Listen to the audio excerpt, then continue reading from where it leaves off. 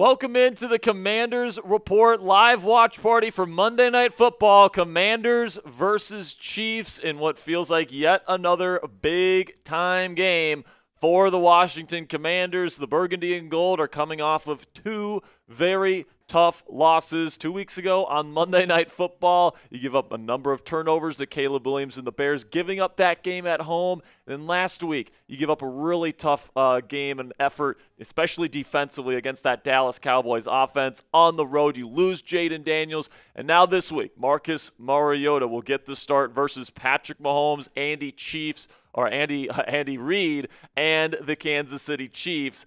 Who are sitting at 4-3. A lot of people consider this Chiefs team to be the best team in football. The defense has really done a great job over the last several weeks. They've gotten Rashee Rice back. They've gotten Xavier Worthy back. Of course, Mahomes is playing arguably MVP caliber football so far this year. And, of course, they are home at historic Arrowhead Stadium. And the Washington Commanders are going to try and go into that place tonight and get themselves back to 500 with Marcus Mariota leading the way at quarterback. You're going to have Terry McLaurin back tonight. You're going to have Deebo Samuel back tonight. It's going to look more like the full kind of tool belt that we are used to seeing for this Commanders offense. Terry McLaurin hasn't played in quite a while, so it's going to be interesting to see how quickly he can introduce himself into this Commanders offense this evening. All right, he didn't have a lot of time to practice in training camp. Obviously didn't have a lot of time to practice with Marcus Mariota when he was at practice. So this week, it's going to be a quick turnaround for guys like Mariota, for guys like Terry McLaurin, and then, of course, the defense. Can this defense has really struggled over the last month or so turn it around? Earlier in the season, they could win the line of scrimmage. Over the last couple of weeks, they have not been able to do that, okay? So it's going to be very interesting to see if this team can bounce back this evening. Thank you guys so much for joining me here on our live watch party for Monday Night Football. And if you guys are here at the beginning of today's show, type those real ones in the chat if you are with us to start the show. We got over 100 people in this chat room already. We got Average Joe. We got Justin. We got Earl Duncan. We've got MC. We got Mr. Poor. We got Phoenix Gaming. We got Eon. We got Political Galaxy. Jasmine Gray. We got Mike the Vike. We've got Eon. We've got William Perry. We got Peabody. We got Roddy Simmons. We got Average Joe. We got Justin. We got my lovely fiance Cassie Voth. Everyone say hi to Cassie in the chat. We got Cruz. We've got Jasmine Gray, Richard Barker, Matt Smith, Viper TV, Eon, Justin, the Drunken Spartan. Got a good crew of Commanders fans ready to talk some ball here with our hour-long pregame show before we kick things off in Kansas City for Monday Night Football. And coming up here, we've got more Commanders pregame coverage. I'm going to be breaking down the entire Kansas City Chief lineup here tonight. I'll be breaking down keys to victory that the Commanders must accomplish tonight if they want to pull off the upset and shock the NFL world here on Monday night. And then also we got our score predictions. Of course, we'll bring in our producer Ponzi here momentarily. But before we bring him on here, let's have a word from our sponsor today at Prize Picks. And the hard-hitting football action is even better with Prize Picks this football season. The weather might be changing, but the feeling of being right never gets old. So keep the season rolling on. Prize Picks by getting $50 instantly in lineups when you play your first $5. Prize Picks is simple to play. Just pick more than or less than on 2 to 6 player stat projections. And if you get your picks right, you could cash in. On Prize Picks, how you play is up to you. If you want flexibility, choose Flex Play, where you can get paid even if one of your picks misses. And if you want the biggest payouts, go for the Power Play. No matter how you play, Prize Picks is a great way to put your takes to the test. Join millions of users and sign up for America's #1 sports app. And it really is fantastic, guys. Tonight, me and Ponzi have a Prize Picks lineup going here. We're taking the more on receiving yards for Luke McCaffrey. Luke can get us one catch for 10 yards, right? I'm going to take the more on Patrick Mahomes passing yards because, let's face it, this Commanders secondary has not been playing well lately. I'm going to take the more on receiving yards for Terry McLaurin, hoping that Scary Terry can be back to business here this evening. So if you guys want to get a play in today, download the Prize Picks app today. Use code CLNS to get $50 in lineups after you play your first $5 lineup. That's code CLNS to get $50 in lineups after you play your first $5 lineup. Prize Picks, it's good to be right. Now, guys, if you want to donate to the channel today on today's show, we would greatly appreciate it. We are going to be doing a raffle here this evening, and it's $5 to get your raffle tickets in for today's raffle. And if you guys have a question, if you have a comment, if you have something, if you got a score prediction, if you got something that you want to put on screen next to me here, you guys can super chat on today's show, and we'll make sure to get any super chat that comes in on screen next to me here. And we are going to be giving away a t-shirt like usual here on the watch party. Today, we're going to be giving away a Scary Terry McLaurin t-shirt. I really like the design here, guys, with the Scary Terrys on there. And, of course, you got number 17 ready to haul in a catch.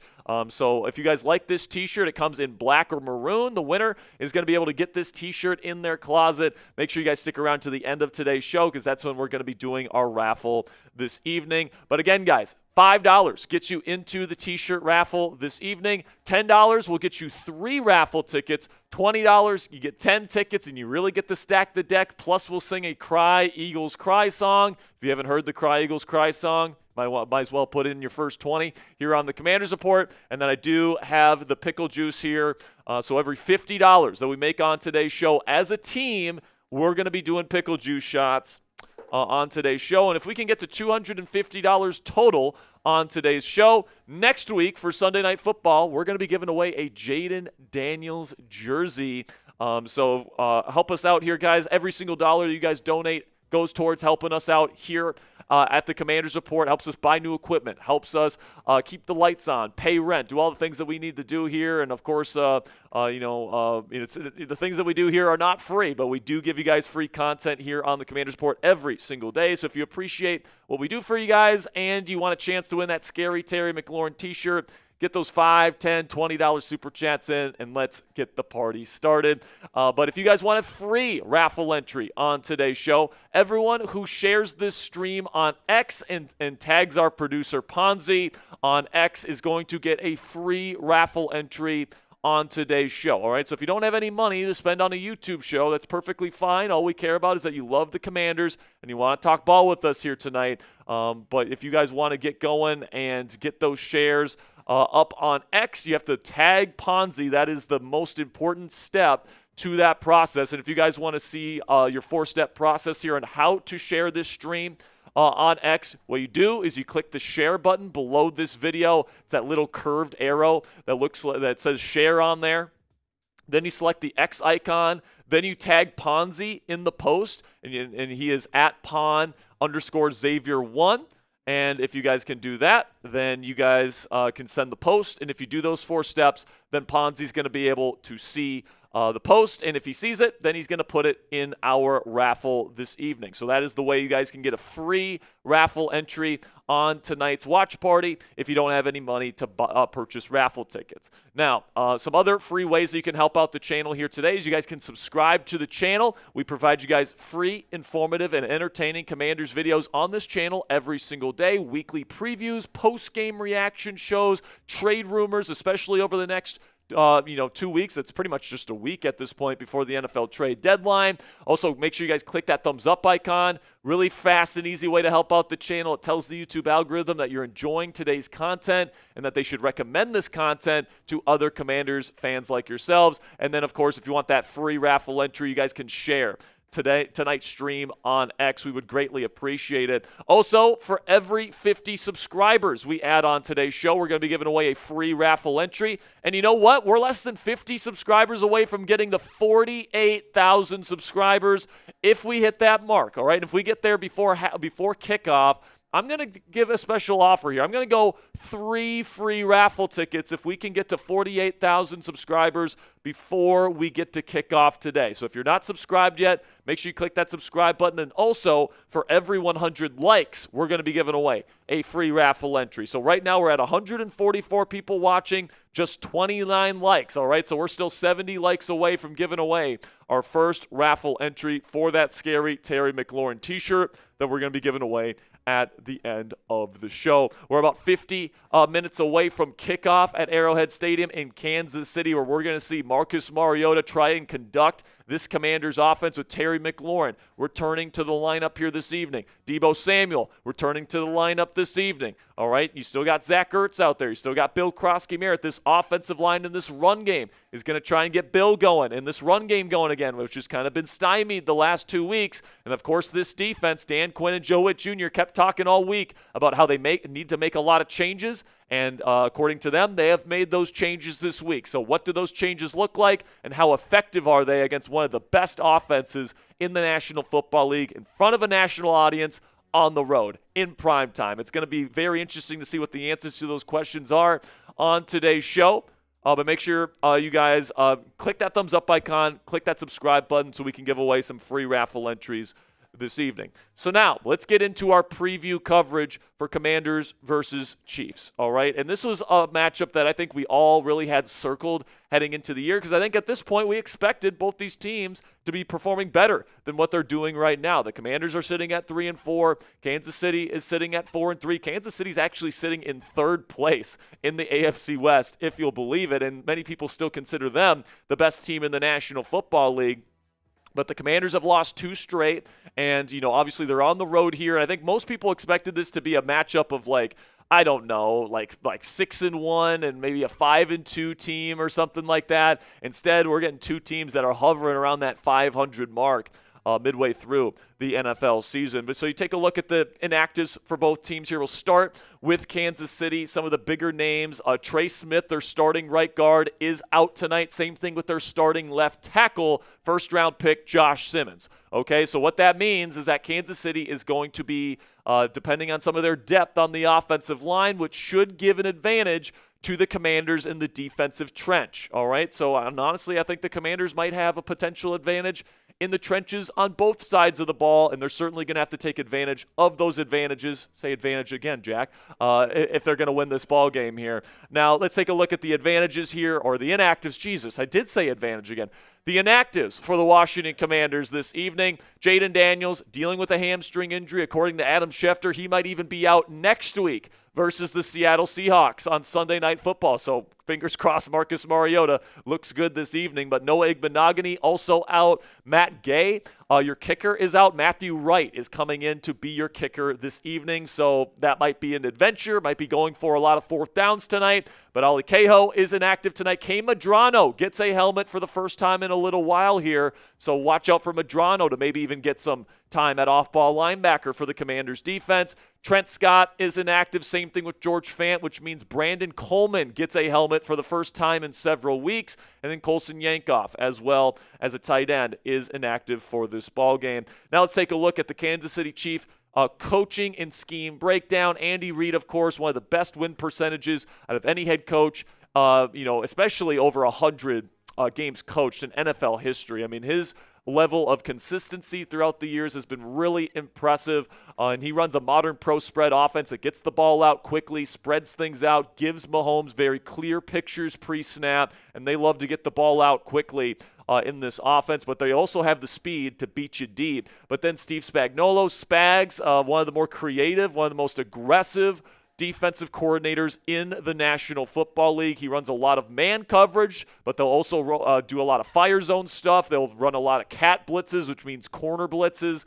They run a lot of different stuff in Kansas City on defense, and they've been playing really good ball as of late, so I hope Marcus Mariota comes ready to play. You take a look here at the starting lineup here for the Kansas City Chiefs. F. Ponzi in the chat, he put the Commanders logo in there instead of the Kansas City Chief logo. We got Patrick Mahomes at the starting quarterback spot. Jalen Moore will be their starting left tackle. There we go. Everyone spam Ponzi in the chat for figuring it out there. But Jalen Moore will be their starting left tackle. Gave him a pretty decent contract this offseason, so he's more than capable. But then you got Kingsley Suamatea, who's going to be their left guard. He's a second-year player. Got Creed Humphrey, one of the best centers in the National Football League, in the middle of their offensive line. Mike Caliendo is going to be their starting right guard tonight. Definitely got to take advantage of that matchup. Whoever's going to be lining up against him. And then Jawan Taylor will be their starting right tackle. In the skill positions, you got Rashee Rice as their number one receiver. He is their quote-unquote Deebo Samuel guy. Get the ball to him underneath. Let him run with the ball after the catch. Then you got Xavier Worthy, who is their deep threat, who is their speedster. They'll give it to him on jet sweeps and on screens, etc. And Hollywood Brown, good route runner, good deep threat, good speed, really good trio of wide receivers. And then on top of those guys, they got Tyquan Thornton. All right, they've got Juju Smith-Schuster, guys that have played a lot of ball for this Kansas City offense. So they are very deep at that wide receiver position. And, of course, they still have Travis Kelce, who is still one of the better zone tight ends in the National Football League. And we've got Isaiah Pacheco at running back here for the Kansas City Chiefs. Then on defense, you're looking at Mike Dana and George Karlaftis on early downs, and they'll take Dana off the field for Charles Omenihu as their pass rush specialist in passing situations. But you're going to have Chris Jones and Derek Noddy as their two defensive tackles. Noddy has not had a good season this year. He's somebody that the Commanders may look to attack up the gut with Bill Krosky-Merritt and their run game this evening. Then in the off-ball linebacker position, you got Nick Bolton, you got Drew Tranquill, and you got Leo Chanel, who they will rotate in. So they're going to have mostly two off-ball linebackers out there at a time, but they will rotate which guys are out there and keep these guys fresh throughout the ball game. Then in the secondary, they got Trent McDuffie, one of the more versatile corners in the National Football League.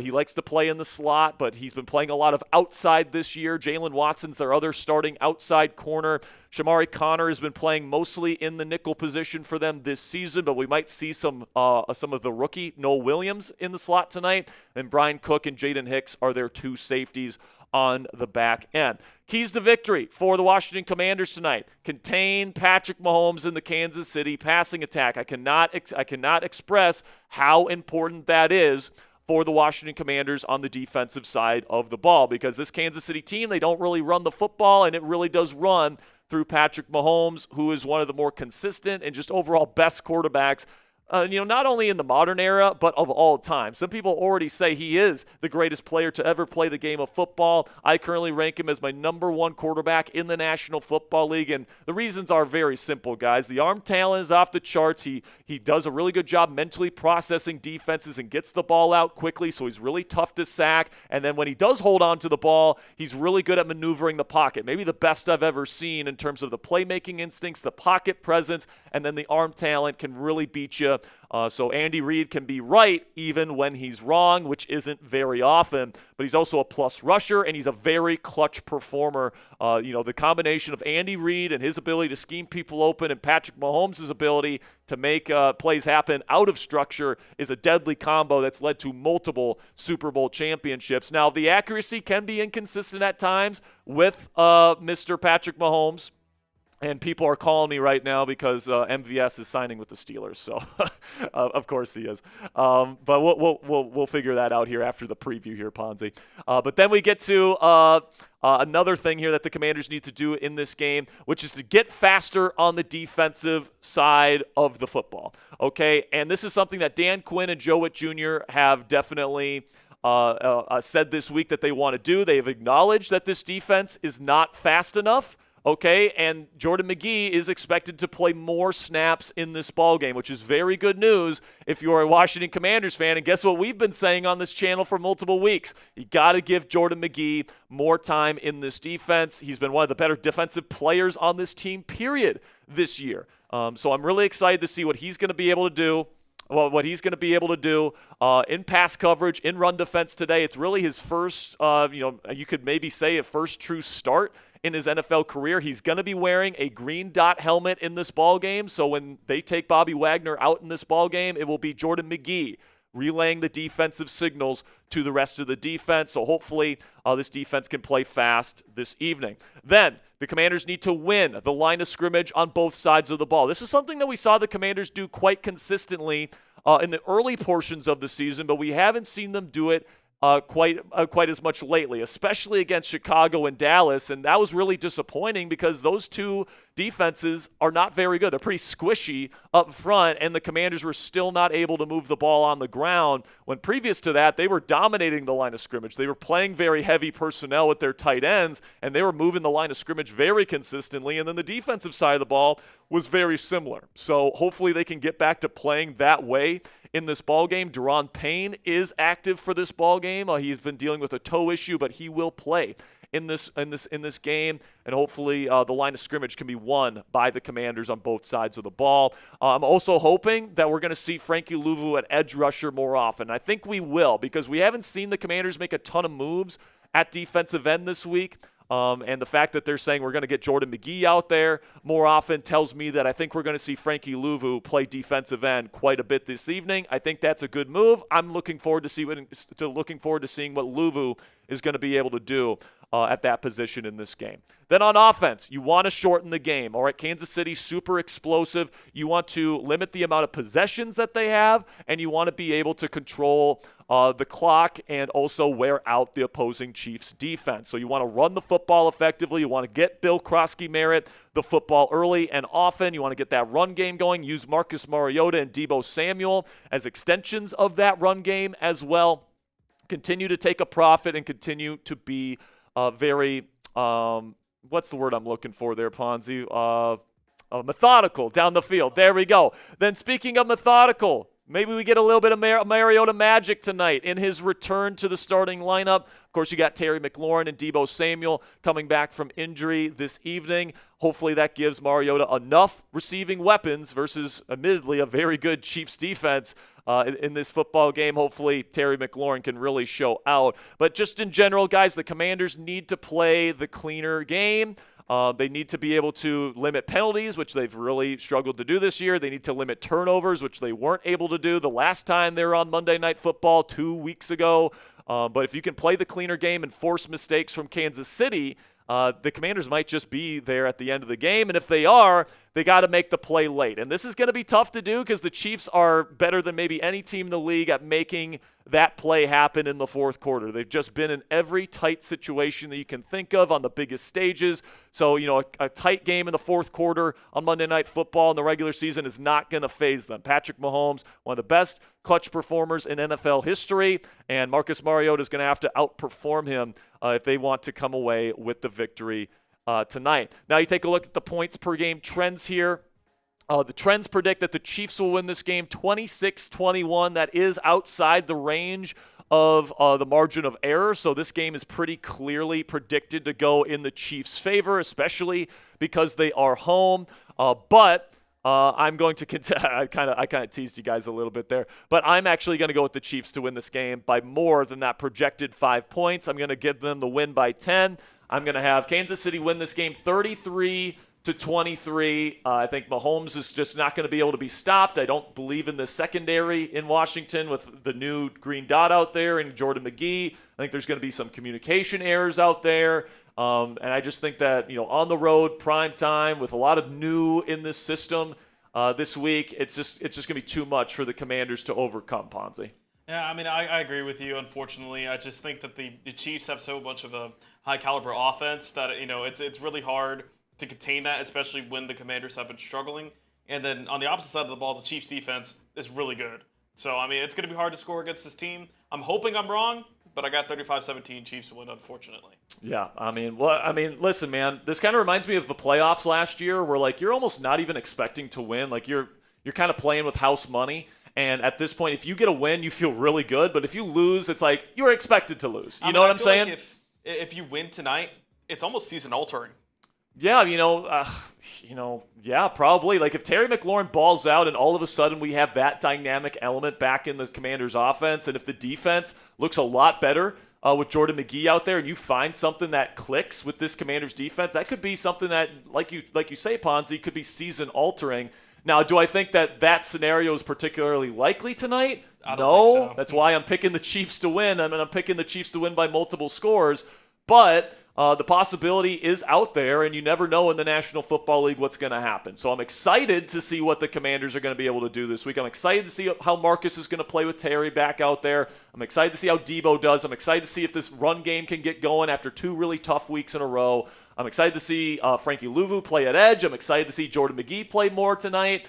I'm excited to see what kind of schematic changes Joe Witt Jr. potentially brings to the table tonight, especially when it comes to pass coverage. But at the end of the day, man, I think it's just going to be too much new for this team to overcome. And this Chiefs team is just rolling right now. They're home. They're going to have the home field advantage, all that stuff. You got that home crowd behind them. So hopefully you can get that run game going, control the clock, win the line of scrimmage on both sides, not turn the football over, and that could give you a chance. But even then, the Chiefs are so good in the fourth quarter, you might still lose this ball game. It's almost impossible sometimes with the Chiefs.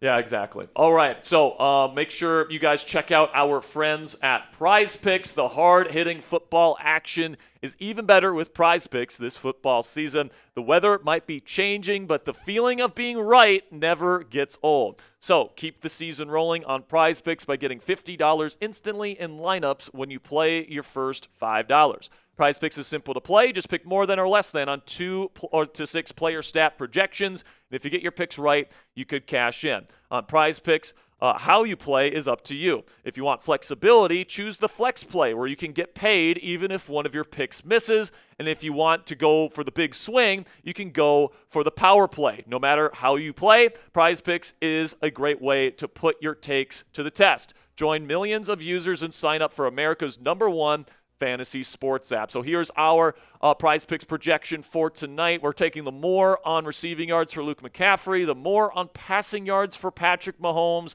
and the more on receiving yards for one Scary Terry. Download the Prize Picks app today and use code CLNS to get $50 in lineups after you play your first $5 lineup on the Prize Picks app today. That's code CLNS to get $50 in lineups after you play your first $5 lineup on the Prize Picks app today. Prize Picks, it's good to be right. All right, ladies and gentlemen, Ponzi is going to take over here for a little second here while I have some business I got to attend to here. I'll probably be gone for somewhere between 5 to 10 minutes here. Ponzi's going to hold down the fort. We still got plenty of time to get your super chats in. Ponzi might even cut some deals with you guys here. We're going to have some fun on this pregame show. I see Mr. John Masood has already put in his $20 super chat, so shout out to John. But I'll reconvene with you guys here in about 10 minutes. Ponzi, take it away. Obviously, if you want to super chat, let's get some discussions going on. I'm going to get to John Masood's $20 super chat. Says, hail Jack Sperry, hail Cassiva. Both. Hail Ponzi. Can they still hear me? Can they still hear me? What's that? Can they still hear me? Oh, yeah. It's both. Okay. Making sure. And then hail to the Redskins. Give my raffle tickets to someone else. So what I want y'all to do, I want y'all to spam me for a chance to win 10 raffle tickets. So we'll get 10 different winners. Just spam those me's in the comments right here. If you want a free raffle entry. And of course, if you don't know what the raffle is already, while you spam your me, I'll go ahead and show you what we're raffling away today. We have a lovely Commanders Terry McLaurin t-shirt here. And, I mean, we got to celebrate, first time that he's been back here in a bit. A Scary Terry. Of course, we're hoping he catches a lot of touchdowns tonight. I mean, we got to get some magic going, some Mariota magic going for tonight. Of course, if you want to know what the donation menu here is, it's $5 to get a raffle ticket, $10 to get 3, $20 for 10, and a Cry Eagles Cry. We will get that when Sperry comes back. And I'll actually discount this. For now, I got to get a shot glass actually, but I will actually have, for every $20, I'll do a pickle juice shot. So you get a Cry Eagles Cry and you'll give me a pickle juice shot at half off. And then of course, if $250 total, we'll get a jersey raffle, next week. And I actually do want to plug in my, my Twitter. I apologize for earlier. I forgot I changed my photo. I actually shout out to Jeremy Chugs. I believe they're live tonight too. For my new profile picture. If you want to share, you could tag me in the post and you can follow me. Actually, if you follow me, I'll give you a free raffle entry already. So you can get a chance to get 2 raffle entries. So if you tag me at the post at Pon_Xavier1, I will get you a free raffle entry. And of course, let me see who just tagged me right now. Gotcha. But I mean, you get 2 free raffle entries if you tag me at the post today. And then, of course, if we understand you want to get some super chats, you don't have money, that's perfectly fine. We got other ways to help the channel. You can subscribe, like today's stream, and then you can share today's stream on X. If you tag me, I get a free raffle entry as well. I mean, it's going to be hard. It's not going to be impossible. It's not going to be impossible for the Commanders to win this game at all. But I mean, it's definitely a difficult challenge going against the defending two-time AFC champion, actually three-time I believe, AFC champion Kansas City Chiefs. I mean, if there's one win that you want to change your season, it's tonight. So, I mean, I'm hoping the Commanders can get it through. I'm wearing my lucky Sean Taylor jersey tonight. Shout out to Mama Ponzi there. And I'm going to give away some raffle entries right now. I see all y'all spamming me. And let's give away some raffle entries. I got one to Viper TV. Just get my time here. Dylan Superstar. Get one to Mike Has Bad Knees. So we got 7 more. Sean Widner.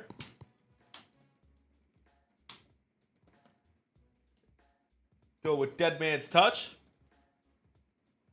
Keep spamming those me's. Adriana Lilly. Go with Jakias Jones. So we got 3 more to give away. Ray Gomez. AC. And get the last one to Charles Shaw.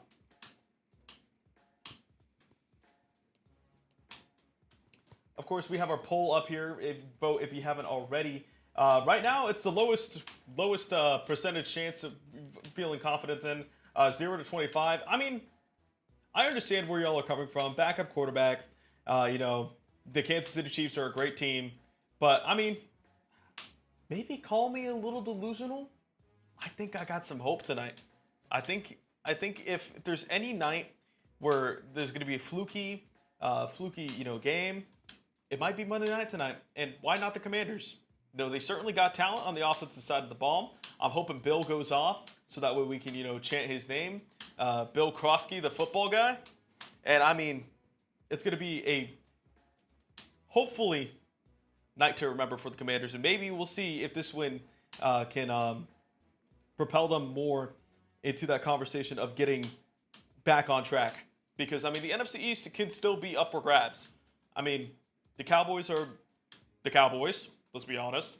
The Eagles are still looking pretty good, but they're looking very beatable. They lost the game to New York. They lost the game to Denver. I mean, it's gonna be tough to catch up to them. But I mean, if there's any team that we could see the Commanders try to make a run. But I mean, of course, it really starts with tonight because you don't want to fall to 3-5. As a friendly reminder for our sub count, every 50 new subscribers, a free raffle entry. We're at 957. If we get to 48, we get 3 free raffle entries because, hitting the 48,000 be a huge milestone for us. So we would appreciate you if you hit that subscribe button if you haven't already.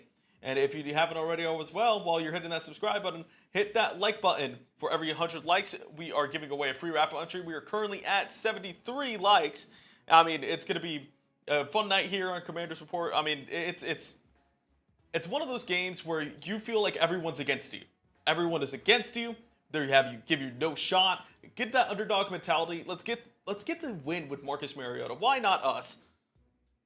Average Joe saying, feel like my best friend missed my birthday. That's how mad I am at Terry McLaurin for not showing up. I mean, he was hurt, but I mean, a lot of people were getting mad at the Commanders in the first place for caving in. I mean, I think you have to have Terry McLaurin if you're going to make a Super Bowl run. But I mean, it's certainly people can have their qualms about, the Commanders paying him and then him not showing up. So, I mean, it's certainly one of those decisions that could set back, just like the Amari Cooper. We saw those stats all the time. I mean, it's either going to be one of those times where Terry McLaurin can finally get past the noise, or he can just keep being the production that he is. And injuries happen, and especially if you're at the age that you're at, they could certainly catch up to you. While we're waiting for Spirit, I want you to shout out your city. Where are you watching from? Of course, we are here in Dallas, Texas. Boo, Dallas Cowboys. The Cowboys stink. They lost to the Broncos yesterday. But shout out your city for me. Where are you watching? He'll give some shout outs in the chat.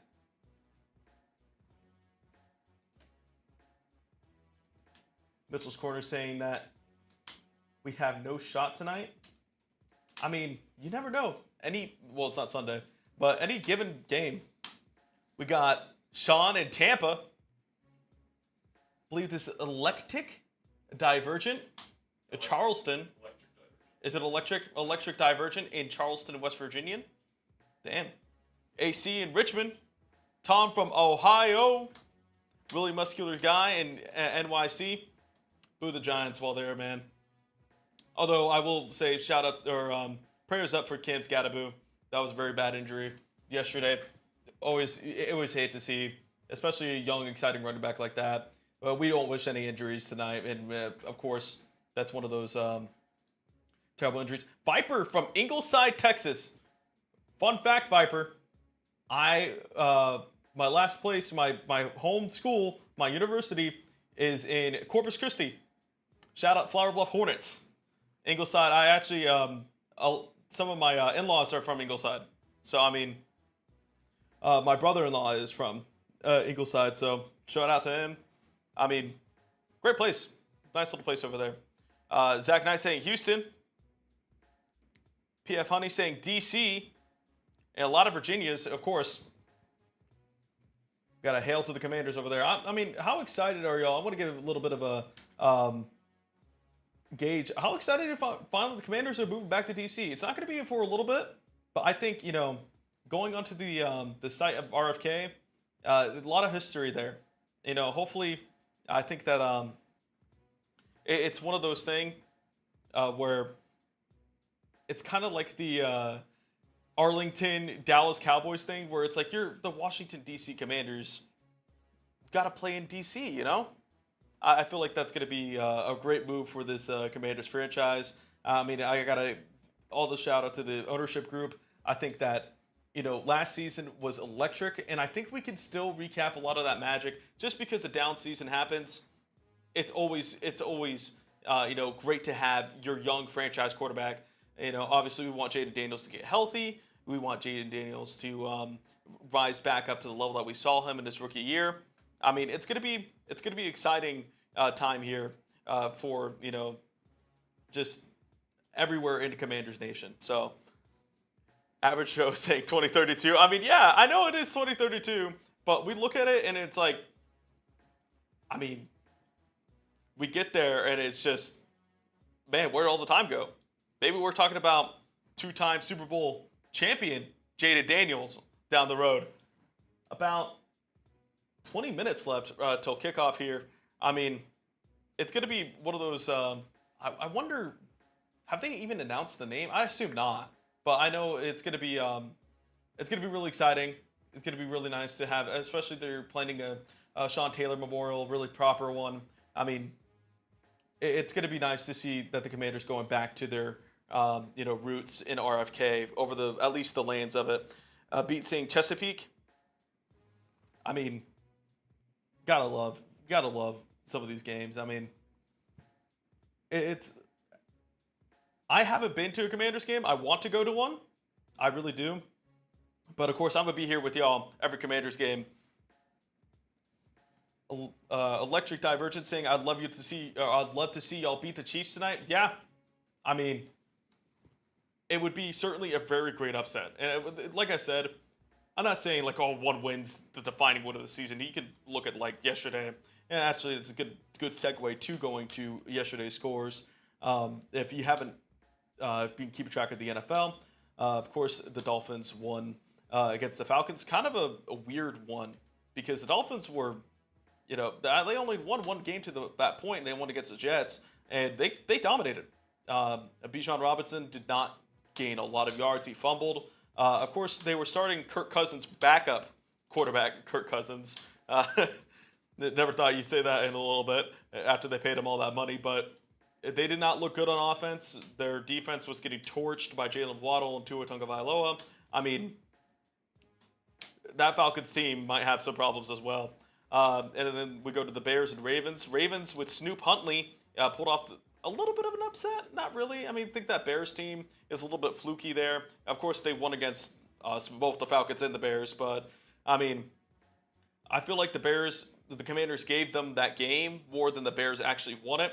And, I mean, Caleb Williams has not been that impressive. He has all the traits, but he has not been that impressive. Georgia saying, should Washington try and get Brian Thomas? I don't think – I mean, that would be nice to pair him back with Jaden Daniels, but I really don't think there's a lot of smoke to that. I don't think that the Jags would be willing to give away Brian Thomas just like that. You never know, but, I mean, I would love to see it. You know, obviously pair Jaden Daniels back up together, but, I mean, it's one of those times in the trade deadline where people's like, this player's available. And it's like, no, he's not. If you know anything about what the Jags are trying to do, I mean, I get it. He's had a down year, but that's all smoke. But, you know, the Ravens pulling off that good win, trying to save their season, I believe. I mean, they got a long way up, but they did get some help going over to the Jets and Bengals because, man, what a win. I mean, if you hadn't heard the news yesterday, former Jets center Nick Mangold passed away from, I believe, kidney cancer.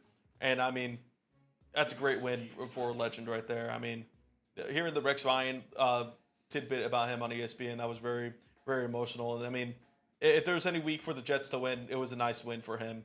I mean, it was a very impressive effort.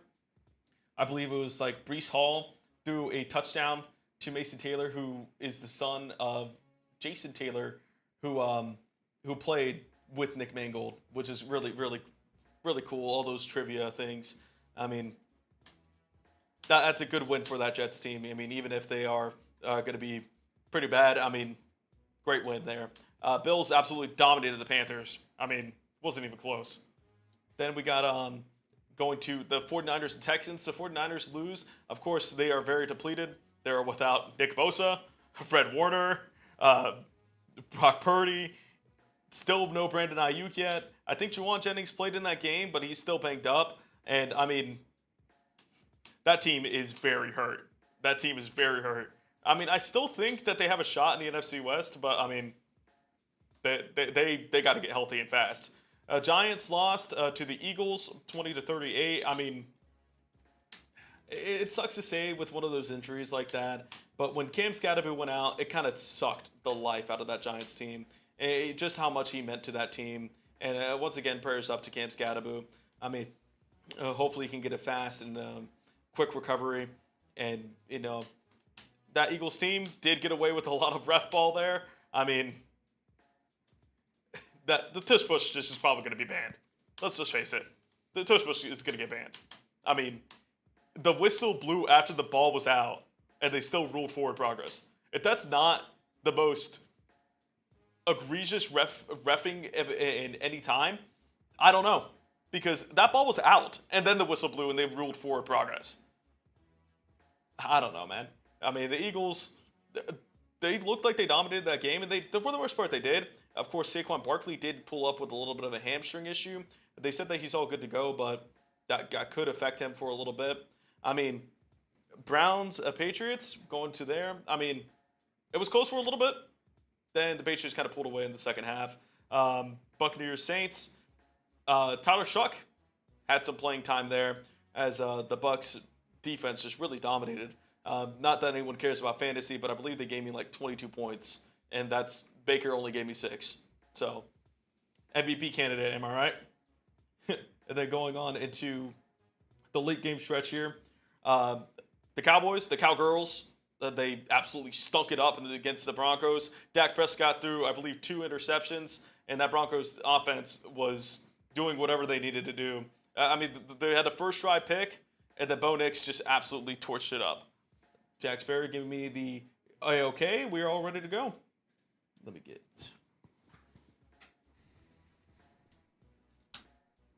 All right, I'm back here, folks. Sorry for the interruption there, but I am back with about 15 minutes left to go here in the pregame show. We are sitting at a very healthy audience here of 420 people watching live. We're only 15 likes away from giving away a free raffle entry, guys. Can we give away a free raffle entry before we kick things off? That would be my goal here. So we got 420 people watching.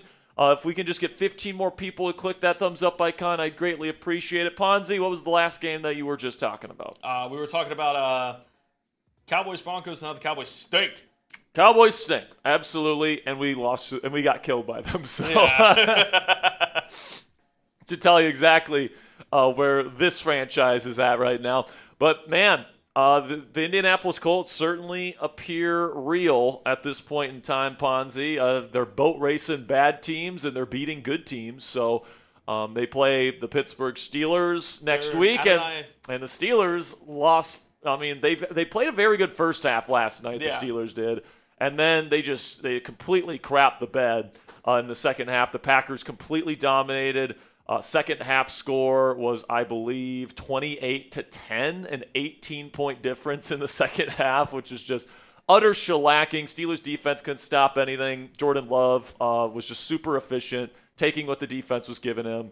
And at the end of the day, man, the Steelers, not looking too great after 2 straight losses on prime time, but they get a matchup versus the Colts next week. And if you guys didn't hear the breaking news in the NFL, the Pittsburgh Steelers just signed Marquez Valdez-Scantling, so former Aaron Rodgers receiver, joining forces back up with Aaron Rodgers. And apparently Rodgers tried to get MVS to sign with the Steelers before he went to San Francisco this year, but they end up releasing him in San Fran. And, it was just so predictable that the Pittsburgh Steelers were going to go get MVS instead of trading. Can he play defense? Yeah, maybe. I mean, he's got more speed than Darius Slay, I can tell you that right now. But make sure you guys click that subscribe button if you haven't already. We're going to be live for just about every single Commanders game this year, whether they're winning, whether they're losing, whether Jaden is playing or not. We're going to be here for every single game the Commanders play this season, getting you guys live play-by-play coverage and live analysis of every single game. We also have a great community of Commanders fans that watches these games with us every single week. You guys are the absolute best. We usually give away a Commanders t-shirt on every single show as well. By the way, speaking of the raffle, if you guys haven't got in on the raffle yet, we do have a raffle going on this evening for a Scary Terry McLaurin t-shirt, okay? And it looks like this, and just $5 gets you into the raffle to win that t-shirt. And there's not too many raffle tickets out there right now. So I did get some Twitter follows and some Twitter shares. Okay, well, that's good. Well, you guys can donate to the show, Super Chat, Venmo, PayPal, whatever you guys feel like there. But $5 gets you into the raffle tonight. $10 gets you 3 raffle tickets. $20 gets you 10 tickets and a Cry Eagles cry. And speaking of that, John Masood put in a 20, so let's do it here, Ponzi. Cry, Eagles, cry on the road to a defeat. Cry, Eagles, cry, give up a touchdown, 1, 2, 3. Hit 'em low, hit 'em high, and watch those Eagles cry. Cry, Eagles, cry on the road to a defeat. EAGLES, losers! F the Eagles in the chat. And cheating Eagles. And if we can get to $50, every $50 we make, I'm going to be drinking this pickle juice in pickle shots. So we're at $20 right now. We just got another $2 super chat. We'll put up on screen here momentarily. So we're about halfway to our first pickle juice shot tonight. And if we can get to $250 total in donations, we will give away a Jaden Daniels jersey next week for Sunday Night Football against the Seattle Seahawks. $2 from Light, my man, says we should trade for Brian Thomas Jr. for a third and trade down. I was kind of saying that earlier. It's not going to happen. First of all, we're probably going to talk about this on the show tomorrow, I would say, because it's an interesting idea, right? I understand why people like this idea. He has chemistry with Jaden Daniels. He's an awesome receiver. Like, he could be the next Terry McLaurin here in Washington. He could be the future at wide receiver 1.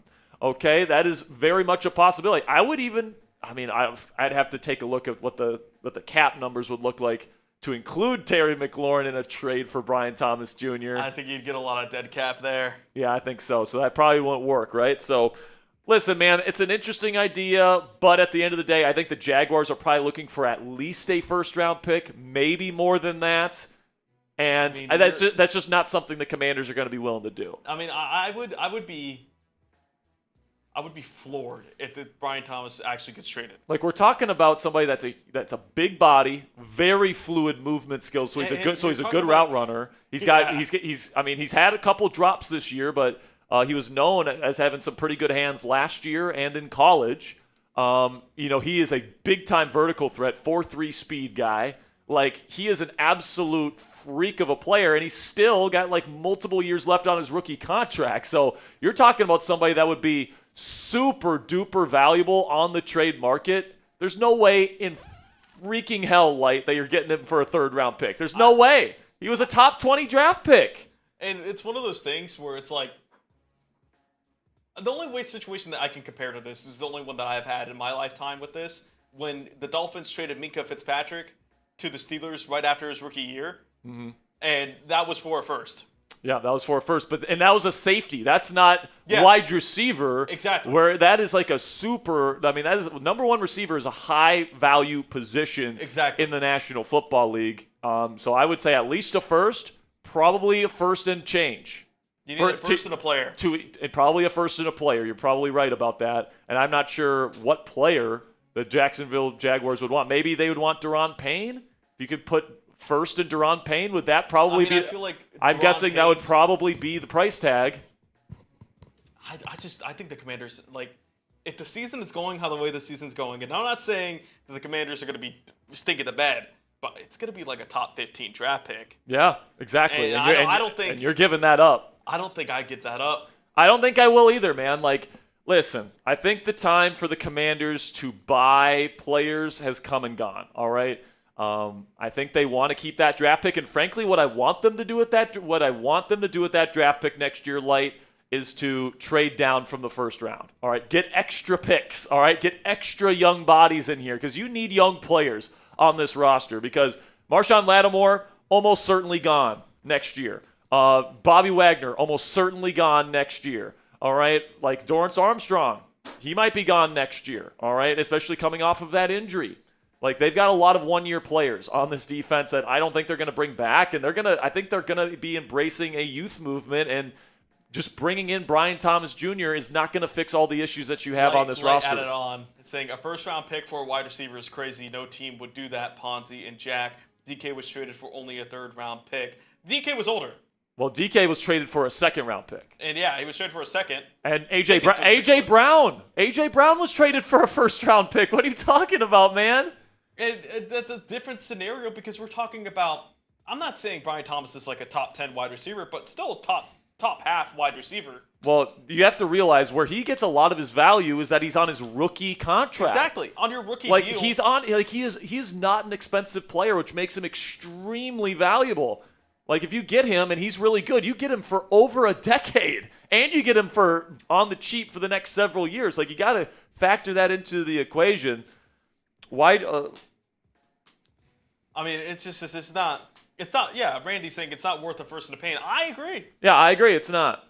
So guys, so there's been multiple receivers that have been traded for 1st-round picks. AJ Brown in 2022, Devontae Adams, Hollywood Brown was traded for a 1st-round pick. Stephon Diggs, DJ Moore. Those are the guys that have been traded for 1st-rounders. Was Odell one of those, or was that a pick swap? What's that? Odell? No, that was not a 1st round. At least not according to a quick Google search. But there's been receivers that have gone for a 1st-round pick. And listen, man, like the report on Brian Thomas Jr. was what? It's highly unlikely. What does that tell me? They're willing to let him go for the right price, but the right price is probably a 1st-round pick and change. And I don't think anyone's going to be willing to pay that price. All right? Yeah, it was the 1st round for Odell. And 3rd, and Jabril Peppers. Oh, yeah. Okay, so I guess Google misled me there. So Odell Beckham, add him to the list. So, yeah, teams do trade 1st-round picks for receivers, especially for receivers as good as Brian Thomas Jr., especially on the 2nd year of a rookie contract, especially guys as young as him. So, yeah, I think that would be the price tag, Light. So, obviously, the Commanders probably won't be willing to pay that price tag. And that's okay. We don't necessarily need Brian Thomas Jr.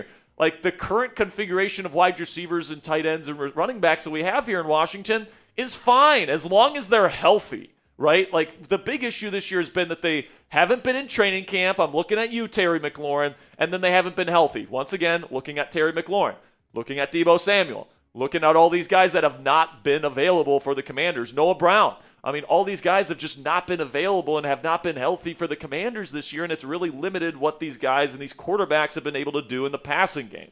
So as we get down to 5 minutes to Monday Night Football, we did pass 100 likes, by the way, so it's time to give away a free raffle entry. You guys know what to do. Make sure you guys spam those me's. I'll tell you what, before kickoff here, in the 4 minutes before kickoff, $5 pickle juice shots, all right? $5 pickle juice shots for the next 4 minutes, okay? Let's go. Let's try to let's shock the world tonight. Shelby Productions is asking, Jack, who is kicking for Washington tonight? It is Matthew Wright. So we might be going forward on fourth down quite a bit here. Generator name. Ladies and gentlemen. And speaking of that, I would say, too, if you put that Brian Thomas Jr. for a second-round pick in Madden, it would reject it. Yes, it would. And, like, that's all you need to know. Let alone a third-round pick. Yeah. So, I mean... get it. Madden trade logic isn't the best, but like because you have to realize it's more than just the player that goes into the equation. It's contract. It's youth. It's all these different things go into the value of a player on the trade market. It's not just the player themselves, right? We got Tom Dean. We got Viper TV. We got Michael, John. We've got Tom, Jasmine. Keep them coming. Spam those me's in the chat if you want a free raffle entry. We're giving away a Terry McLaurin t-shirt at the end of the show. Fireworks are going off during the national anthem in KC. I'm going to give this free raffle entry to Viper TV. Viper. Well, I already gave one to Viper TV. Oh, you did? All right, so let's give one to the noob. There we go. There we go, ladies and gentlemen. So make sure you guys click that subscribe button, click that thumbs up icon. Every 100 likes and every 50 subscribers, we are giving away a free raffle entry for that Terry McLaurin t-shirt today. And, you know, this is, like we talked about in the preview today, Ponzi, very interesting football game because you've got a lot of new on the Commanders tonight, all right? You haven't had Terry McLaurin in the lineup for a while. Deebo Samuel's back in the lineup tonight. All right, Brandon Coleman is getting a helmet for the first time in a while tonight. You've got Marcus Mariota, who hasn't started in a couple games, back in the lineup tonight. Jordan McGee is going to be getting a green dot helmet tonight, along with Bobby Wagner. Now, you're only allowed one green dot at a time, but McGee's helmet will be activated when Bobby Wagner comes off the field. So that communication is going to be very interesting to see how that gets, you know, deployed in this football game. And then, of course, you know, I expect Marshawn Lattimore to be the starting outside corner in this game alongside Trey Amos and Mike Samerstill. And that has certainly been a group, this secondary, that has struggled a lot. And needs to turn it around. It's not just the secondary, though, Ponzi. Like, people talk about secondary and what they refer to when they talk about secondary is pass coverage. But it's more than just the secondary that's out there in pass coverage. It's the linebackers. And Bobby Wagner has been a straight-up liability in coverage all season long. And, you know, I think that Dan Quinn and Joe Witt Jr. are finally waking up to that fact. And it sounds like they're going to get Jordan McGee out there more often in this ball game. It sounds like they're going to use Frankie Louvu at defensive end, which I'm really excited about. Because what's the two things that Louvu struggles with? Tackling out in space and over-pursuing, and then pass coverage, getting lost in pass coverage. Well, if you play him at defensive end, you don't have to worry about that anymore, all right? And, you know, if you do put him at an off-ball alignment and say your NASCAR packages or whatever, you can use him as a QB spy in those situations, and he can be a cleanup player. And that's really what he does best, Ponzi, getting after the passer, being an aggressive football player, getting into the backfield, and then cleaning up quarterbacks and cleaning up running backs. That's what he does best, is being an impact force. And with Dorrance Armstrong out, with Dietrich Wise out, with Javonte Jean-Baptiste out, all these guys that they have out at defensive end, you need a spark plug in there. And I thought Jacob Martin had a really good week last week against Dallas. I thought Deron Payne had a really good week last week against Dallas. All right, we're going to see both of them in this game. Let's go, Anything on man. the coin toss yet? What's that? Did they do the coin toss already? I'm not seeing anything. I haven't seen anything yet either. The Chiefs have won the toss and have chosen to defer. We will see Marcus Mariota and the Commanders' offense first. Okay. So Commanders have a chance to get off to an early lead, set the precedent in this game. We're going to see Terry McLaurin, Bill Krosky-Mayer. We're going to see what kind of game plan Cliff Kingsbury brings to the table here to start this football game. If you're ready for kickoff and you want to win this ball game, we got almost 1,000 people watching live right now. Spam those WASs for a shout out. Baby. Let's shock the world. Why not us tonight, baby? Monday Night Football. Let's take down the AFC champs, baby. We got Jasmine Gray. We got Hawkman. We got Thomas Tabar. We got Shelby. We got John. We've got Michael. We've got Maurice. Who's here? We got Viper. Come on. Let your voice be heard. Come on. It's Monday Night Football. Let's get it going. And we are off in Kansas City. It is fielded by Luke McCaffrey at the 6-yard line. Busts through the line, gets through to the 40, all the way down to the 43-yard line. And that's a great start for this Commanders ball club. Luke McCaffrey, one of the best kickoff return men in the National Football League, gets this game started off right. Let's go. By the way, already halfway to our next free raffle entry. We're already at 142 likes. Can we get to 200 before the end of this first drive? That's my goal. Great return from Luke McCaffrey, and Marcus Mariota will take over at the 43-yard line, already close to midfield. Shotgun for Mariota. Two receivers set, Deebo and McLaurin with two tight ends, and Bill as the running back. Going to be a quick little spot route to Deebo. It is caught for a gain of 6. Like that, a little drive starter. Get Mariota in a rhythm. I like what I'm seeing.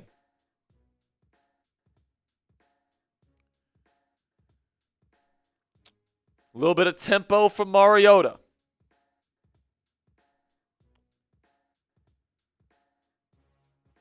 Same formation here with two tight ends. Mariota will take the snap. He will hand it off to, no, he goes read option, goes to the outside, keeps it. He's going to go and pick up 3. We 3rd down and 1 coming up. This is what I want. All right, Ponzi, this is what I want. Quick game, run the football, get Mariota involved, get Deebo involved. These are your early down specialists to set up 3rd down and manageable. You want to shorten this game. You want to play methodically. Shotgun Mariota. Now they'll hand it off to Bill up the middle. They get enough push. He will fight forward for a gain of around 3. And a Commanders 1st down in the Chiefs' territory. All right. Doesn't need to be anything too fancy, all right? Run the football. Get the ball out fast. Keep the ball moving. Take a profit. Take what the defense gives you. And then if there's an opportunity to go deep to McLaurin one-on-one on the boundary, take it. It's a simple game plan. Three receivers out there now for 1st down. Shotgun Mariota again. Bill still out there as the back. They send Deebo on an orbit motion. Play action. Mariota has time. He's going to get it to Deebo on the orbit, and he's going to pick up a good 5 yards. Is there a flag on the field, or is that just a yellow mouthpiece? I think it's just a mouthpiece there. Come on, man. Who wants a touchdown here? How about a touchdown here? Let's go. Mariota has this crew moving.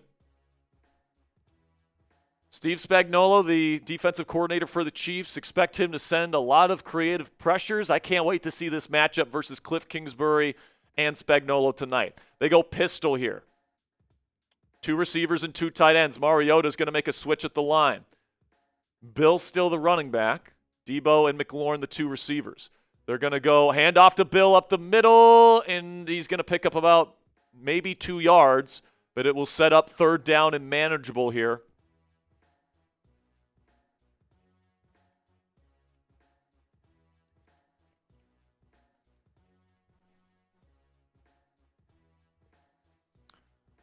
And with Matthew Wright being the kicker for the Commanders this evening, I would expect Washington to be very aggressive on 4th down in this ballgame. They send Chris Moore out there as the third receiver, and they bring out Jeremy McNichols, the third down back. Mariota shotgun, two to the left, to the right, one to the left. They're going to go design quarterback keeper up the middle, and Mariota is going to get a nice gain, picks up the first down and about a gain of 8 or 9. Loving what I'm seeing from Cliff Kingsbury to start this game. Quick game concepts, getting Mariota involved in the run game. A nice block by Chris Paul, the right guard who was pulling.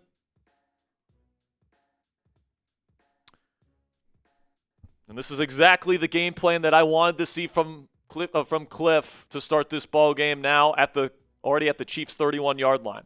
Trips right. They send Deebo in motion across the formation.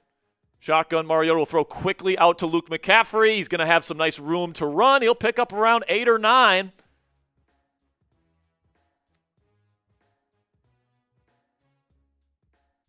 Yeah, Luke McCaffrey's already got us close to our prize picks projection there. Oh, he's already passed it now. Oh, okay. I thought it was 8.5. I thought it was 8.5 for McCaffrey. Second down and 1.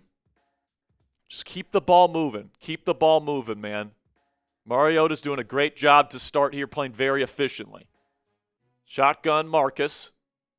2 receivers set with 2 tight ends. Takes the snap. It's going to be a handoff to Bill up the middle. He finds a crease and he picks up a first down. It looked like he tripped. Bill was upset with himself. Might have had a bigger gain if he didn't trip, but he does pick up the first down.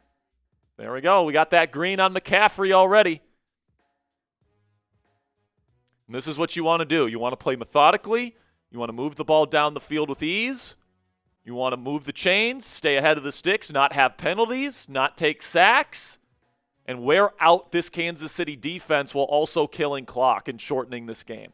They've got a bunch out wide to the left.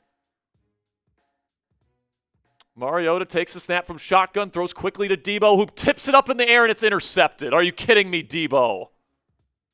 Oh, my God, Deebo.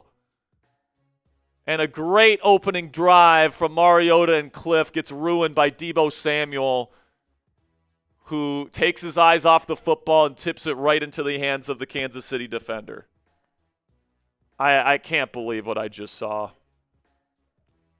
And what was one of the keys to victory? I mean, it literally hits right off his face mask, right off his chest plate. Bounces right to number 51 of the Kansas City Chiefs. I believe that's Dana. Or is that Bolton? Yeah, no, it's Mike Dana. I mean, what a drive to start the game. They were moving the ball effectively, running the ball effectively. Marcus was getting involved in the run game. Some really good screen looks. And it just goes to shit. And what do we say in the pregame show here, Ponzi? What's one of the keys to victory? Play the cleaner game. Like, if you're gonna be making more mistakes than the Chiefs in this game, you might as well just pack it up and get back on the fucking plane to Washington. All right, because you're not gonna win. You got to play the cleaner game. You got to have less penalties. You got to have less turnovers. You can't shoot yourselves in the foot. You can't take points off the board against Patrick Mahomes and Andy Reid. That's exactly what you just did.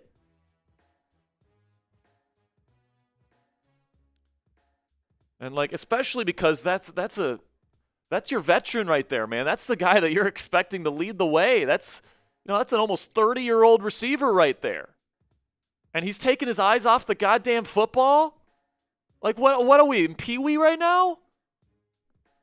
This ain't rookie ball, man. Like, what are we doing?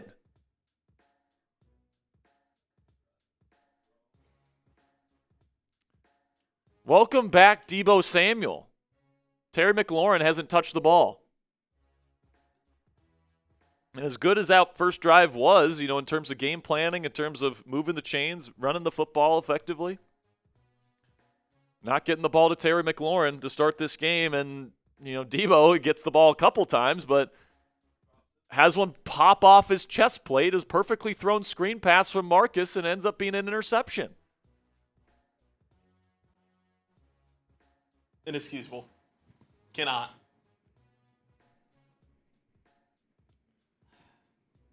All right, defense. Let's see what you got. See what you got, defense. Andrew saying, always the goofiest shit. I mean, yeah, exactly. I mean, just last week, the touchdown to CD where you have two guys run into each other, giving him a wide open, 80-yard touchdown. Or even the Marcus Mariota pick six. Where he was around. It's just the most circus delay. It literally bounces off his helmet. So here we go. Chiefs offense out there for the first time today. Shotgun Mahomes. They'll hand it off to Pacheco. He'll pick up about a gain of 2. Jordan McGee out there as a starter for the first time this season.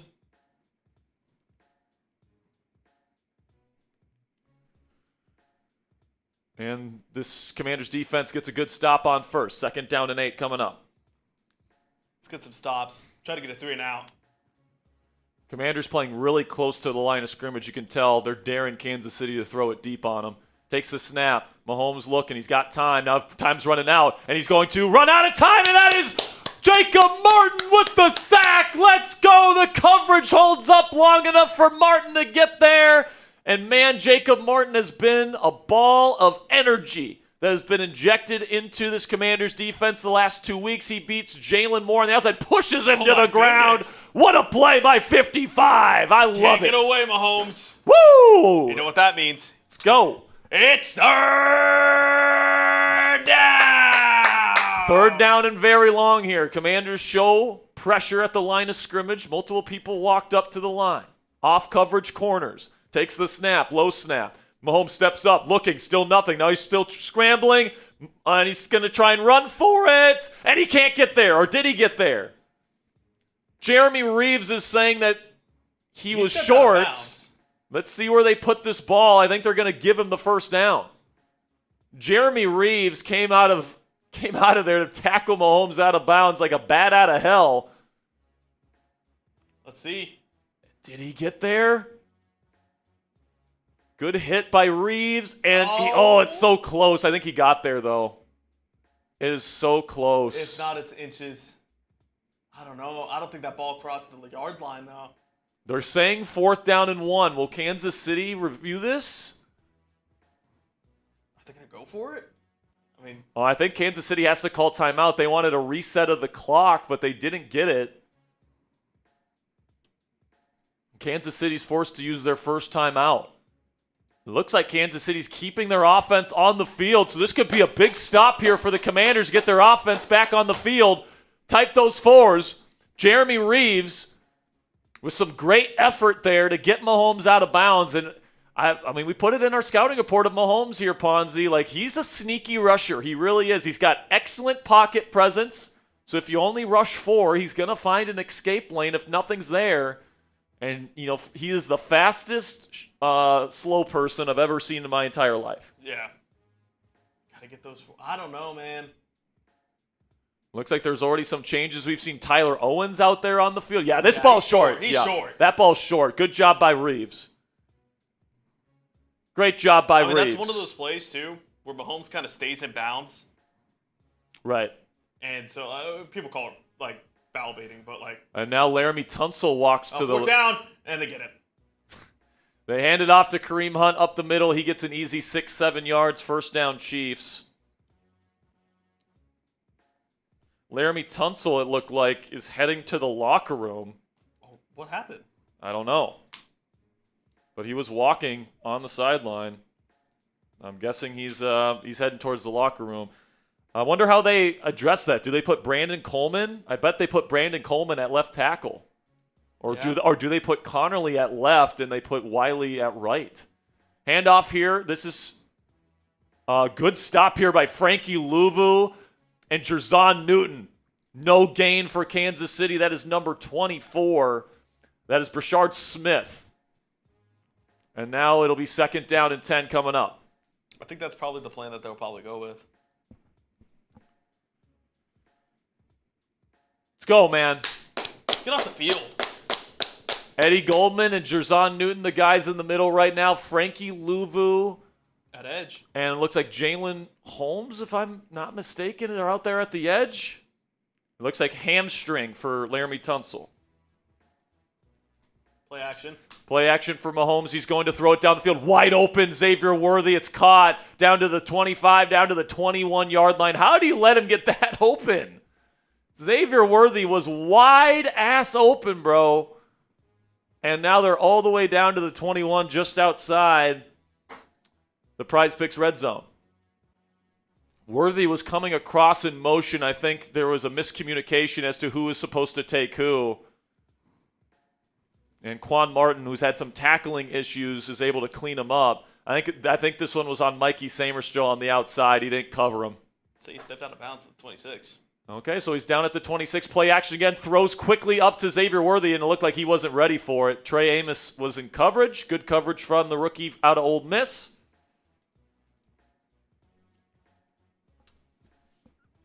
It'll be 2nd down and 10. At least hold him to a field goal. Let's get some fluky magic of our own. Let's get a turnover.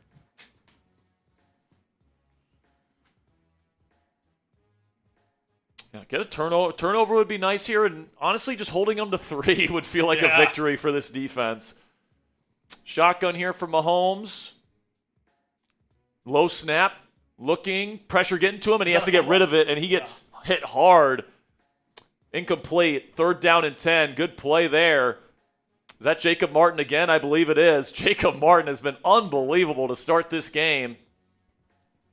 Oh, that means again. Just making Jalen Moore his bitch. That's the 2nd time he's thrown Jalen Moore to the side. Just grown man strength right there from Jacob Martin. Let's get those 3s. Let's get off the field. 3rd down and very long. Time to get off the field. Come on.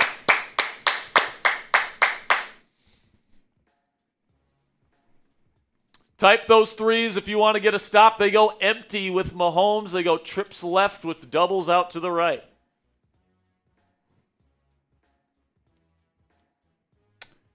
Laremy Tunsil is officially questionable to return with a hamstring injury. Takes the snap, Mahomes looking. He's going to throw quickly to the outside. One-on-one coverage. Is this intercepted?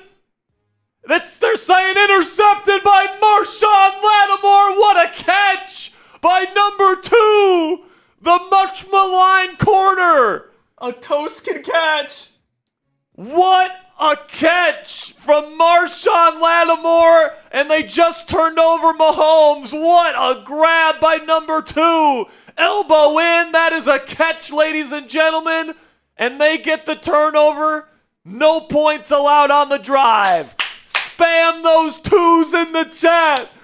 I'm sorry I said anything bad about you, Marshawn Lattimore. What a catch.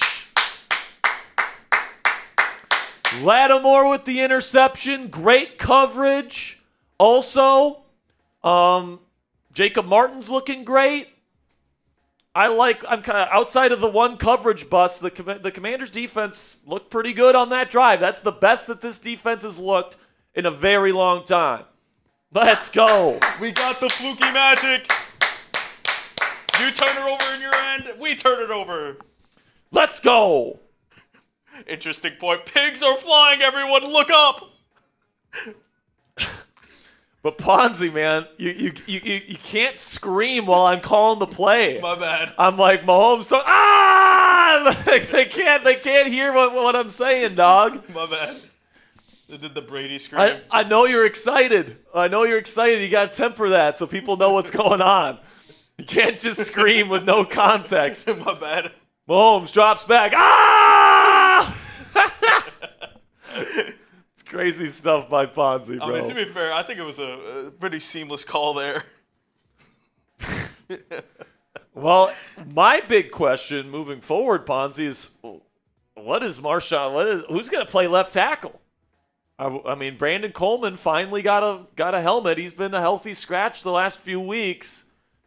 Do you immediately plug him in at left tackle? He played there last year for a bit. Wasn't too good. Do you put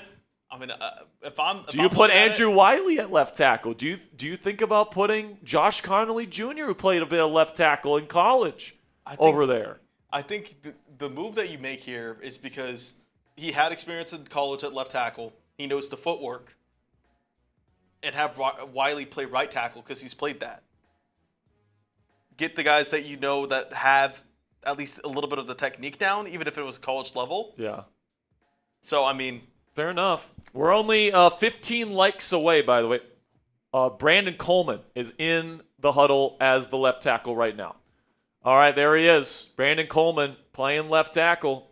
2 tight end sets starting at their own 7-yard line. A long field here for Washington. A really methodical drive here would go a long way. Keep Kansas City's offense off the field.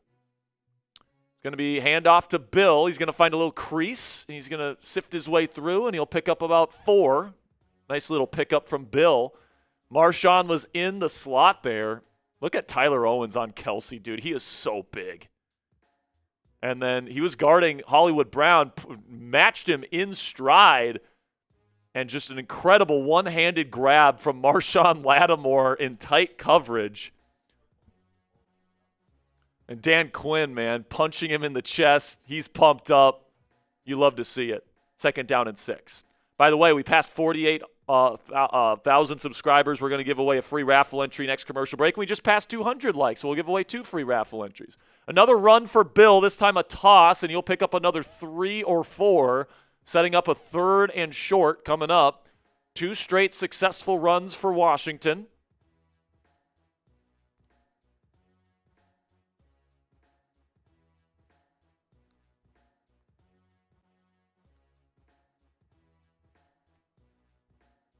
Let's see what Brandon Coleman can do.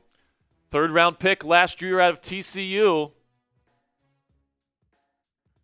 And now Mariota's all by his lonesome in the shotgun. They send Deebo across the formation to form a 2-by-2 set. Condensed.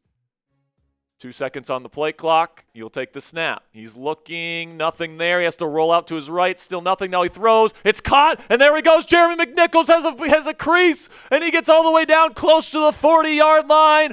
1st down, Commanders. Let's go. Nice off-schedule playmaking from Mariota. The throw, I think, was a little bit inside, but the corner or the defender from Kansas City couldn't get there in time, leading to a big crease down the field. Looks like Nick Bolton was there late. He was late to the flat, leaving a big lane for Jeremy McNichols down the right sideline. They get to the 39-yard line. 1st down and 10 from the pistol. 2 receivers, 2 tight ends. Mariota will take the snap, go play action. He's got time in the pocket. Now he has to roll out to the right. Still nothing there, and he throws, and it is caught. Did he get 2 feet in? That's Luke McCaffrey. And they are saying, catch, 1st down, Commanders. Oh, did he get 2 in, though? Oh, I think he did. What body control from Sticks. LMAC, baby. Get those LMACs in the chat. A nice throw from Mariota. An incredible toe tap from Luke McCaffrey. Play action, going to roll out to the right, throws to Zach Ertz quickly for another gain of 5. This offense is rolling to start this game. I mean, listen, man, after these last 2 really tough losses for the Commanders, this team's showing why Dan Quinn's culture, these people in the building really believe in Dan Quinn and what he's bringing to the table, and these guys came ready to play today. You can tell. Both sides of the ball. These guys came energized with a chip on their shoulder. Nobody giving them a chance in this game. They're playing well right now. Pony formation with 2 running backs. They hand it off to Chris Rodriguez Jr. on 2nd down and 6. He'll pick up 1 or 2. Be 3rd down and manageable coming up. Man, at this pace, we're going to have like 10 different people get game balls. Now, you got to give one to Lattimore at this point. You got to give one to Jacob Martin. You got to give one to LMAC. Mariota. If they win this game, you have to give one to Mariota. Probably one to Dan Quinn. Joe Witt Jr. Like so many people. But I don't want to get ahead of myself. Shotgun here for Mariota looking. And now pressure getting to him. Now he escapes. And he's going to get down sacked. Be 4th down and around 6 coming up. I think they're going to have to punt. Force Mahomes to go a long field or try and pick up a 4th down and 6. They have Matthew Wright as their kicker, so field goal is pretty much completely out of the question here. I think they're going for it here. ESPN analytics say if it's 4th and 8 or less, go for it, and that's exactly what the Commanders are doing here on 4th and 6 from the Chiefs' 40-yard line. Can Mariota move the chains? A bunch out in a nasty split out to the right with McLaurin, the lone receiver, to the left. Mariota takes the snap. He's looking. He's going to throw. Zach Ertz caught. First down. Just barely. Sneaks it in there. Zach Ertz will pick up the 6 yards needed. First down, Commanders. Dan Quinn making those decisions early. You can't be passive against the two-time defending AFC champions. Can't disagree with that. Can't disagree with that. I think it's 3-time now because they won back-to-back before last year. Yeah.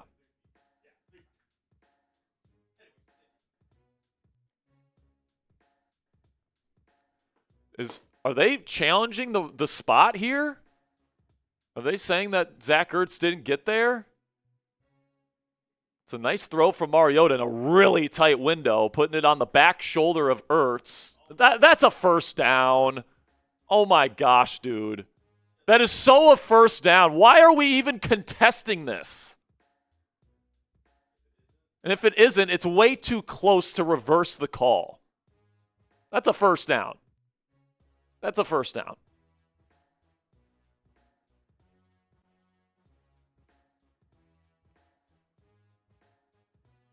So they're doing they're bringing out the virtual chain gang here to see if he got it. Dude, I don't love the spot here. They're saying he's short. I don't know, dude. That spot seems really bad to me. Watching it live, it felt like he for sure got there. But like I said before, it's so close that I don't think you can reverse it either way. So did they call it first down on the field and then reverse it? Either way, man, like that sucks, but that's good execution on the part of the Commanders there. Like that's, those kinds of situations are tough. That was a good throw by Mariota. Nice catch in a tight spot there by Zach Ertz. I'm liking what I'm seeing from the Commanders to start this game. Even though the Commanders haven't scored a point yet and they've turned the ball over technically twice, they look like they've come ready for a fight. So I certainly appreciate that. Another thing I appreciate, our sponsor here on today's live watch party, which is Prize Picks. The hard-hitting football action is even better with Prize Picks this football season. The weather might be changing, but the feeling of being right never gets old. So keep the season rolling on Prize Picks by getting $50 instantly in lineups when you play your first $5. Prize Picks is super simple to play. Just pick more than or less than on 2 to 6 player stat projections. And if you get your picks right, you could cash in. On Prize Picks, how you play is up to you. If you want flexibility, choose Flex Play, where you can get paid even if one of your picks misses. And if you want the biggest payouts, go for the Power Play. No matter how you play, Prize Picks is a great way to put your takes to the test. Join millions of users and sign up for America's #1 fantasy sports app tonight. We've already got a green light on Luke McCaffrey's more with receiving yards. We took the more on passing yards for Patrick Mahomes. We took the more on receiving yards for Terry McLaurin. Scary Terry certainly needs to get going. Download the Prize Picks app today. Use code CLNS to get $50 in lineups after you play your first $5 lineup. That's code CLNS to get $50 in lineups after you play your first $5 lineup. Prize Picks, it's good to be right.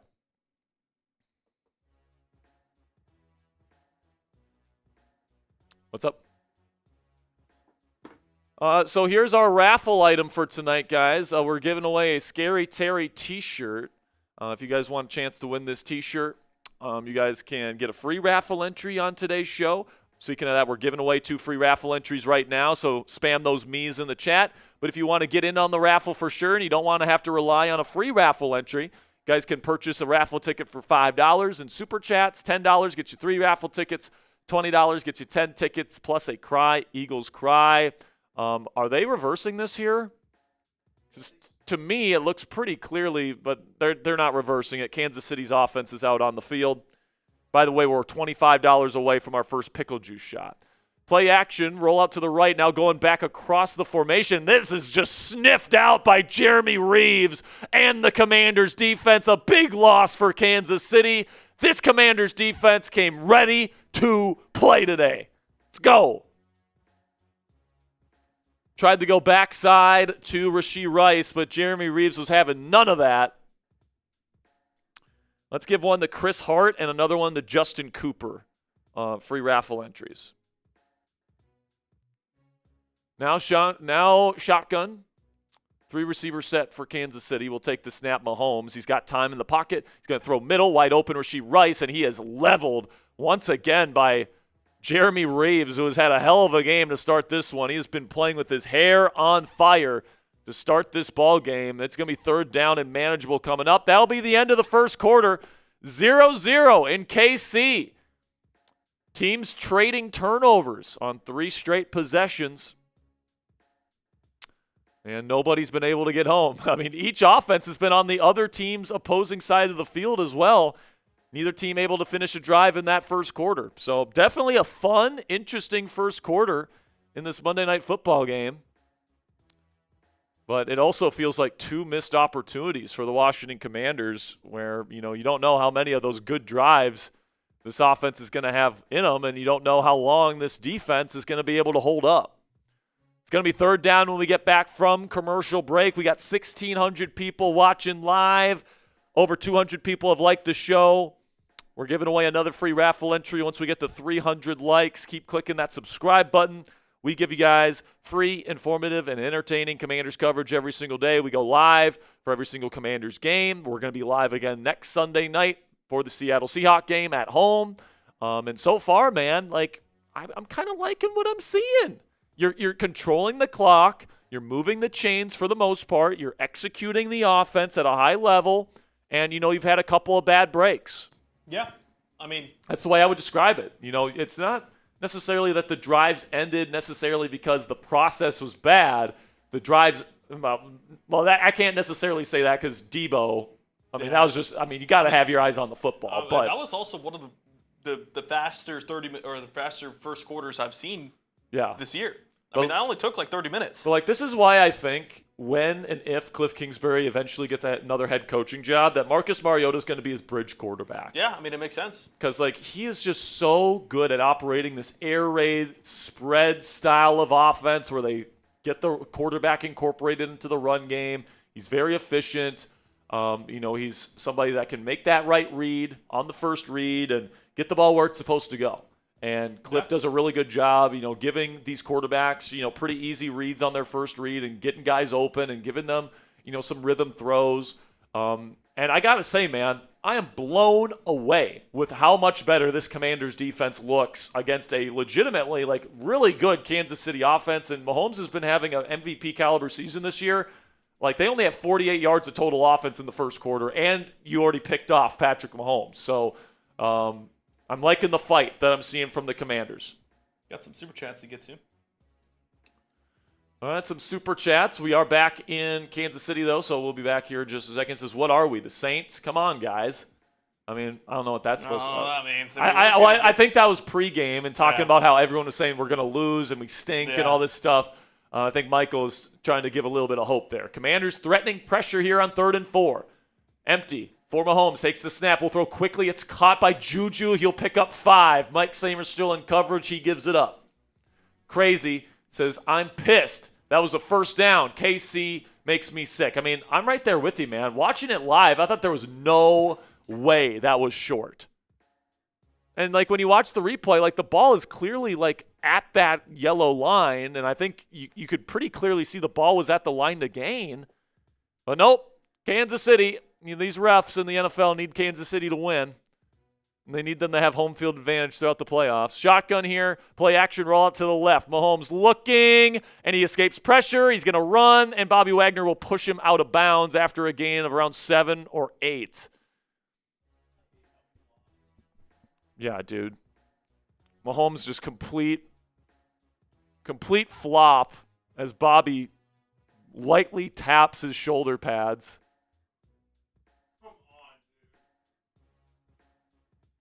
Second down and 3.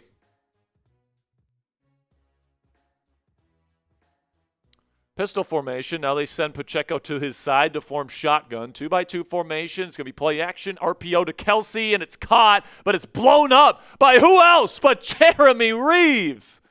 A TFL, and it's going to be 3rd down and somewhat manageable still for Kansas City, but a little bit harder because of 39.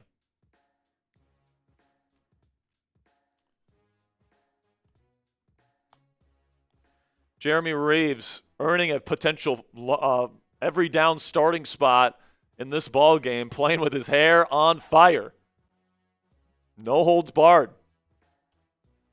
Condensed bunch out to the left here on 3rd and 4. They send Xavier Worthy across in motion, the form of 2x2. Mahomes looking, will throw middle, tipped up in the air, and intercepted by Bobby Wagner. We get a tip, and it's the second interception of the game for the Commanders defense. Let's go! And the Commanders take over. I don't know if that bodes well for us because we said both of these players who got the picks should be benched. Yeah, man. Who are the 2 players we've been saying all week need to be benched? Bobby Wagner and Marshawn Lattimore. Now, that one was a gift. Travis Kelce, if he catches that, that's a first down. He just drops it. It goes up into the air. So I guess, the 2 kind of bobbled interceptions, kind of even themselves out here. I mean, you get a deflected pick, we get a deflected pick. Yeah. I'm not going to put Bobby Wagner's pick in the same category as Lattimore's because Lattimore's was like a genuinely impressive football play. Okay, but at his age, it's not that bad. Tracking the ball like that, letting it cradle into your arms. Dude, this Commander's defense coming into the night was one of the worst defenses in the league at forcing turnovers. It's one of the reasons why this defense has had such struggles is because they haven't been able to turn it over. And they've already doubled the amount of picks this season that they came into the night with in the first 17 minutes of this game. And the average age of those players are like 33. Yeah, exactly. So, I mean, we'll certainly take it. Whenever Travis Kelce bobbles a football, it goes right into your lap. You're gonna say thank you. Now let's go and let's go score. Let's go score. Let's go. I mean, we're sitting at 0 points too right now, man. Like this feels like the Commanders are dominating this ball game, and it's 0-0. It's like, how many chances are we gonna keep giving them to stay in this ball game? It's like, come on now. Touchdown. Like, we got to take advantage of these opportunities. Like, I get it, man. It's a lot of fun. See your defense get turnovers, seeing your offense move the football the way that they're moving it. But you know what else is fun? Putting points on the board and winning football games, and you can't win unless you score. So let's go down and score. Let's go. Oh! Busy X Joe with a 20. Cry, Eagles, cry on the road to a defeat. Cry, Eagles, cry, give up a touchdown, 1, 2, 3. Hit 'em low, hit 'em high, and watch those Eagles cry. Cry, Eagles, cry on the road to a defeat. EAGLES, losers! Busy will get you up on screen whenever Ponzi has it ready. And now the Commanders take over at their own 41. Pistol. Play action. Now throws on the run. Wide open. It's Ertz. He's got a big crease. He gets down to the Chiefs' 37-yard line. And my mistake, that is John Bates, the blocking tight end. Not Zach Ertz. John Bates finds himself with some wide open space. A great throw by Mariota on the run. And now at the 37. Now they will go read option, and now Mariota's got a crease on the outside. He's going to pick up 9 yards, and that's going to be another big gain for the Commanders. 2nd down and short coming up. Well, this Commanders offense seems to be back with a vengeance this week after 2 very disappointing performances in a row. And knock on wood, but this team is certainly looking good to start this game. 2 tight ends, 2 receivers, Deebo and McLaurin out there. Bill, the running back. Mariota in shotgun. He'll take the snap. He'll go quick screen to Deebo. He actually catches it this time, but he's not going to go far. Maybe gets back to the line of scrimmage, but probably a loss of 1. It'll still be 3rd down and short coming up.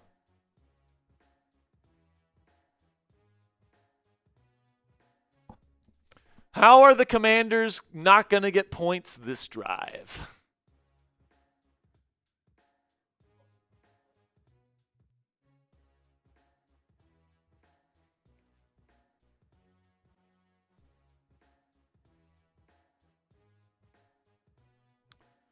Here we go. We got 2x2 with 2 stacks on either side. Shotgun Mariota.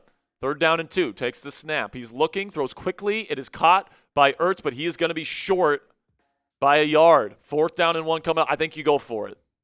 I think you risk it again. I don't trust Matthew Wright to kick for you. Go for this. Tough catch by Ertz, but he didn't run. He ran it 1 yard too short, and they will go for this. I love that Dan Quinn is saying, let's go out and go win a ball game. Let's go be aggressive. I love that he's putting his nuts out on the table right now. Pause. 2x2 formation. Shotgun Mariota. McNichols the back. Takes the snap. They send all-out pressure. Mariota loading up deep, and it's going to be incomplete. Tried to go to McLaurin. He wasn't on the same page, and a 3rd straight drive is going to hold out. And Dan Quinn trying to keep his guys. Oh, my gosh, dude. That's the 3rd straight drive in KC territory that gets stalled out. Kansas City's defense is bending, but it's not breaking. Oh, man, that's disappointing. Trying to load it up deep for Terry McLaurin, but not on the same page. I think the Commanders probably wanted a holding call or something on McLaurin. It looked like there was some contact, but no call, or maybe he tripped. They did send all-out pressure, so they put the pressure on Mariota to throw deep, and he did, and they weren't on the same page, unfortunately. We'll get to those Super Chats here in just a second, but first, let's have a word from our sponsor today at Prize Picks, and the hard-hitting football action is even better on Prize Picks. The weather might be changing, but the feeling of being right never gets old. So keep the season rolling on Prize Picks by getting $50 instantly in lineups after you play your first $5. Prize Picks is simple to play. Just pick more than or less than on 2 to 6 player stats, and if you get your picks right, you could cash in. On Prize Picks, how you play is up to you. If you want flexibility, choose Flex Play, where you can get paid even if one of your picks misses. And if you want the biggest payouts, go for the Power Play. No matter your play, Prize Picks is a great way to put your takes to the test. Join millions of users and sign up for America's #1 fantasy sports app. Here is our lineup here for tonight. We did a power play, so we got to get all of them right. All right, we take the more on Luke McCaffrey.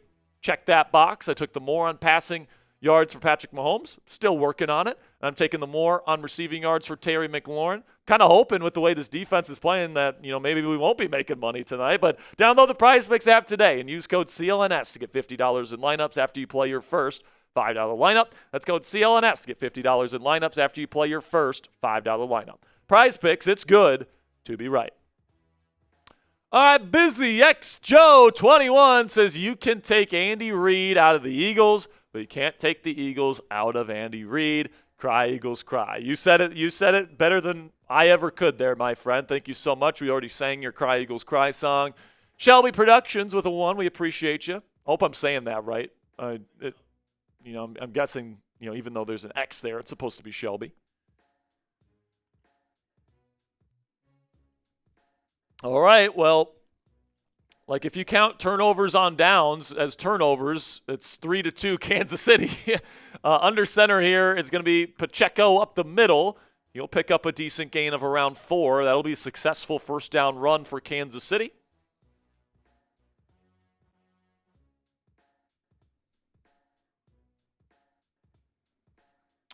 Be 2nd down and 6 coming up.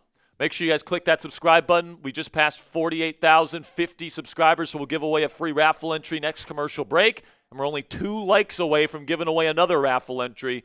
So make sure you click that thumbs up icon to get us to 300 likes. Shotgun here for Mahomes. He's got trips left with a single receiver out to the right. Pacheco the back. Takes the snap. It's going to be draw play to Pacheco up the middle, and he is tackled by Bobby Wagner about 2 yards short of the sticks. It'll be 3rd down and short coming up.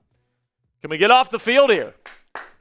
Gonna need an impact play to get him off the field on the 3rd down and short.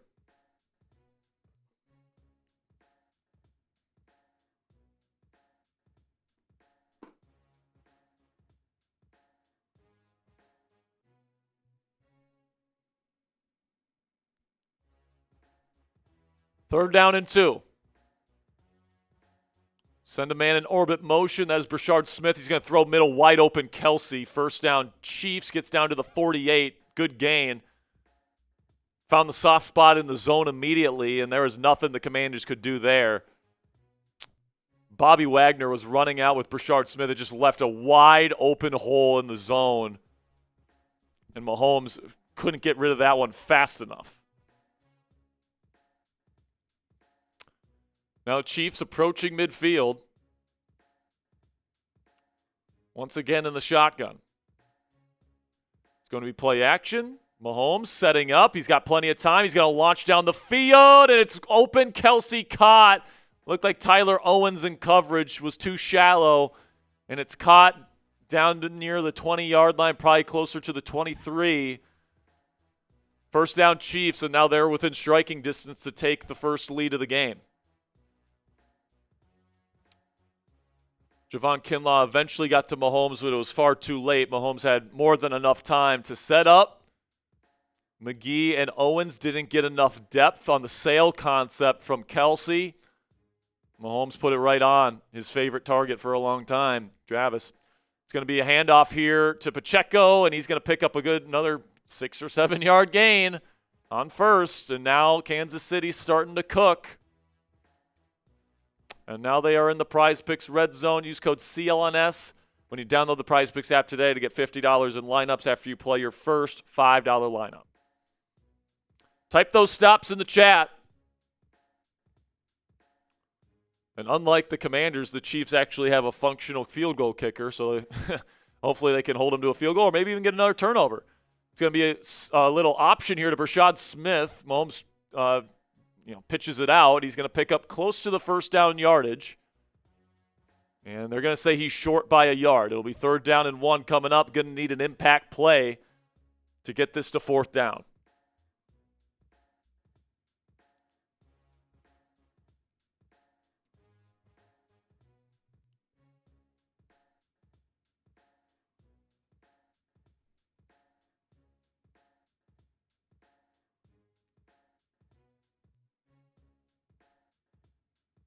Now Mahomes will hand it off. Pacheco up the middle. Good push by Kansas City's O-line. He's going to get inside the 10 to around the 8-yard line. 1st down Chiefs. It'll be 1st down and goal.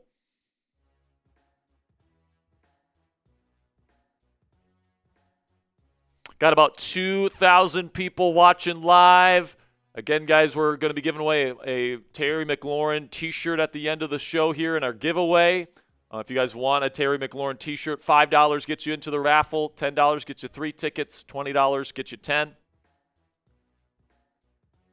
Now they go kind of a weird formation here with Rashee Rice and Xavier Worthy, and now they're going to go Rashee Rice up the middle, and he's in. Touchdown, found a crease, and Kansas City takes the first lead of the game. And you knew it was eventually going to happen. This is a good Chiefs offense. They're going to get their points, which makes those 4th down or the inability to get those 4th down conversions really tough. Now let's see if he was even in. I think he's short. Elbows down, and the ball I think is pretty clearly short of the line of the goal line. This should be at the 1-yard line. This should be at the 1 inch. This is about as close as you can get it without scoring.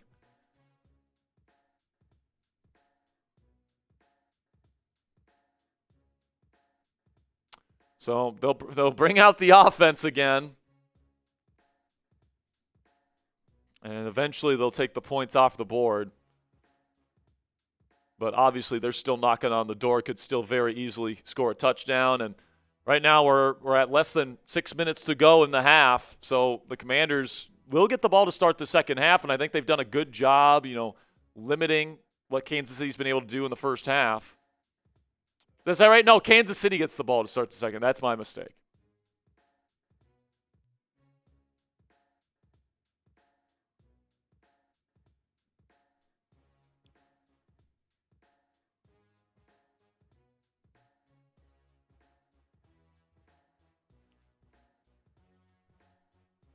So, yep, they officially made the call here. It'll be 2nd down and goal. Something tells me they're going to try and get Rice's touchdown here. So keep your eye on Rice. If I'm the Commanders, I'm honing in my attention on number 4.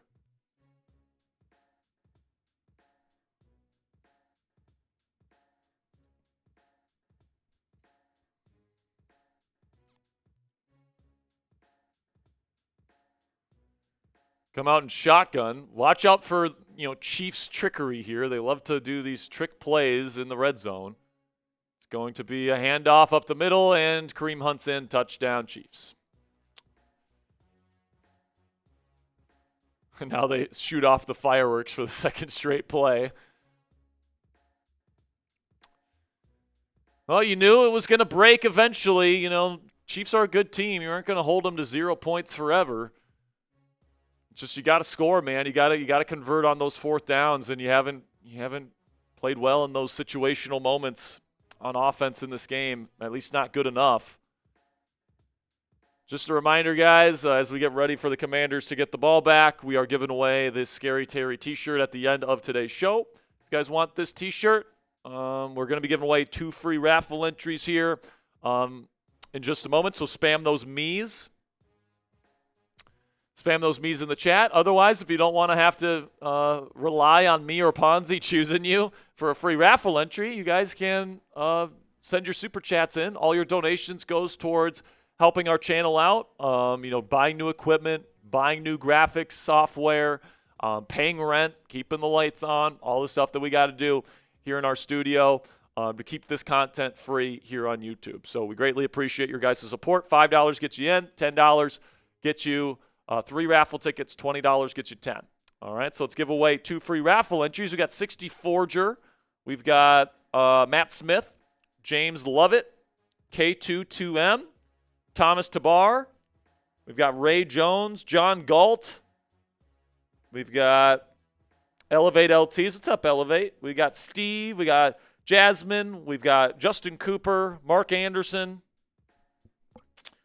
Sue Lovely, Donald, Matt, Thomas, AO, Cracked. Who wants the free raffle entry, man? Let me know. Spam those me's in the chat. We got 2,000 people watching live. And again, guys, every 50 subs, we're halfway to the next free raffle entry with subs right now, and we're at 338 likes, so we're about 60 likes away. First one I'm going to give away here is to Mark Anderson. Other one I'm going to give away is to Mike G. And right now we have an injury update. Johnny Newton, second-round pick out of Illinois last year, defensive tackle, questionable to return with an ankle injury.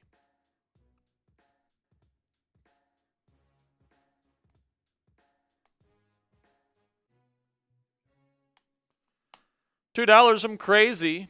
Says this is why you'll always take points. We'd be up 9-7. I actually disagree because a couple of those were would have been longer field goal attempts, and I have no confidence in Matthew Wright to make those. So I actually like the idea of Dan Quinn going for it. And, I think this is the way fans should want their teams to play. Go out and try to win the football game, all right? Not try to go out there and, accept taking, quote-unquote, taking points. I know there's certain situations where it makes sense to take points, but, like, when it's 4th and short, when the analytics tell you that you should go for it, it's my philosophy that, you should go for it. Be aggressive. Go out and try and win a ball game. And if you come up short, at least you tried. At least you actually went out there and gave a fuck, and you actually tried to win. All right? Kick is away, and it's going to be fielded at the 4-yard line here. Not Luke McCaffrey, but it doesn't matter. Jalen Lane rolls all the way down to the 35. Rookie out of Virginia Tech. But, obviously you don't have any points right now, and if Matthew Wright goes 3 for 3 on field goal attempts in those hypothetical situations, yeah, you'd be winning right now. But, even if you had 9 points, it's not like that you would be in command of this game or anything, man. I appreciate the fact that they are hunting for those 4 extra points. That's the mentality that I want from my head coach. By the way, Laramie Tunsil is back in the game at left tackle. They'll hand it off to Bill Krosky-Merritt, and he will be absolutely buried behind the line of scrimmage by linebacker Nick Bolton. Will be 2nd down and 10. They're going to say no gain on the play. They're going to play with tempo here. And it looked like Ben Sinnott, the rookie, or the second-year player at Kansas State. Now play action here. Going to go check down wide open. Sinnott, there he goes. He's rumbling down the field, gets all the way down to the Kansas City 43-yard line.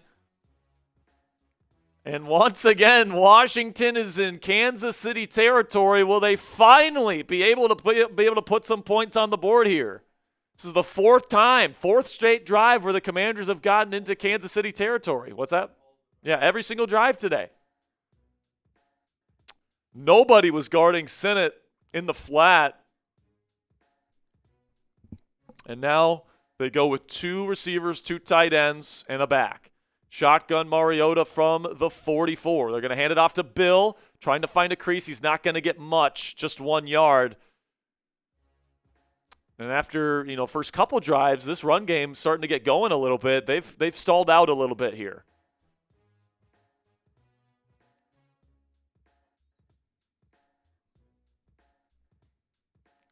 You can tell Laramie Tunsil's, not the most comfortable out there right now.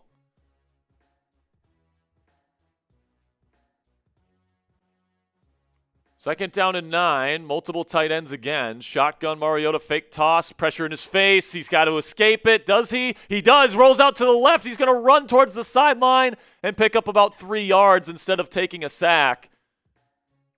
And that's probably one of the more underrated aspects of Mariota's game is that he resembles Jaden in that way where he's not as good or as dynamic as Jaden, but he can, be a little Houdini at times as well. He's got very good change of direction ability. He's a good athlete, and he can be tough to bring down if you just rush 4. So 3rd down and 5 coming up here. Condensed bunch out to the right with a single receiver McLaurin and a nasty split out to the left. Mariota takes the snap. He's looking. He's got time. Now pressures. No, he has to step up. Now he's just going to loft it over to Jeremy McNichols over the defensive line. And he's going to pick up a good gain inside the Prize Picks red zone, inside the 20. I like that little play there by Mariota. It wasn't open down the field, so he found his check down, but he just kind of touch passes it over. Just a little bit of a floater there. Gets the ball to McNichols in space, and he's got room to roll. Nobody accounted for McNichols as he was chip blocking. And Mariota just with that little floater. I love that from Marcus. He's playing well. He is playing well. Obviously, the fourth down conversion rate isn't what you want, but now they're not in the Prize Picks red zone, actually. He was marked down at the 21-yard line. Shotgun Mariota. They're going to go read option, and he's rolling out to the left. He's going to try and hurdle a man, and now he's going to lose multiple yards. That's an embarrassing rep from Marcus Mariota. That is a Looney Tunes rep by Marcus Mariota. First of all, he probably should have just handed it off to Bill. He's trying to do too much. But then he tries to hurdle Trent McDuffie, and then he falls down at the end of the play. They're saying no gain. So I thought it was a loss. But I guess they're saying forward progress. He got back to the line of scrimmage. And that's going to be the 2-minute warning in the first half. They're driving.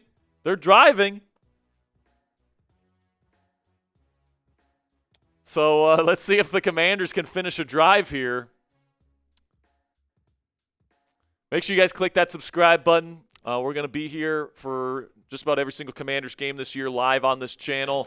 We're going to have post-game reaction shows for every game that the Commanders play this year, previews, in-depth previews for every single game the Commanders play this year, injury updates throughout the week. We're going to have the latest trade rumors, especially this week with the trade deadline coming up.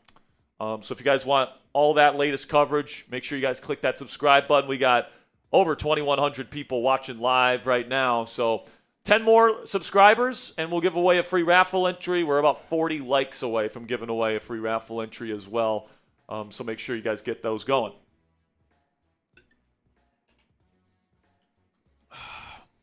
It's been really a Looney Tunes type game.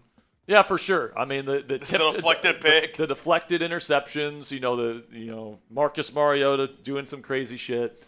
Yeah, man. I'm very enthused and optimistic about the way the Commanders have come out and started this game. Listen, man, has it worked out every single time? Has it worked out in their favor every time they've gone for it on fourth down? No.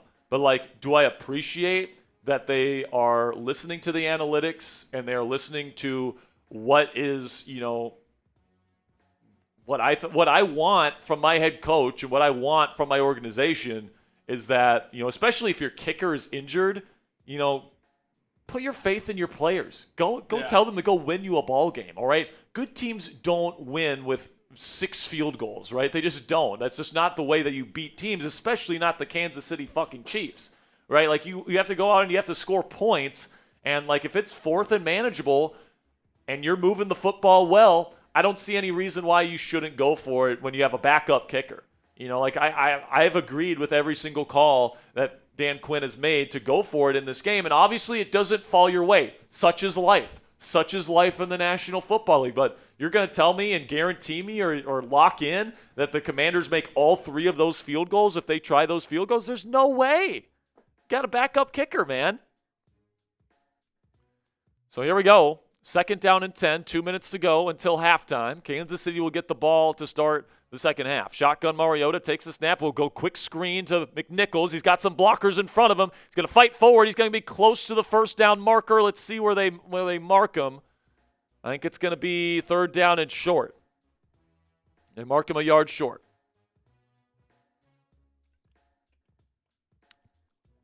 Thank you for getting us to 48,100 subscribers. We will be giving away a free raffle entry next commercial break. Also, we're 18 likes away from giving away 2 free raffle entries. So make sure you click that thumbs up icon as well. Laramie Tunsil is out of the game again. I think his day is probably going to be gone. And we are in the Prize Picks Red Zone. Use code CLNS on the Prize Picks app today to get $50 in lineups after you play your first $5 lineup. So now they're reviewing the spot to see if McNichols picked up the first down. Might be a good time to show this, Ponzi.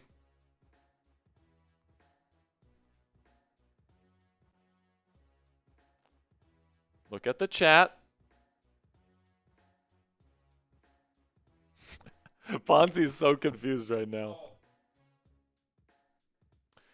So while we wait on a call here, I just don't know if there's a camera angle that is undisputable that he made it. Hopefully it is. But this one's rolling in from Shaggy Bang!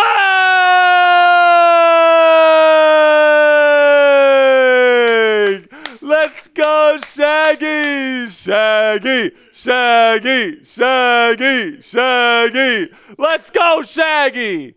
Gotta give your best run, Scooby. Ooh, I can't do it. I can't do this. I can't do it. I think I have a good Scooby. Zoinks! That's the best I can do of Shaggy right there.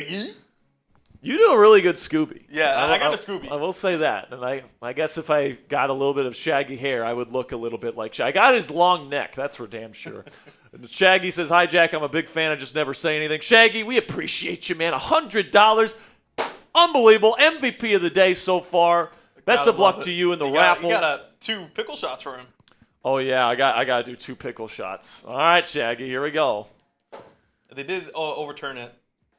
So you overturned it. So the Commanders have the football. They have the ball, of course, but they have the first down. And now it's 1st down and 10. All right. I owe you 2 shots here, Shaggy. Oh, God. Bad. So bad. All right. Cheers to you. Got yourself a shout out to Shaggy. Everyone give some love to Shaggy in the chat. $100. Go Commanders, baby. Let's go. Who's got Scooby snacks? Shaggy, we might have to do something with Scooby snacks for Shaggy moving forward, man. That would be great. Electric. Love those Scooby. Man, I haven't had a good, one of those Scooby snack, graham cracker treats in a long time. I used to have those all the time. I used to have, the little gummy ones. The gummy Scooby snacks. Mm-hmm. The fruit snacks. Yeah, there you go. Shotgun here. 2 tight ends set and a wing out to the left. 2 receivers, Deebo and McLaurin, out to the right. Shotgun Mariota from the 11-yard line. He's going to run, and he is going to be swallowed up after a loss of 1. I mean, this offensive line is just not one at all over the last few drives. And Mariota has been taking some big hits. Yeah, that's not something you want to see because quarterback is Josh Johnson, right? Yeah, Josh Johnson's your backup.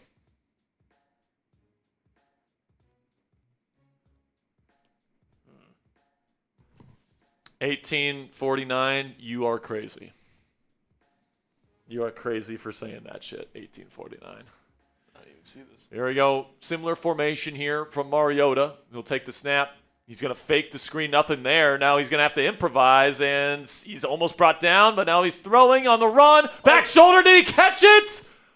No, they're saying Deebo was out of bounds, but that would have been a hell of a play by Mariota and Deebo. Perfectly placed by Mariota on the run. Did he get 2 feet in? Secures. Oh, it's close. Did he secure going? No.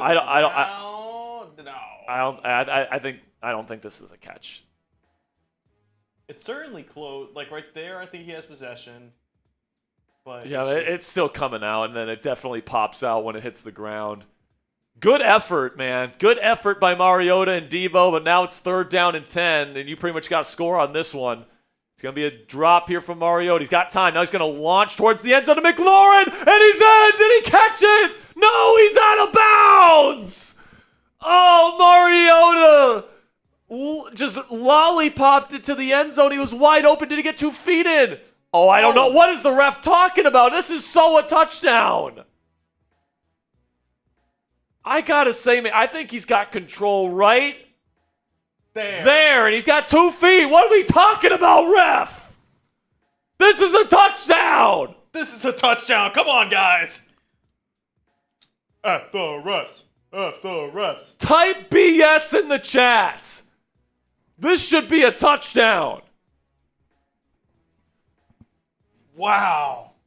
Replay assist? They got to switch this. This is clear possession with 2 feet. Man, what a lollipop though. What a throw. I thought he was throwing it away. They are reviewing it, and I don't see any way how they don't turn this into a touchdown. Yeah, this is something that we do have. These fucking refs in Arrowhead, dude, just want to rig this game for the Chiefs. Unbelievable. Oh, the legend Shaggy. He says, love this channel, take more. Shaggy, Shaggy, Shaggy, Shaggy, Shaggy. Let's go. Woo! Today's MVP so far, Shaggy. I tell you what, Shaggy, if you put in another 50, I will give you a special shout out on the post-game show for everybody to see. We're going to have thousands of people watch that post-game show tonight after the game. I'll have our post-game show be presented by you if you put in another 50. All right? And if that Shaggy special. If that happens, Ponzi, make a little, nice little Team L3 for him. Make it nice. I got it. Shout out to Shaggy. If you want your profile pic on there, I got you. All right, it's official. The review says, touchdown, Washington Commanders. Terry McLaurin gets into the end zone, and the Commanders answer before halftime. Let's go, baby. Woo! Terry McLaurin gets into the end zone. What a throw by Mariota. Lollipop. Just literally just threw it up as high as he could, and beautiful stuff. Ruh-roh! Oh! This one's rolling in Rome. Come on, Ponzi, get it rolled out. It's not my fault. Hold up.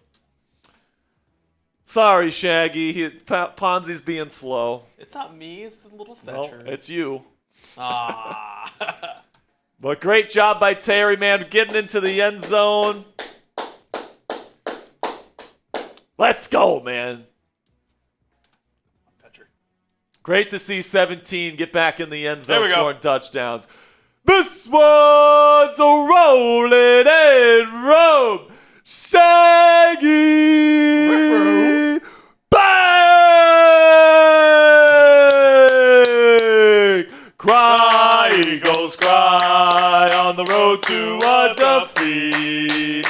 Cry, Eagles, cry, give up a touchdown, 1, 2, 3.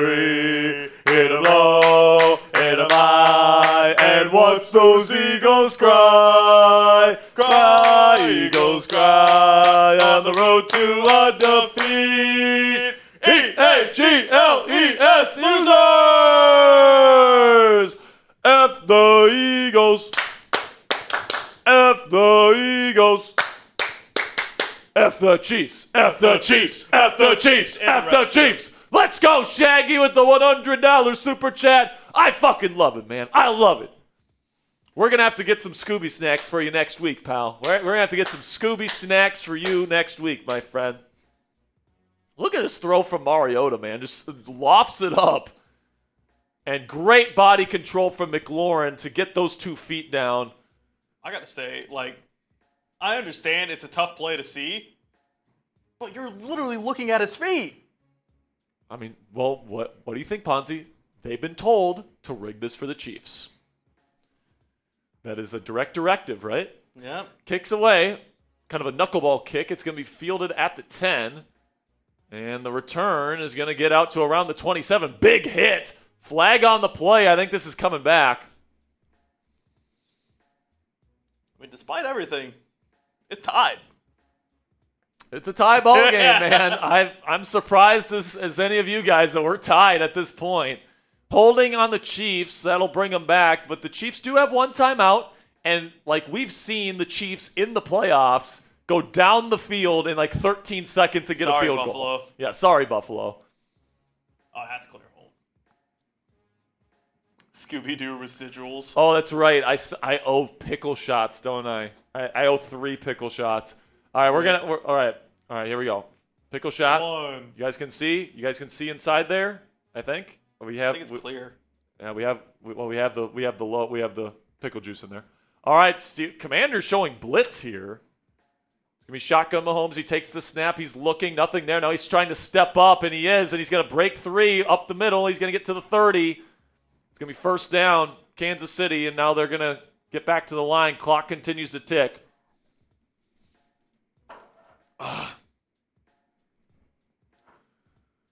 About 30 seconds ago, Mahomes takes the snap. He's looking. He's stepping up. Now he's trying to run again. Now he's looking to throw to Kelsey. It's caught. Quan Martin in coverage. He'll be about 10 yards. Another first down for KC. They call timeout. 24 seconds to go.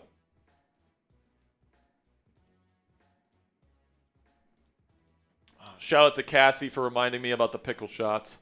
I would have forgot. So here's the Shaggy. Oh. God, if Shaggy keeps putting in these supers, man, I mean, it's gonna be a long night for Might me. be a toothpaste night. Shout out, Shaggy. Oh. God. All right.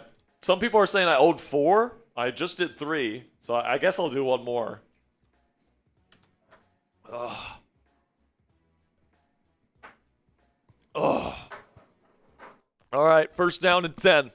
God, that tastes so bad.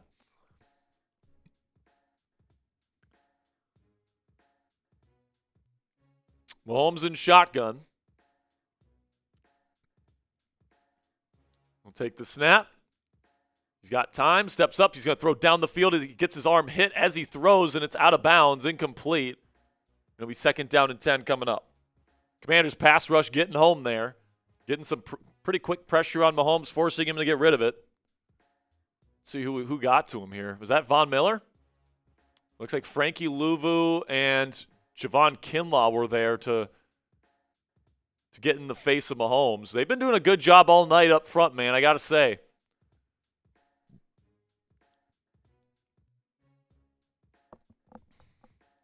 Oh, we got Jody in the chat. Hi, Jody. Shotgun from Mahomes. He's going to step up.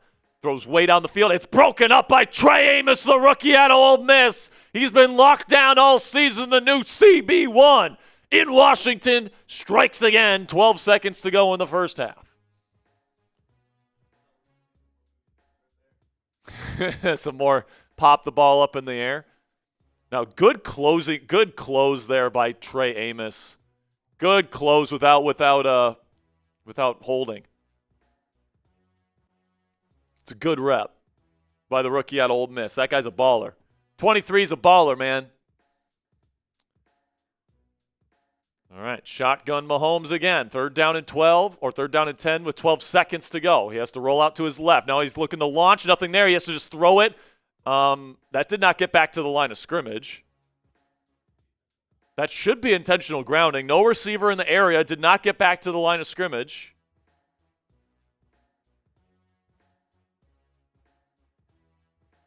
I don't know how that's not intentional grounding. He didn't even throw it out of bounds. He just spiked it. Is he saying that Noah Gray was in the area? That is intentional grounding. What are we talking about? Yeah, okay, it flags out. And it's going to be, that's pretty clearly intentional grounding. I was going to say, dude, are they this desperate to give him a chance at a heave to the end zone? Good job by Frankie Louvu again with the pressure. Louvu has been playing at edge pretty much full time.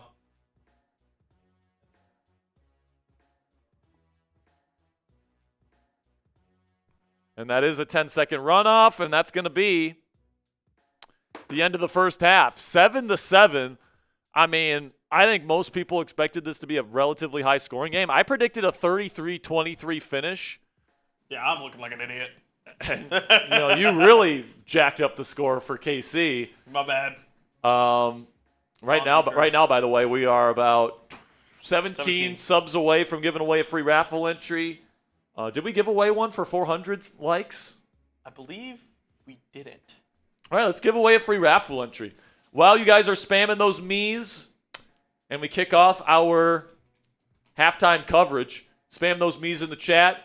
Ponzi, show them what they could win today. Gotcha. We have a Scary Terry McLaurin t-shirt.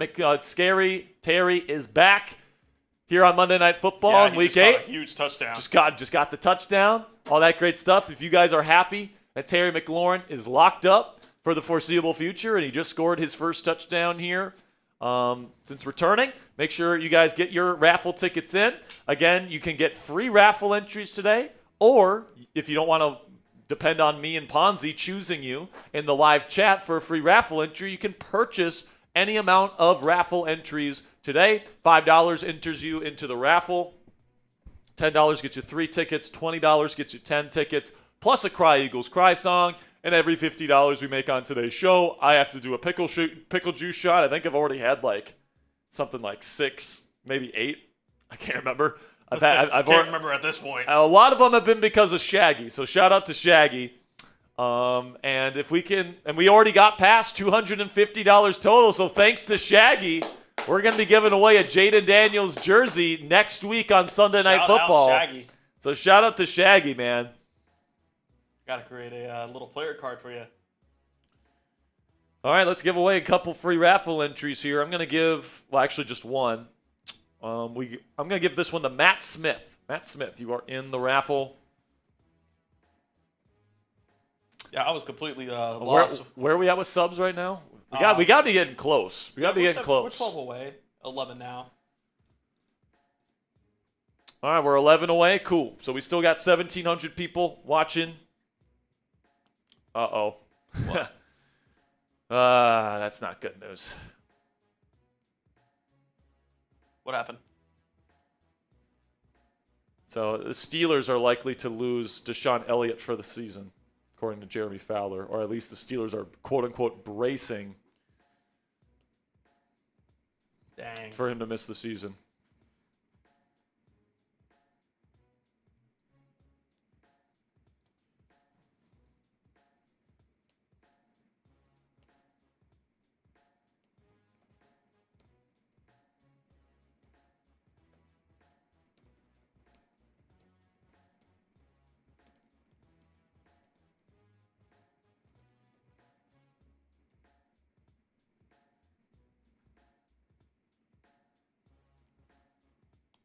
All right. No. No. Okay. I just want to make sure that we don't get it short for that. All right, man. Okay. So, obviously, in this first half, guys, I think, the Commanders have put up a much better fight than anybody expected heading into this game. Yeah, for sure. I mean, the Chiefs are at the top of a lot of people's power rankings right now because their offense has been humming. I mean, this team beat the Detroit Lions in this building on primetime football 2 weeks ago. And the Washington Commanders, without their star quarterback and Jaden Daniels, are, kind of kicking their ass. In a lot of key areas, like they're on the defensive trenches. Jacob Martin's playing his butt off. Javon Kinlaw's playing well again. Frankie Lou's played really good on the edge today. Who else has played well today? Jeremy Reeves has played unbelievable today at safety. What's up? Marshall Lattimore. Yeah, I did. I just tweeted about it. Yeah, we pre-filmed that. Oh, you did? Yeah, before we went live today. Oh, I know. Jeremy Chuggs, ladies and gentlemen. Crazy game right now, man. What are your thoughts on this game, Jeremy Chuggs? You want to come over here and let us know your breakdown? Yeah, I mean, if I'm being honest, Commanders should be up by more. They are severely outplaying. Got to get him more into the camera there. Yeah, get into the shot. Lean in, lean in. Commanders are putting up a fight. I do get what Dan Quinn wants. Yeah. But I think with the way your defense is playing, when you get down inside the 25-yard line, I know your normal kicker's not in. I think you got to take the points from now on. I think your defense is playing so well. Like, I know you want to be aggressive, like Lions style, like go for it on fourth down. We're playing the Chiefs. Go win. The defense is playing so well, though. I think you just need points. They are playing pretty well here. Yeah, that is true. I'd be okay getting some field goals in the second half on like fourth and short opportunities if you're inside the 30. I know the kicking situation is very fluid. Yeah, it's not. I mean, Matthew Wright, we trust in him with a 40-plus yarder. Generated Matthew Wright. Like, you don't want him to turn into Matthew wrong. Exactly.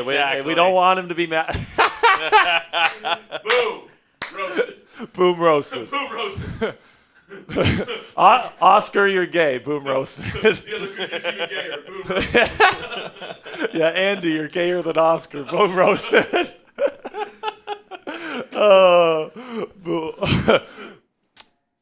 I mean, well, Chase Young, you're fat. Boom roasted. Yeah. Thank you to Jeremy Chuggs for stopping by. Shout out to Chuggs. Bro, we've had bro, this guy named Shaggy has shown up here. He's put in so much on the show, dude. He's put in like almost $300. Mr. Lava Lava. Yeah, there we go. Lava Lava. Appreciate you, Shaggy. By the way, I think he put in another one, Ponzi. Mr. Bombastic. Yeah, I got you. Wanna see it. Very underrated classic. This one's rolling in from Shaggy. Wasn't me. Bang! And he says one more for me. All right, I'll get this pickle juice shot for you. He said, "Hit me, baby, one more time." Shout out to Shaggy. Was that the best half that we've had over the entire season, Ponzi, when it comes to the Commanders? Is that the best? I mean, yeah. I mean, there might be more impressive halves in terms of like scoring, but like caliber of team, and also not on the road with so many new moving pieces. Like, this is a very impressive effort from the Commanders so far in this game. I will say this too, Sperry. As much as the scoreboard doesn't reflect it, I don't think the Commanders got off to a slow start. Yeah, no. The Commanders the Commanders got off to a great start, in my opinion. Like, obviously the interception sucked. Obviously, not getting those fourth down conversions sucked. Obviously, you wish you could have converted there and scored touchdowns on those drives. Obviously, but like, I appreciate the aggressiveness from Dan Quinn. I really like the way Marcus Mariota is handling this game. He's running the ball well. He's extending plays. He's throwing the ball accurately. He's getting the ball to where it needs to be going. He's throwing with really good touch as well. And you can just tell how much of an impact having both Terry McLaurin and Deebo Samuel has on this offense. It's a big deal. And then the defense, man, we haven't seen this defense play with this much heart and passion since last year, I would say. We haven't seen them play. We haven't seen these guys fly around the way that they've flied around in this game in a long time. And I think a big X factor has been Jordan McGee. I was about to say that. I mean, I feel like, even though, and this is crazy to say this, but like, I think the corners have held up. Yeah, I mean, Trey Amos has always been very solid all throughout this year. It's been Lattimore that's been very on and off. And, I want to see more consistency from Lattimore, from, down to down, half to half, game to game. But, because for every game like he's having tonight where the only time we've called his name is when he had that awesome interception. You have a game like Dallas where he gets his lunch money taken from him by CeeDee Lamb and George Pickens, right? So you need to see that consistency from Lattimore still, but that was a hell of an interception. He's been really good in coverage today. And yeah, man. Yeah. It's been a good start for sure. It's definitely been a good start.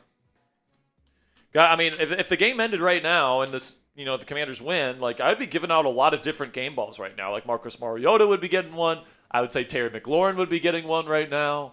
I'd be saying Jeremy Reeves is getting one. Jordan McGee is getting one. Frankie Louvu's getting one. Like, there's just a lot of players that, and Marshawn Lattimore would be getting one. There's a lot of people that are deserving of game balls in this game already, and we've only played a half. So you guys can see the breakdown here. Pretty freaking even. Like, if anything, the Commanders are the ones playing better in this ballgame. The Chiefs have only had the ball for, a little bit under 13 minutes, and the Commanders have had it over 17. They've dominating the time of possession battle. Yardage. They're driving the ball down the field. They're being methodical. They're, keeping the clock running. They're limiting possessions for Kansas City. They're taking the ball away from Kansas City. All that great stuff. And then Washington on third down today, 5 of 7 in this ball game, Ponzi. And then when they don't get those third downs, they're going for it on fourth. Love that. Been a little bit less, but exactly. But overall, very efficient day for the Washington Commanders. I've loved the game plan from Cliff Kingsbury today. I've loved the execution from Marcus Mariota. I've loved, Luke McCaffrey's. I mean, that's another one that you would have to consider for a game ball. I mean, Terry McLaurin coming back. I mean, there's a lot of players that I would kind of consider. I mean, just looking at Mariota too. I mean, doesn't even account for like some of the plays that he's made scrambling from the pocket. Yeah, exactly. And he's added to this number here on the ground already. And we've seen when Mariota's had the full kind of week to prepare, and he's not thrown into a game down like 1 million points like it was last week versus Dallas. And like he has his weapons with him. We saw it last year. This air raidy kind of offense that Cliff Kingsbury runs here in Washington, it fits Marcus Mariota's skill set very, very nicely. And honestly, like this is why I keep saying, guys, when and if Cliff Kingsbury leaves Washington for a head coaching job, I think Marcus Mariota is going to be their bridge quarterback at that new team while they develop probably a rookie quarterback. And Marcus could probably be like an Alex Smith type of starter for that team. Which is good. Yeah, that's like Alex Smith. There's nothing wrong with Alex Smith. He can run the football, efficient. He's going to be able to, keep the offense on schedule, all that different stuff. And I would even say Mariota is a better runner than Smith kind of ever was. Smith could run the football, though. But Mariota's got that, I think, that little extra twitch. So, Mariota's been very impressive in this ballgame. I've been saying for a long time he's one of the better backups in the league. And when you compare him to Patrick Mahomes, I mean, he's barely completing over 50% of his passes right now. He doesn't have any touchdown passes. He's got 2 picks. It hasn't been a great start for somebody that has come into tonight's game, as one of the leading MVP candidates this year. And, this Commanders defense couldn't stop anything. They couldn't stop Dallas to save their lives last week. All right. But now the injection of speed and youth from Jordan McGee, the injection of, some really great disruption at the defensive end position with Frankie Louvu. Javon Kinlaw has stepped up. Jacob Martin has stepped up. Trey Amos has been playing well. Jeremy Reeves has been playing with his hair on fire. Like, man, I just really appreciate the effort that we have seen from the Washington Commanders in this ballgame. And they've got a legitimate chance to shock the NFL world here this evening and take down the Chiefs. Let's do it. Let's do it. Let's go. Let's make it happen. We're about to kick things back off in Kansas City. By the way, we just passed 48,150 subscribers. We're about 50 likes away, by the way, from giving away a free raffle entry. Spam those me's if you want a free raffle entry, and we are away from Arrowhead Stadium. Great kick by Wright. It's going to be fielded at the 1. And now the return man gets a little bit of a crease, and he gets to the 32-yard line. Not the best kickoff return coverage from Washington, but there is a flag on the play. My guess is this is coming back. Spam those me's. I'm going to give a free raffle entry to Joshua Maltby. Joshua Maltby. And this flag is on Kansas City. It'll be coming back. First down, Kansas City. We are less than 40 likes away from giving away another free raffle entry, guys. Second half coverage here on the Commanders Report Watch Party. Make sure you guys click that subscribe button. We're going to be here for the rest of this game. We'll be here for next week's Sunday Night Football game and pretty much every single Commanders game after that this season. Post-game reactions, pre-game previews. Of course, we got injury updates throughout the week. Got a lot of great stuff on this channel for you guys to enjoy. We get a video out to you guys, at least one every single day for you guys to enjoy. And, of course, with the trade deadline coming up, if the Commanders make a move, you're not going to want to be left out. So make sure you guys click that subscribe button. And now let's get this second half rolling, man.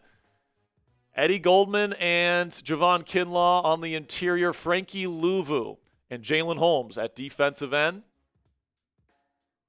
Looks like Von Miller's out there as well. It's going to be a quick dump off to Rashee Rice on the perimeter, and he is going to get a decent 5-yard gain on first.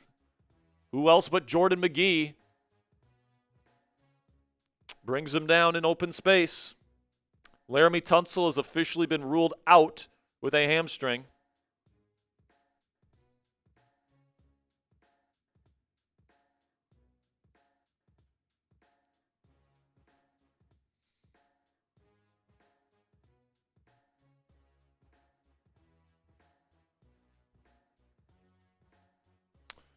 Shotgun Mahomes, 2nd down and 5. Lots of people near the line of scrimmage for Washington. Going to take the snap. Mahomes looking, stepping up. Now throws over the middle. It's deflected and incomplete. Gray. Oh, no. Now Quan Martin lights up Noah Gray, and they're going to flag him for hitting a defenseless receiver. Quan's got to be smarter than that, man. He's got to see the ball get popped up, and Bobby Wagner was the one that got his hand on it. Good play by B-Wags, but Quan needs to be able to see that the ball's hitting the turf and not put his shoulder into Noah Gray. It's going to be 15 yards and an automatic first down for Kansas City. Quan Martin's tough season continues.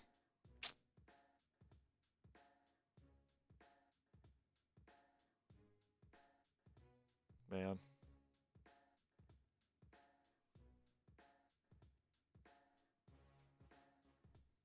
Got to be smarter, Quan. Got to be smarter. First down and 10, Kansas City now at the 39.5-yard line on their side of the field. It's going to be a dump off here to Noah Gray in the flat. Quick throw. It's going to be close to 10 yards. Bobby Wagner got beat out to the flat. Slow Bobby Wagner once again. Here comes Andy Reid getting into his bag of tricks here to line up Bobby Wagner on certain players.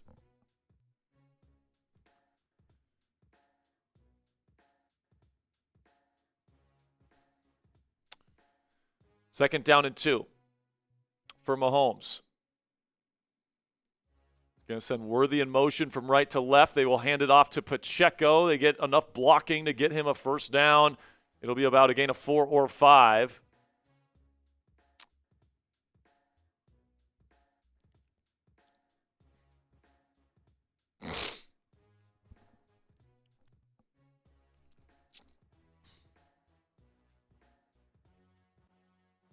So you're not going to have Laramie Tunsil for the rest of this game, but I think Brandon Coleman's actually held up okay.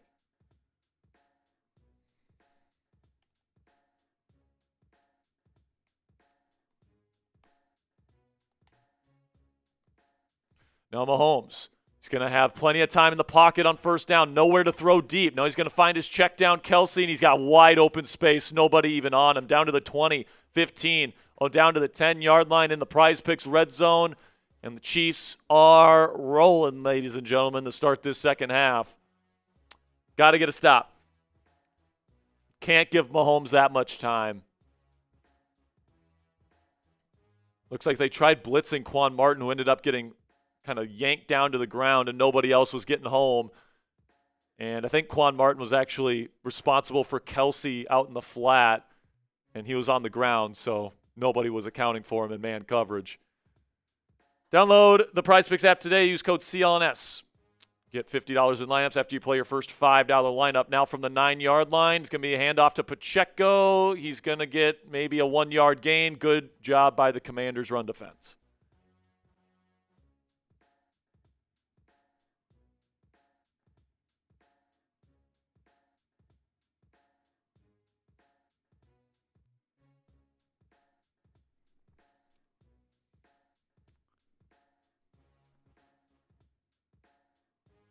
Second down and goal here from the 8-yard line. Can the Commanders wall up here and get a stop? Mahomes in the shotgun. He will send Worthy in motion right to left. He's looking. He's going to throw into the flat. Rashee Rice, it's caught. Trey Amos is there, and now he's going to extend towards the end zone. It's close, and I think they're going to say the foot was out of bounds at the 3-yard line. Rice extended the ball to the pylon, but they're saying the foot was out. Oh, it's so close, but I think that it does. The foot is out, but the ball is really close. It should be placed at like the 1-inch yard line. Or is it where the body part goes out?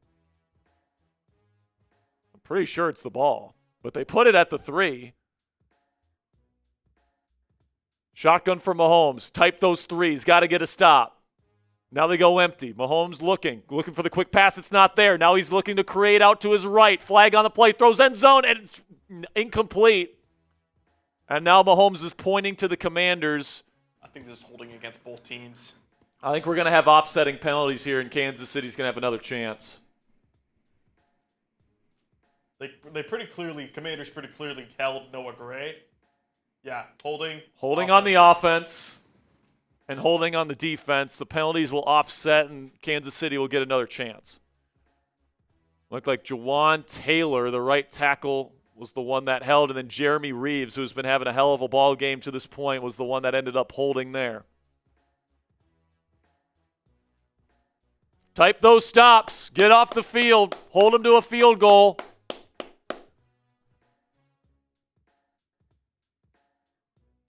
It's tough to give Mahomes extra chances, man. It's tough to give him extra chances.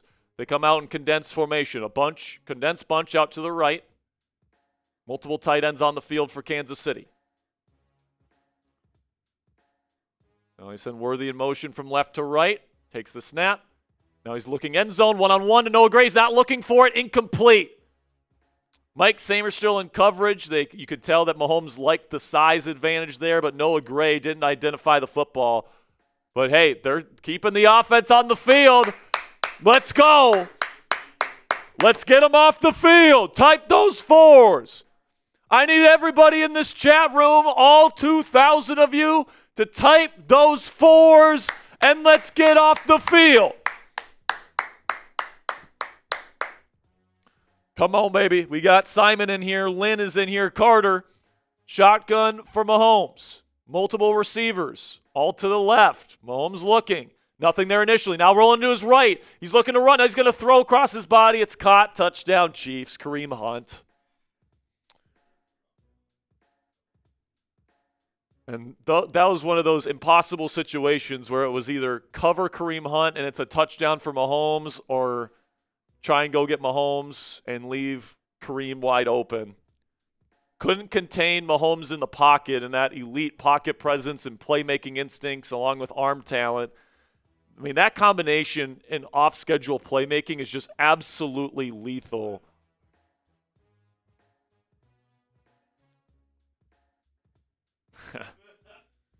So Shoot. 4th down touchdown, and Harrison Butker puts it in. 14-7 is the score. A long drive for Kansas City to start this second half. And the Commanders will have a chance to answer coming up here. You guys can also answer the bell here by downloading the Prize Picks app today. The hard-hitting football action is even better with our friends at Prize Picks. The weather might be changing, but the feeling of being right never gets old. So keep the season rolling on Prize Picks by getting $50 instantly in lineups when you play your first $5. Prize Picks is simple to play. Just pick more than or less than on 2 player stats, and if you get your picks right, you could cash in. On Prize Picks, how you play is up to you. If you want flexibility, choose Flex Play, where you can get paid even if one of your picks misses. And if you want the real big payouts, go for the Power Play. No matter how you play, though, Prize Picks is a great way to put your takes to the test and prove that you know ball by downloading the Prize Picks app today and putting in a lineup. Join millions of users and sign up for America's #1 fantasy sports app. Now, take a look here at our Prize Picks projection here tonight. We took the more on receiving yards for Luke McCaffrey. Already green check mark on that. Took the more on passing yards for Patrick Mahomes. Certainly helped himself out on that one. And then took the more on receiving yards for Terry McLaurin. He's not all the way there yet, but hopefully he can pick it up here in the second half. Download the Prize Picks app today and use code CLNS to get $50 in lineups after you play your first $5 lineup on the Prize Picks app today. That's code CLNS to get $50 in lineups after you play your first $5. Prize Picks, it's good to be right. Just to give you guys a little update here, this is what we're going to be giving away at the end of today's show, a Scary Terry McLaurin t-shirt. Scary Terry's back just in time for Halloween. And if you guys want a Scary Terry t-shirt, that's what we're going to be raffling off at the end of today's show. And frankly, Shaggy has gotten so many raffle tickets at this point, maybe we're just going to end up giving it to him.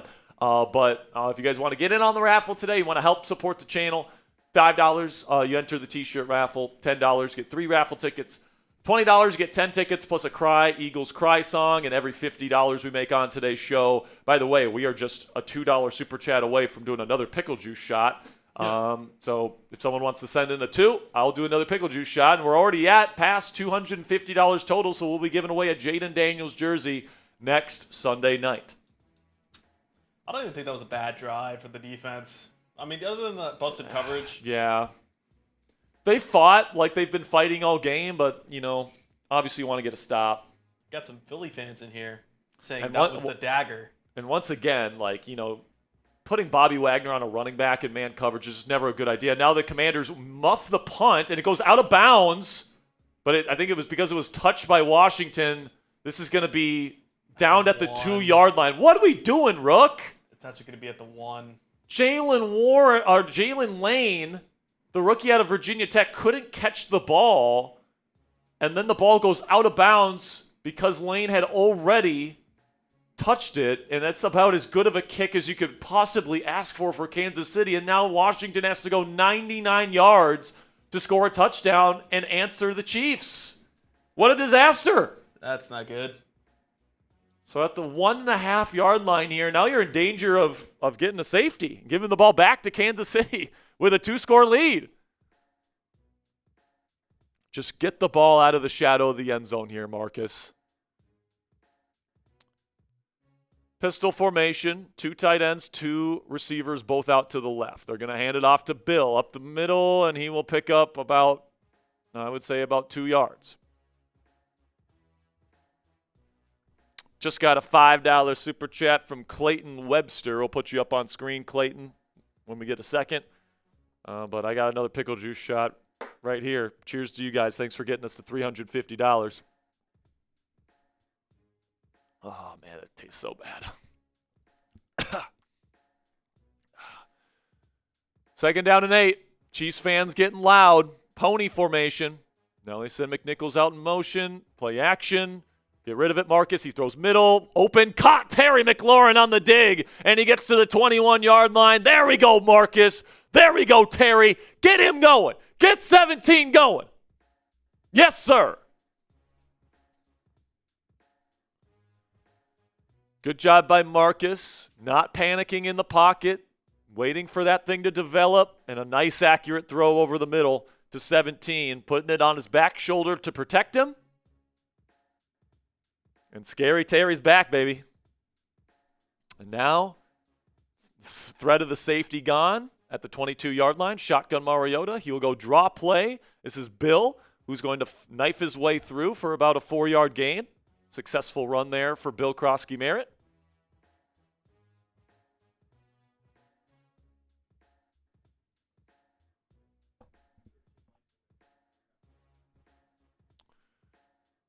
Yeah, man, we're just 16 subscribers, now 17. Now play action here. Mariota steps up in the pocket. He's going to launch down the field. He way overshot Deebo. That might have been on purpose.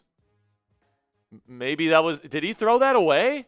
Like, that was so comically over Deebo Samuel on the crosser that it makes me think he tried to do it, but I don't know. 3rd down and 5 coming up, and now Terry McLaurin's coming off the field. Why is 17 off the field on 3rd down and 5? This makes no sense to me. Better pick it up. Why the hell is Terry McLaurin not in on 3rd down and 5? This is possession down football here, man. 2-by-2 formation. Mariota takes a snap. They send pressure. They pick it up. Now Mariota looking. Throws. Tipped and almost intercepted. Should have been caught by Jalen Lane. Dude, Jalen Lane needs to work on his hands. He has dropped so many balls this year. And listen, man, he's young, but, you know, he just muffed the kick, and now the drive ends because he can't catch this. This is a beautiful throw from Marcus Mariota. You cannot put that in a better place, off schedule, versus 2 defenders in a tight window, and the rookie just drops it.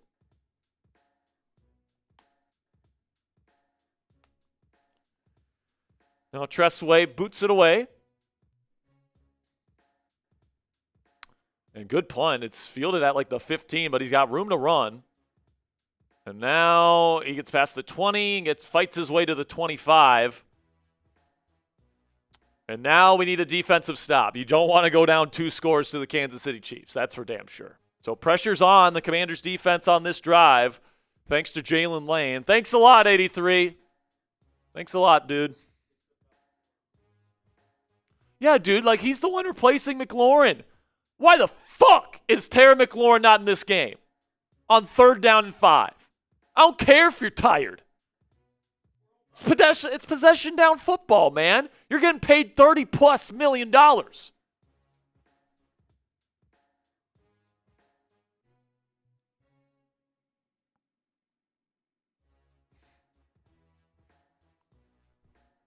That pisses me off. Because it pisses me off. It doesn't matter if it was Terry that took himself out or the Commanders that took him out. If the Commanders took him out, why the fuck are we taking our $30 million per season receiver out on 3rd down and 5 for a rookie that can't catch? Like, put Luke McCaffrey out there for all I care.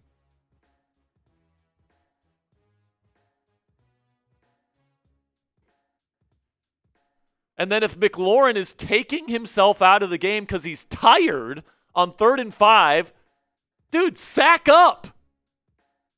You're getting paid to play on those downs.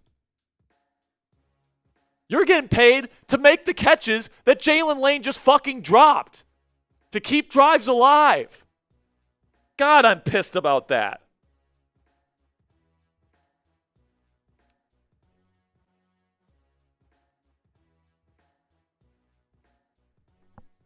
Man. Frustrating, man.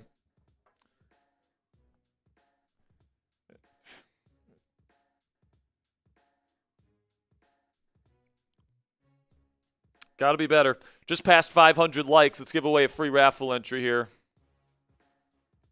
We got Average Joe, King Trill, got Spirit of Philly, Cry Eagles Cry, my friend. Caesar Holmes, Faz, Jasmine Gray.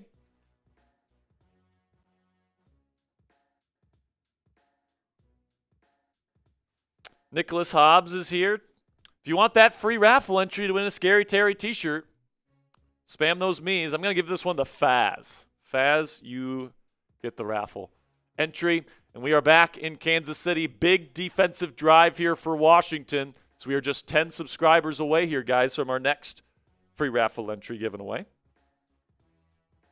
Now it's going to be a handoff to Pacheco, and he gets to the outside, and this has been a big issue for Washington all season. Perimeter runs, and he picks up a first down on the first down carry. 10 yards because Bobby Wagner can't run on the perimeter. Telling you, man, at one way or another, it's either the Commanders are going to keep losing on those types of run concepts or they're going to take Bobby Wagner off the field. Those are the only two options. He just doesn't have the speed to do that.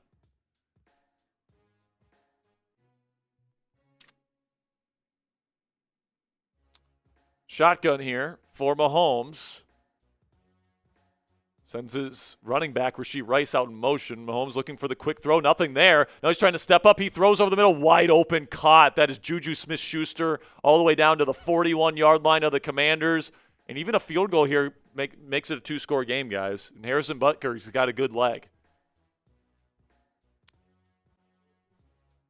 Commanders doing a good enough job holding him, making Mahomes hold on to the football. Mahomes came into tonight's game with the fastest average time to throw in the league, and the Commanders held up pretty nicely, but it looks like Jordan McGee tried to go up and get Mahomes, but just left a huge soft spot in the zone.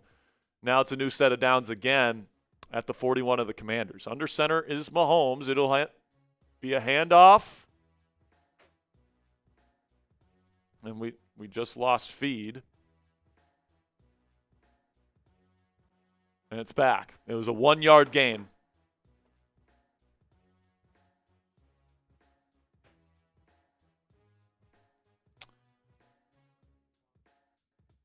No.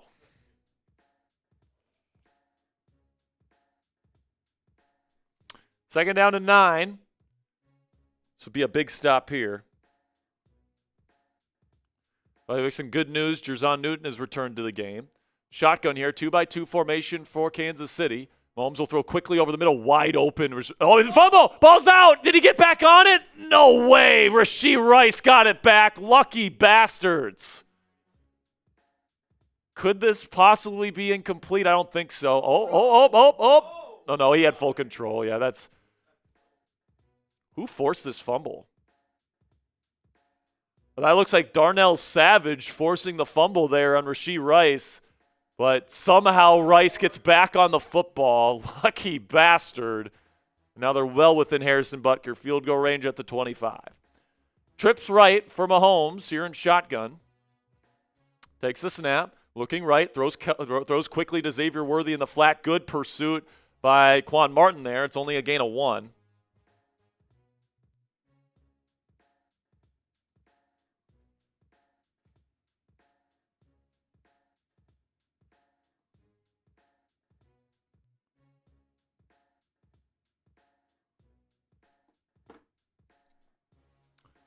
So they're saying 2-yard gain there. Second down and 8. Type those stops. Honestly, turnover would be awesome here. Commanders playing with a lot of people close to the line of scrimmage. 3 seconds on the play clock. Will Mahomes get it off? No. Yes, he does. Now he's looking to the flat. It's open. Rashee Rice got a lot of room to run now. He'll pick up around 9 yards first down as he runs over Quan Martin. As they are now in the Prize Picks red zone. Download the Prize Picks app today. Use code CLNS to get $50 in lineups after you play your first $5 lineup.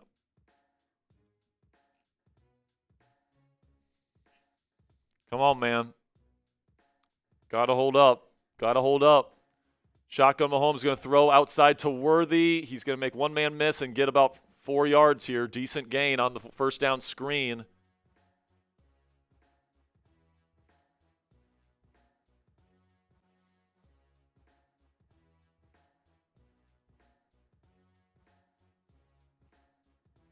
But a successful first down play for Kansas City.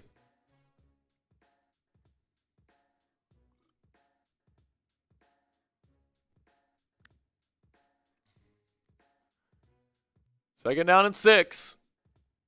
Shotgun Mahomes takes the snap. Good disruption from Luvu, but he can't get off the block. Throws end zone. Caught Kelsey. Does he catch it? He does. Touchdown Chiefs. And this has been a very poor – I mean, there's the Commanders' defense I know, giving up touchdowns every drive.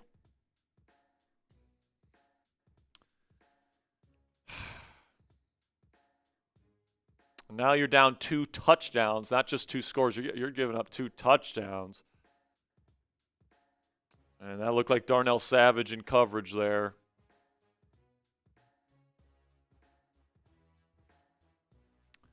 And this game has certainly gotten away from you here. You're going to have to really answer on this drive. I think you got to answer on this next drive with a touchdown. Kick is up and good from Butker. I really think this is touchdown or bust drive right here, Ponzi. What's up? Yeah, within reason. If it's 4th down and 10 from your own 20, then yeah, you kick the field goal. But within reason. And obviously if it's 4th down and 8 on your own side of the field, you got to punt. You got to play smart football. But if there's an opportunity to go for it and there's a relatively high chance that you get it, you should take it. You got to find a way to get this back within striking distance. Give this defense a chance to get one stop and give this team a chance to tie it up.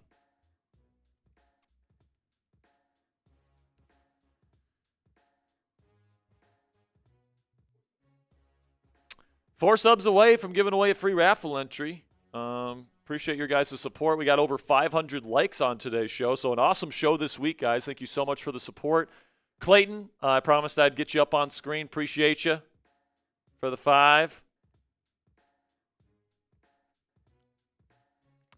And, doesn't get a ton easier next week, too, if you lose this week, Ponzi, because I think the Chiefs are better than the Seahawks, and you're home next week, not on the road, but you still have a good football team that's probably going to make the playoffs in the Seattle Seahawks this year. They're a damn good football team. If you lose that game, you're 3-6 at the deadline. And, if someone offers you a 5th-round pick for Deebo Samuel, I might take it. If someone offers me a 3rd-round pick for Daron Payne, I might take it. You know what I'm saying? So, if you want to save your season, you better do it these next 2 weeks. And, right now you're not looking like you're in a great spot. You go Chiefs touchdown, followed by punt, followed by Chiefs touchdown. Got to find a way to get a stop. Got to find a way to get off the field. And, maybe it just took the Chiefs a little bit of time to kind of figure out what the Commanders were doing. But like I said, man, as long as you got Quan Martin out there, Bobby Wagner out there, some of these liabilities out there, good offensive play callers like Andy Reid are going to find ways to exploit it. So hopefully they can respond with a touchdown here, guys. It's not over yet, but it feels like you got to get a touchdown here. And, keep putting that pressure on Mahomes and the Chiefs to, keep it up.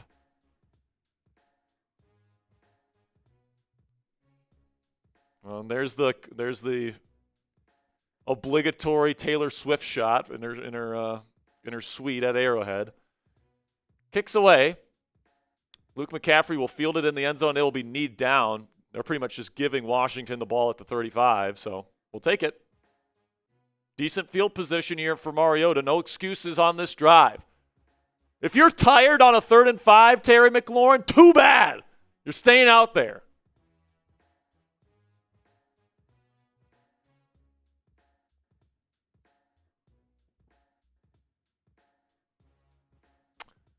If you have a question that you want to get on the show, feel free to super chat any dollar amount. And if you have a comment, if you have a question that you want me to answer on the show, feel free to send in a super chat. We greatly appreciate all those donations.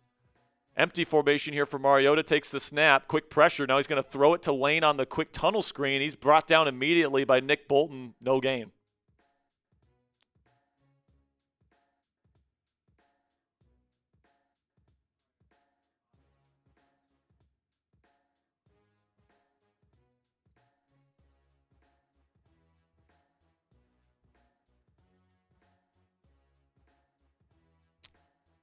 Pretty historic touchdown for Travis Kelce. Congratulations to him.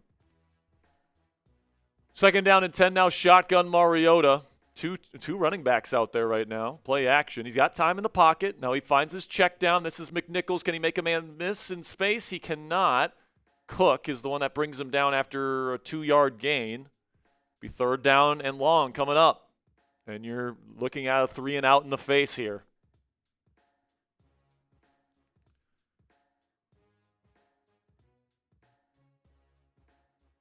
Kind of reminds me a little bit of like the Steelers game yesterday where the Steelers played really competitively, had a 2-score lead, played really well in that first half, and then boom, the better team showed up in the second half. Now, Chris Jones playing at edge rusher here. It's third down and 8. Empty formation. They send all-out pressure. Now Mariota lines up deep, and it is caught by McLaurin. Was he in? I think they're going to say he was out of bounds. No, they're going to say he caught it. What a catch by Terry McLaurin. Now they're conferring, and they're saying incomplete. Great. I don't know. Oh. It's close, but the knee is out, but like the body and the elbow is in. What goes down first? Is the elbow down first or the knee? Oh, no, he's in. He's got the leg down and the elbow down. That's a catch. This is a catch. This is an unbelievable catch by Terry McLaurin. He possesses it all the way through. He never steps out of bounds somehow. And that elbow is down before the leg hits out of bounds. Trent McDuffie is all over McLaurin. The ball is placed so close to the sideline. I don't think so. This should be a catch.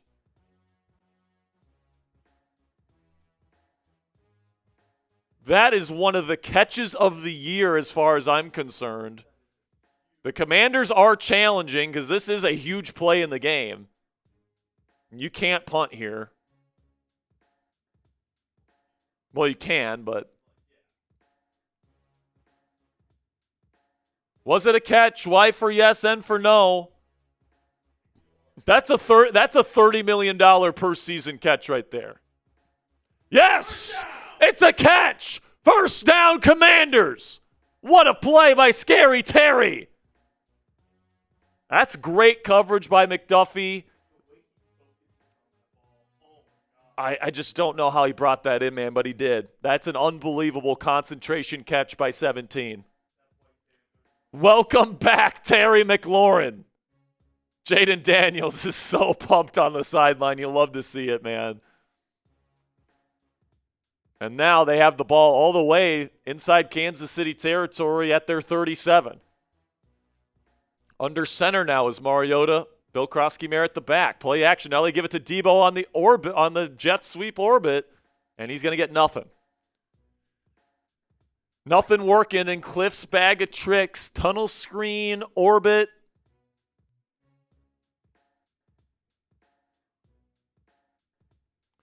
Be second down and 9. They give him a yard.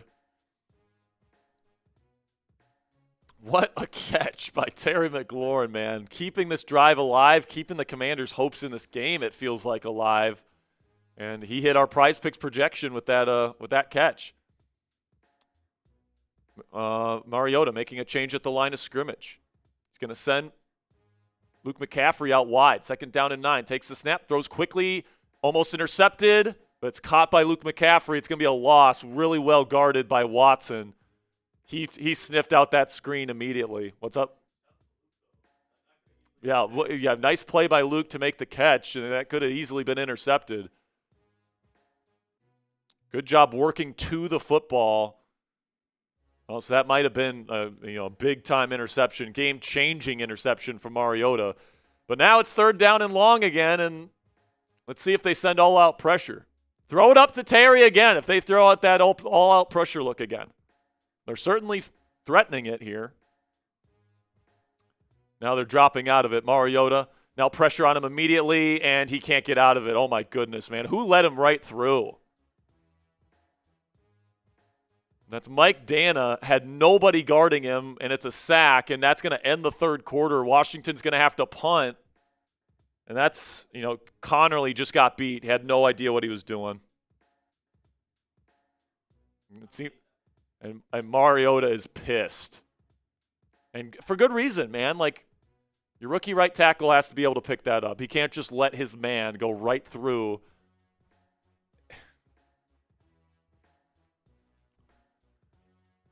It's just, there's too much, shooting yourself in your own foot. I mean, it's just.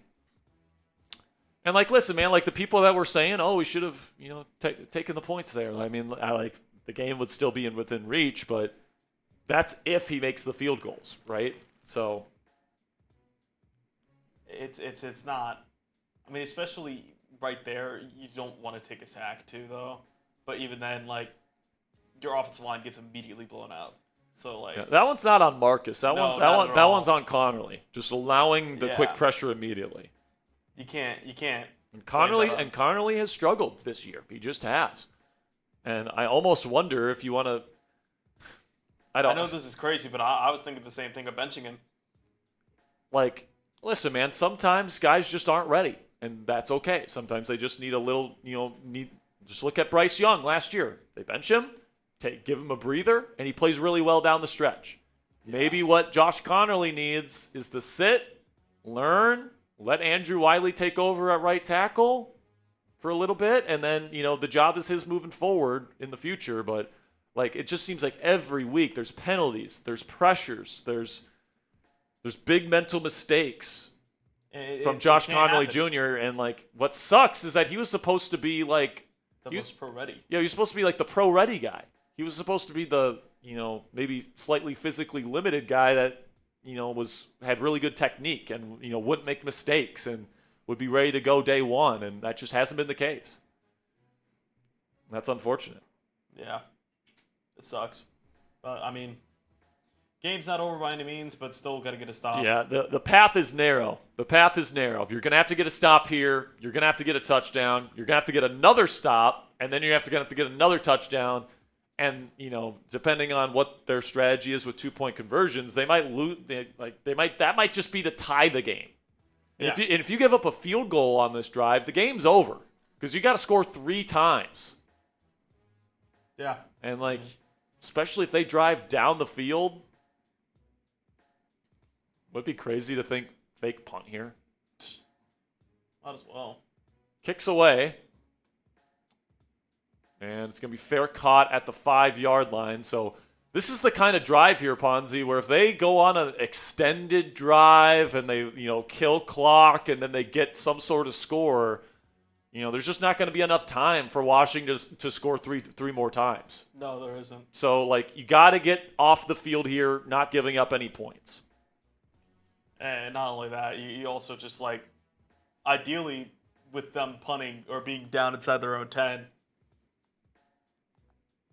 got to get a 3-and-out. That way you can at least flip the field, maybe be at the 40-yard line. It's a long path. And shout out to, the defense for holding you in for the first half, but man, that first half is going to be what if they convert on one of those. Yeah, man. Game's not over. I will point that out, but the road is narrow at this point for sure. You gotta get stops on defense, and that's gonna be easier said than done against Mahomes.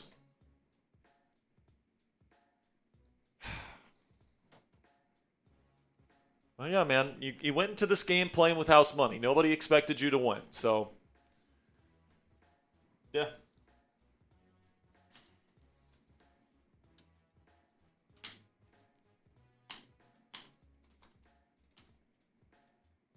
I mean, definitely not the season, but it kind of feels like it at this point.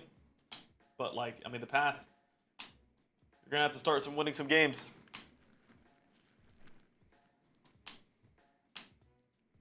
And this is one of those spots. I mean, like you were saying, next week against Seattle, it's not an easy football team by any means. So, I mean, you're going to have to win against Seattle. win games you're not supposed to win. You might have to win against Seattle just to fend off Adam Peters from selling off multiple players. And honestly, if I'm Adam Peters, I don't blame him for this point of you have your nucleus. Let's try to get some younger talent. But if you lose these next 2 games, you're at 3-6. Season's over, man. Like if someone offers you a good pick for Daron Payne, I would think about it. If somebody offered me a 5th for Deebo Samuel, I would think about it. Somebody offered me any pick for Andrew Wiley, I would think about it. Same thing goes for probably Zach Ertz. Yeah. And the offensive line coach is trying to talk with Sam Cosmi, and Cosmi's explaining that that's on the rookie. Yeah.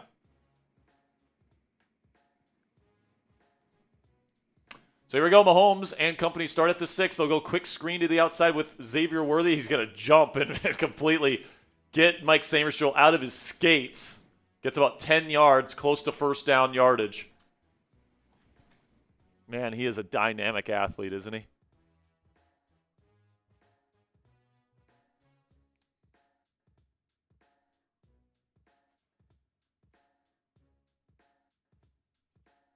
It's too much time to throw for Mahomes tonight, man. This coverage has actually done a pretty decent job, getting him to hold on to the ball, but his pocket presence, his ability to extend the play has been on full display tonight.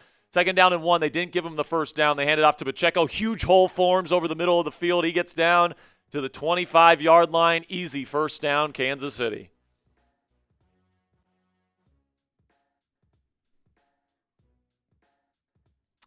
Like I said, guys, there's only so much yardage that you can give up before they're in field goal range. And if you give up a field goal here, game's over.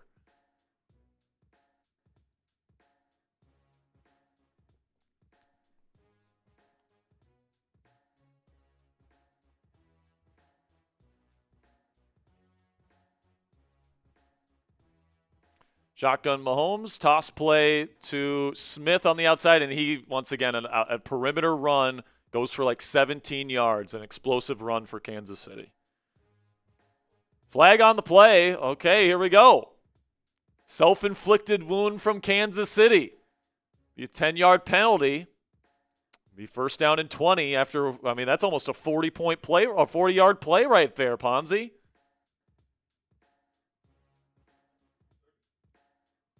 Because it would have been a 17-yard. Oh, yeah, 27. My bad. I'm an idiot. Almost a 30-yard play there.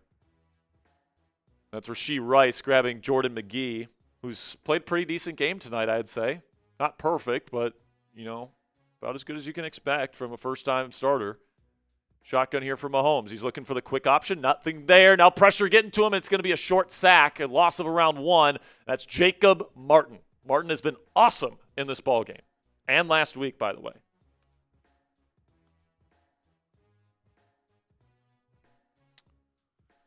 That time, Mahomes ran out of time. Good job by Martin to beat Juwan Taylor, the right tackle, wrapping up Mahomes for the short loss. Be 2nd down and very long here. 2nd down and 17.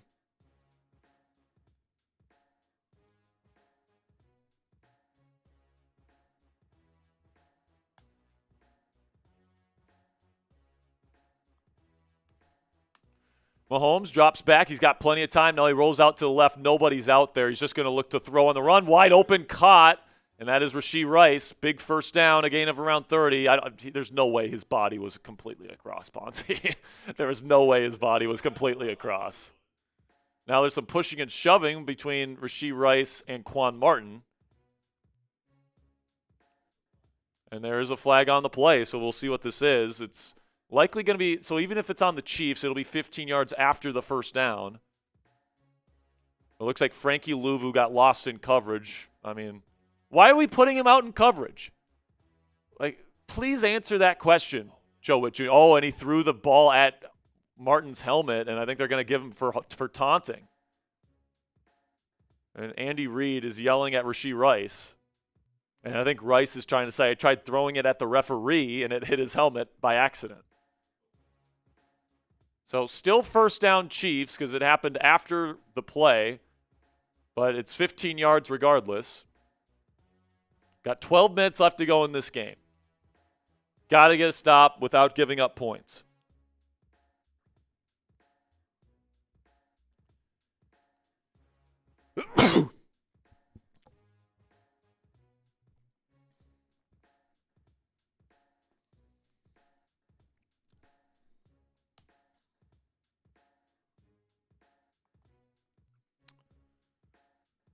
Shotgun here from Mahomes. Trips right. Single receiver out to the left. Worthy. Press coverage is Lattimore. He's going to hand it off. Draw play to Pacheco. He finds a lane on the outside. He will pick up 13 yards. Oh, my goodness. With this, the old Commanders defense is back.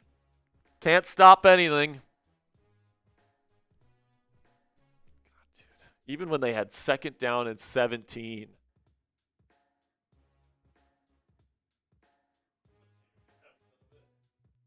Yeah, Andy's right. Andy's like, okay. And I think I actually believe Rice.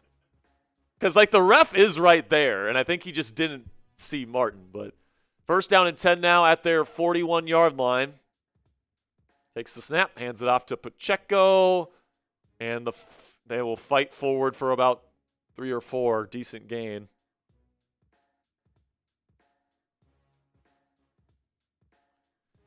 You know, this defense held up. This defense held up for, a good half, and that's about it. Come on, man. Somebody make a play here. Somebody make a play here, Commanders.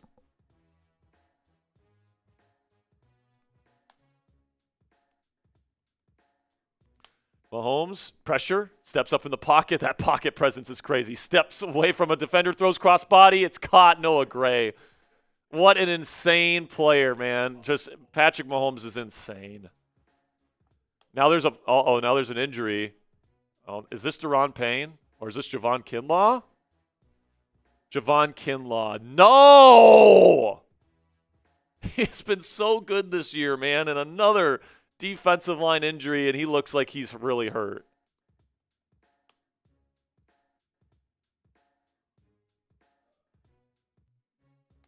It looks like a shoulder. Like, right now, we're at the point in the field here, guys, and hopefully Javon's okay. We're at the point in the field here where if you give up another 1st down, they're in field goal range. So, like, it's put up or shut up time in this ball game for sure.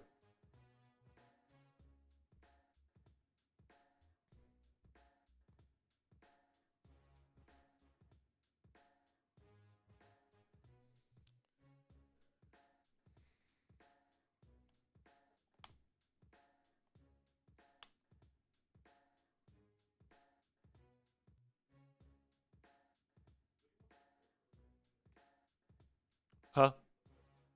What about it? Probably put it at the end, I'd say.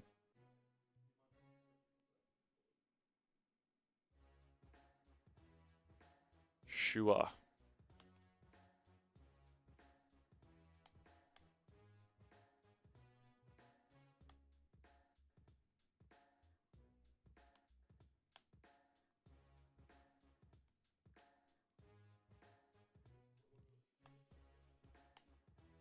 Yeah, his profile.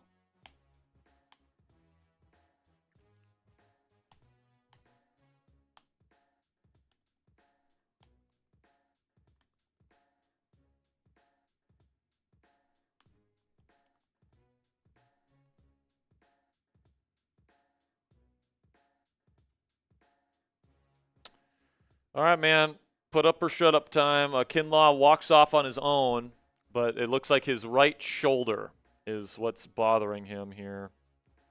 So hopefully he's okay. Hopefully it's nothing serious.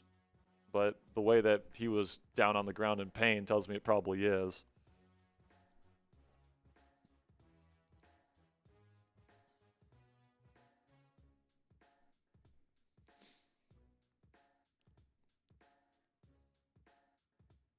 I mean, just what a throw by Mahomes, man. Off platform, layers the football into that soft spot, 1st down and 10. And now we're at the point, guys, where you can't give up another 1st down. Put up or shut up time here. 10 minutes to go in the 4th. It's going to be a handoff for Kareem Hunt up the middle, and he finds a crease. He gets down to the 31-yard line, and now Kareem gets up a little gimpy. We 2nd down and 1, but they're definitely in Butker field goal range. You gotta try and drive them back here and hope for a Harrison Butker miss. Whenever you've needed a stop from this Commanders defense in the second half, you haven't gotten it. And Andy Reid, one of the best mid-game adjusters in the league, has certainly found certain weaknesses in this Commanders defense. Now Patrick Mahomes in shotgun. He will go fake orbit. Rolling out to his right, throws down the field, overshoots Noah Gray by a wide margin. 3rd down and 3 coming up. And this is where I think you light up Mahomes, you play press coverage, and force him to throw down the field.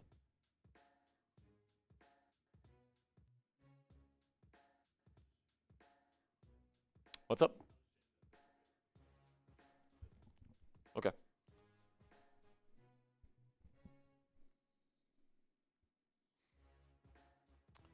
Let's put some pressure on him here. Come on, light him up.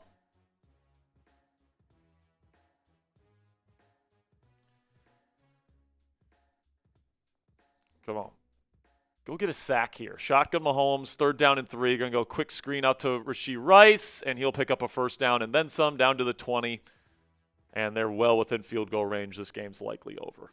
Unless there's a big missed field goal, or unless there's a fumble of some kind, this game's over. They are in the Prize Picks red zone now. Use code CLNS. When you download the Prize Picks app today, get $50 in lineups when you play your first $5 lineup. Good news is, Ponzi, it looks like we might hit on our Prize Picks. How many yards? How much? What's Mahomes' line look like right now? Now at the 20, Mahomes shotgun, takes the snap, hands it off to Isaiah Pacheco, who will fight forward for maybe 2 yards.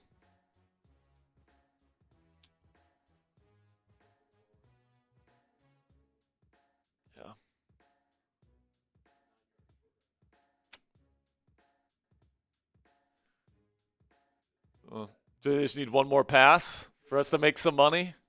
How bad would that be if the Commanders lose this game and Mahomes, doesn't get us the get us the Prize Picks?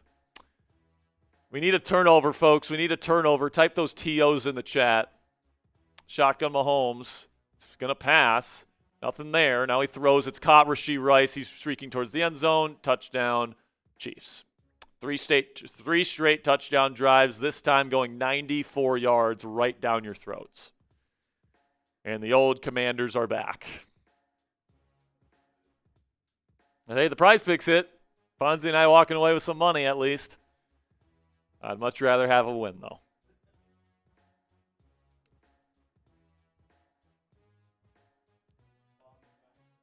Yep. Bobby Wagner in coverage. Surprise, surprise. When is this coaching staff going to learn? When is this coaching staff going to learn? You have to bench Bobby Wagner. Might have to cut him. Before you say he got an interception today, it wasn't because he was good in coverage. In fact, he was terrible in coverage on that rep. He left Travis Kelce wide open in zone. And if Kelce doesn't just straight up drop the pass and it goes right into his lap, he doesn't get the touchdown or doesn't get the interception. So, listen, man, I think this team and the Commanders took a step in the right direction today, but they still got some changes they need to make, and obviously it's going to hurt. It's going to be nice to get Jaden back whenever he's back. But this is nice, making money with our friends at Prize Picks. Me and Ponzi have already locked in our winnings today because we know ball. And the hard-hitting football action is even better with Prize Picks this football season. The weather might be changing, but the feeling of being right never gets old. So keep this season rolling on Prize Picks by getting $50 instantly in lineups when you play your first $5. Prize Picks is simple to play. You just pick more than or less than on 2 to 6 player stat projections. And if you get your picks right, you could cash in. On Prize Picks, how you play is up to you. If you want flexibility, choose the flex play, where you can get paid even if one of your picks misses. And if you want the biggest payouts, go for the power play. No matter your play, Prize Picks is a great way to put your takes to the test. Join millions of users and sign up for America's #1 fantasy sports app. Ponzi and I our nails here. We took the more on Luke McCaffrey receiving yards, got that. The more on passing yards for Patrick Mahomes, check. And the more on receiving yards for Terry McLaurin. You can check that. Download the Prize Picks app today if you know ball and use code CLNS. You get $50 in lineups after you play your first $5 lineup. That's code CLNS to get $50 in lineups after you play your first $5 lineup. Prize Picks, it's good to be right. All righty. I'm going to get this, get my takeaways done here.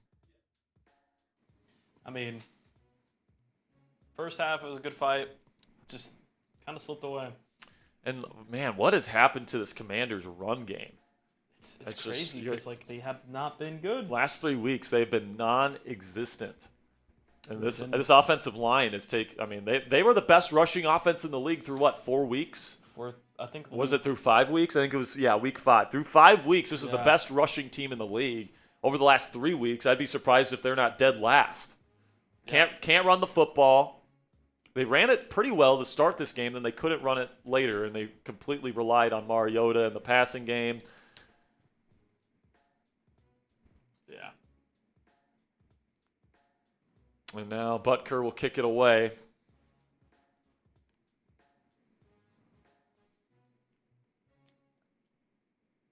And man, this Commanders offense, I think, played so much better today than just 7 points. That's the sad thing. Is that, like, the first 4 drives of the game, well, really the first 5. No. First 4 drives of the game, they went to the Kansas City territory. They only scored 7 points. Right. It's not, I mean, it's just one of those things, too, of, like, you're not going to win against Kansas City only scoring 7, though. All right, I think I have my takeaways ready to go. Mariota, empty, flag on the play, false start.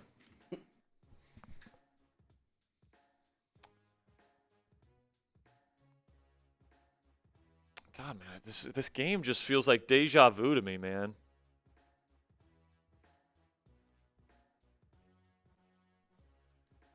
Like last night, what did we see, man? We saw the Steelers, really put together a good effort in that first half. And then they completely collapsed in the second half. I feel the same thing happened today versus for Washington. Bad throw by Mariota, tried to go into the flat. I think he might have spiked it. He would have been blown up if it would have been accurate. 2nd down and 15.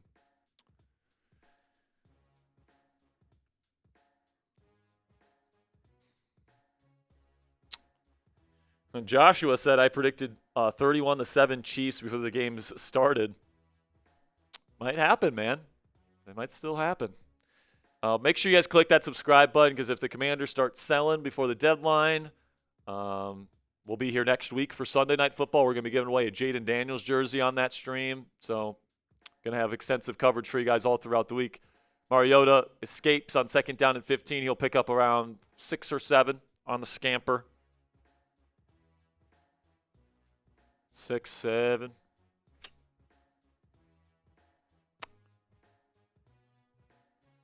And Terry McLaurin's not even out there right now. I think they're just trying to preserve him. I don't know if this is an injury thing for Terry or if they're just not playing him. 3rd and 9, empty for Mariota. They send pressure. He throws quickly, and it's dropped by Zach Ertz. It's right in his hands. It was maybe a little high, but he would have had the first down. Instead, it's a drop, and it's a punt.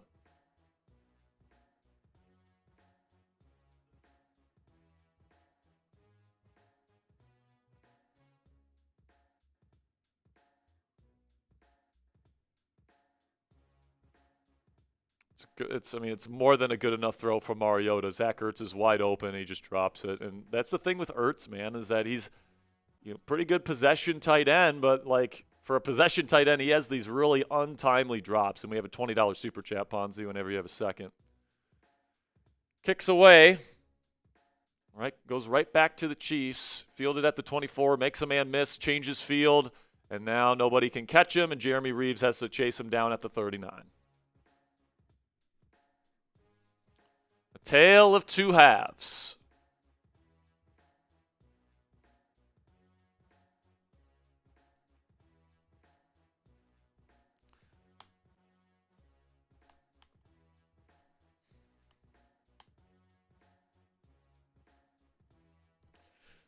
Kong's Mighty Dong, holy cow, what a name. Says, great work tonight, man. You should be an announcer. I mean, I am an announcer. That's what we do, man. I get paid for this, dog. But I appreciate you, Kong's Mighty Dong. That's an awesome name, by the way. $20 from Tony. What's up, Tony? I see you, Tony. Says, the best ability is availability. Jaden is not it. Yeah, Jaden, man. Too many injuries. It's, 3 separate injuries in his first 2 years? Got to stay healthy, man. Got to stay healthy for sure. Certainly that's the case. But, I mean, when he's been on the field, man, he's carried this team to an NFC Championship game in his rookie season. All right? There's not a lot of guys with the amount of talent that Jaden Daniels brings. So, I'm still very happy Jaden Daniels is on our team. And I'm looking forward to seeing what he looks like if he's back next week.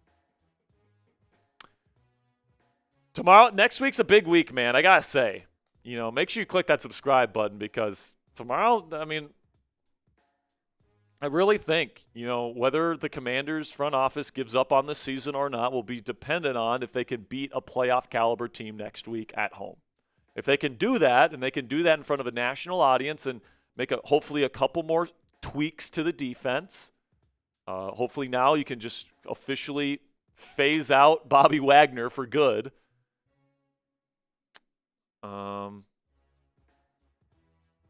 Hopefully Javon Kinlaw will be okay. Because, dude, if you lose Javon Kinlaw, that is a big miss. Like, he has been so good for this team. Obviously, he gets that $15 million per season contract, and, people are bashing it and all that stuff. He has lived up to every cent of that contract this year. So hopefully he's okay.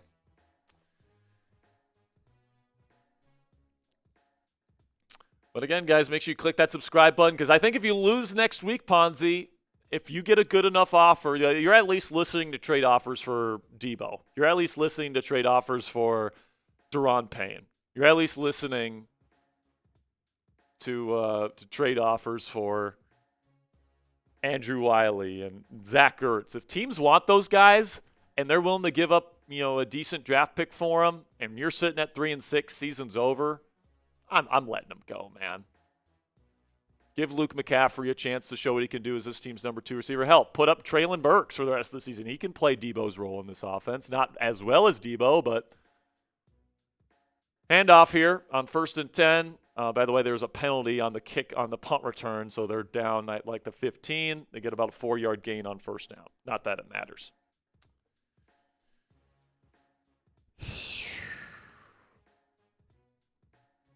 So, yeah. How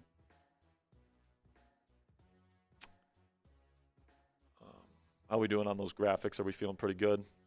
Just the full screen sort. Honest. Yeah.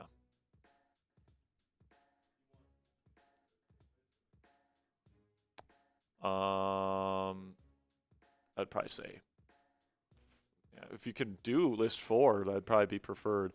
Now a sack here from Johnny Newton, and he dumps Mahomes at the end of the play, and they're going to flag it. No way. No way that's a flag, dude. That is such a flop. What a joke. I mean, just kind of a dumb decision by Newton to dump him. He should have just let go once the whistle blew, but I get that he's frustrated, but I mean, maybe it's a little excessive. It's just a dumb play. Just let go at the whistle. You don't have to throw him. Just a dumb play by a young player. It's a kind of a bullshit penalty, but I'm just going to do a pickle shot because it's more enjoyable than watching this game.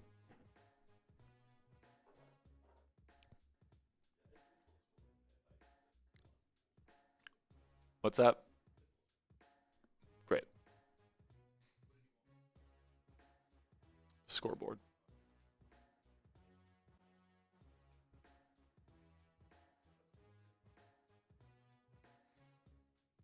Honestly, let's scrap the full screen scoreboard just so we can get into this once the game is done. Even if there's a little bit of clock left. Handoff here. Hunt gets nothing. But yeah, man, I think the trajectory of the season is dependent on how this team does next week. It's probably the biggest game of your schedule thus far. If you lose versus the Seattle Seahawks at home and you're sitting at 3-6, season's over, and I'm selling at the deadline. That doesn't mean I'm just selling these guys for nothing. Like, it's not like I'm trading Daron Payne for a 7th-round pick. I'd have to get, like, a good pick for him. I'm not giving up Deebo for a 7th. I'd need at least, like, a 5th or maybe a 6th. I'd take a 7th for Andrew Wiley. I'd probably take a 7th for Zach Ertz. But now Xavier Worthy changes field. Nobody wants to tackle. And it's going to be 12 yards, first down, Chiefs. Terry McLaurin is out with a quad injury.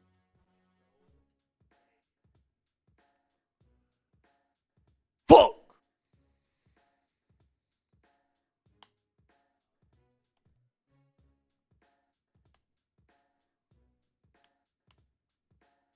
Doesn't sound like it's super serious, but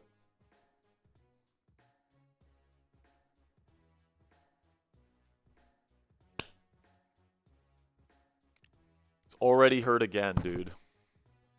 Hopefully it's nothing that keeps him out of games going forward, but it's enough to keep him out of this game for the rest of it.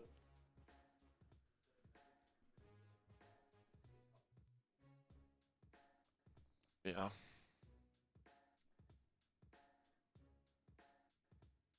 Second down and 9. Don't go anywhere, guys. We're going to have our post-game coverage once this game is officially done, and we know the official final score. And then we'll get into our raffle. So if you have raffle tickets, or we might just honestly, I mean, he put in over $300 today. Do we just give it to Shaggy?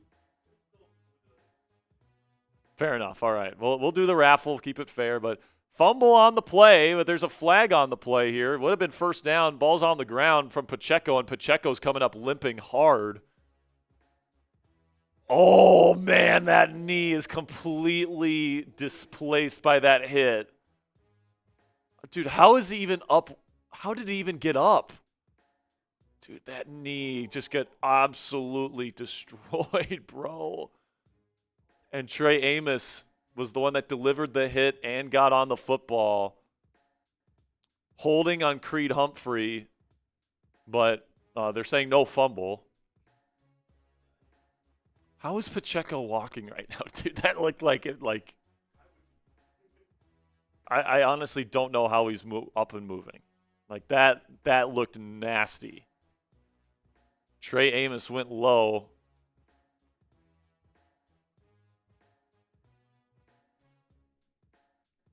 I mean, I'm all right, second down and 14. Hand off to Hunt. He's going to pick up about 4 or 5 on second down and 14, so it'll be third down and long coming up. Got injury updates coming up in the post-game show. We also got my 8 takeaways coming up.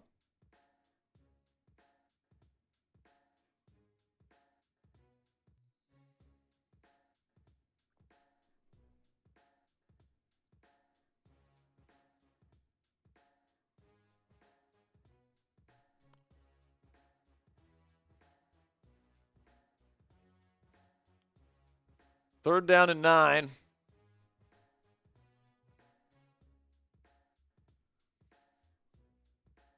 Hey, man, I would love it if we could get to 48,250. That gets us a quarter way to 49,000 subscribers. That would be an awesome number to hit by the end of the night.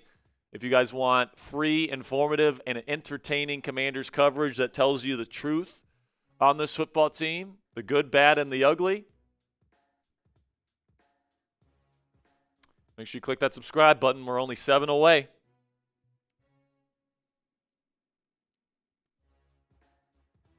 Still 1,300 people watching live, man. I appreciate your guys' support for the channel. That's what makes this community great.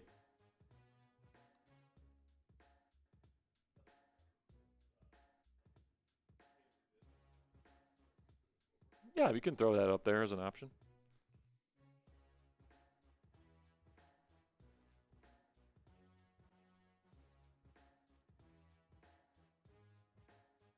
Because, dude, just looking at the Commanders' schedule here coming up, obviously you have Seattle on Sunday night next week, and we got a couple super chats here that we got to get to. Coming up here, we got Seattle, then you've got Detroit, both at home. Then you've got the Madrid game versus Miami. Then you've got the Broncos, who, by the way, will be probably without Pat Surtain. He's out for multiple weeks with a pec strain. Then you get the Vikings on the road. I would say that's a winnable game. In terms of the quote-unquote winnable games, I think that, you probably go into next week clear, underdogs versus Seattle, clear underdogs versus Lions. You could beat Miami. You could maybe upset the Broncos, maybe. You could beat Minnesota. You could beat the Giants. Those are 4 wins right there. But, with a 3 and 5 start, you're gonna have to find a way to get probably 7 more wins to be in contention for the playoffs. So with Seahawks, Lions, Dolphins, Broncos, Vikings, Giants, 2 Eagles games and a Cowboys game, I would say, the 7 most likely games that you could take, you can split versus the Eagles because they're a division rival. Split versus the Cowboys, that'd be 2 wins. Sweep the Giants, that'd be 3. Beat the Vikings, beat the Dolphins, that's 5. And then beat the Broncos, and then you're going to have to beat either Seattle or the Lions as well. So the path is certainly getting narrow. 3rd down and 9. It's a quick screen out to Rashee Rice. He'll pick up 3 yards. 4th down coming up.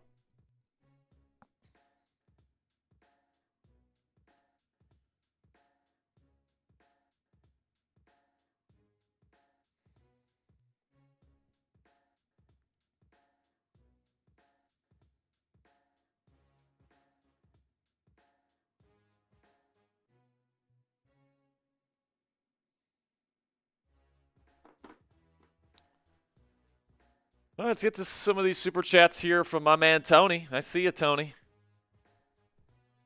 Yeah, that one. It says you guys are Jaden Daniels delusional. It's okay, man. We can have difference of opinion. I'm fine with that. I appreciate you supporting the channel. Now Jalen Lane with a nice return here. Going to get it out to the 20, but it's going to be way too little, way too late. Then Tony once again with the 10. Appreciate your support, Tony. Says this is definitely a coaching issue. Look at the adjustments or lack thereof. Yeah, man. I mean, just plain simply, got outplayed and outcoached in the second half of this ball game. Defense ran out of gas. And, I think you made some good adjustments in this game. I think that, however you used the coverage, there was times in this game where Mahomes was not getting the ball out quick. That's Mahomes' thing, is that he gets it out fast. He has the fastest average time to throw in the league, and the Commanders' coverage actually did a pretty darn good job today, forcing him to hold on to the ball. Problem is the rush didn't get in enough today, and Mahomes was able to ad-lib and hold on to the ball and and make plays out of structure. And whenever you allow Mahomes to do that, he's going to do some good stuff. And you got to bench Bobby Wagner. You got to bench Bobby Wagner, guys. He's just too much of a liability. I understand he's a leader in the locker room and all that stuff, but he's just a physical liability out there. And that's an unfortunate truth, but sometimes you got to tell the truth in order to get better. You got to admit you have a problem before you fix the problem. And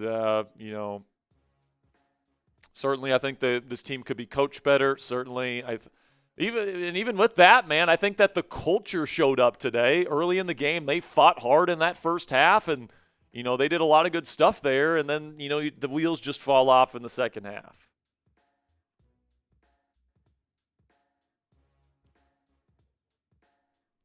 Yeah, it's fine. Another super chat here from my man Tony.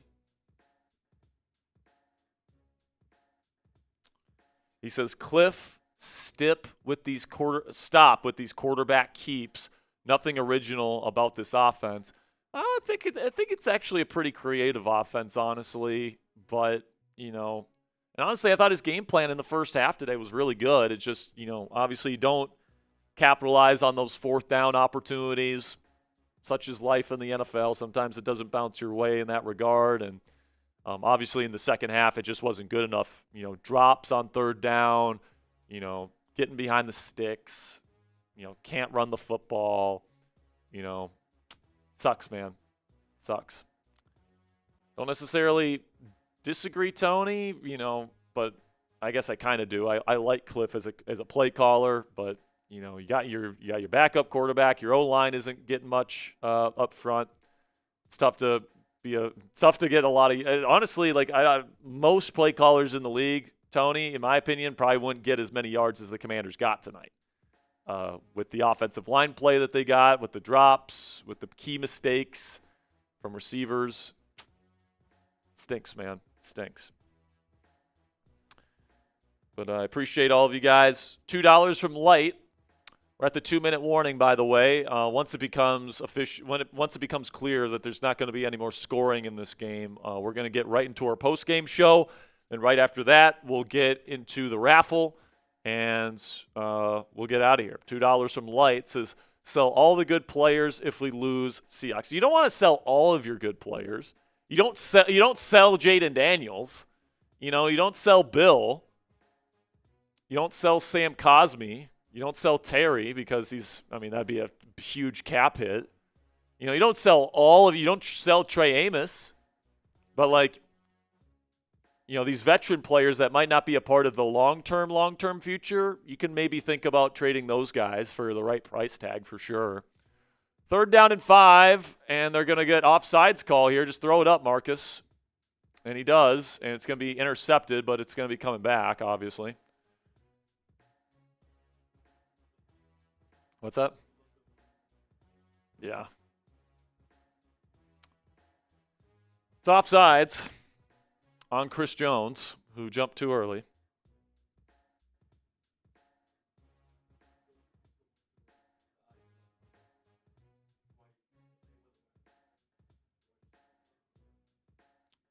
Yeah, sure.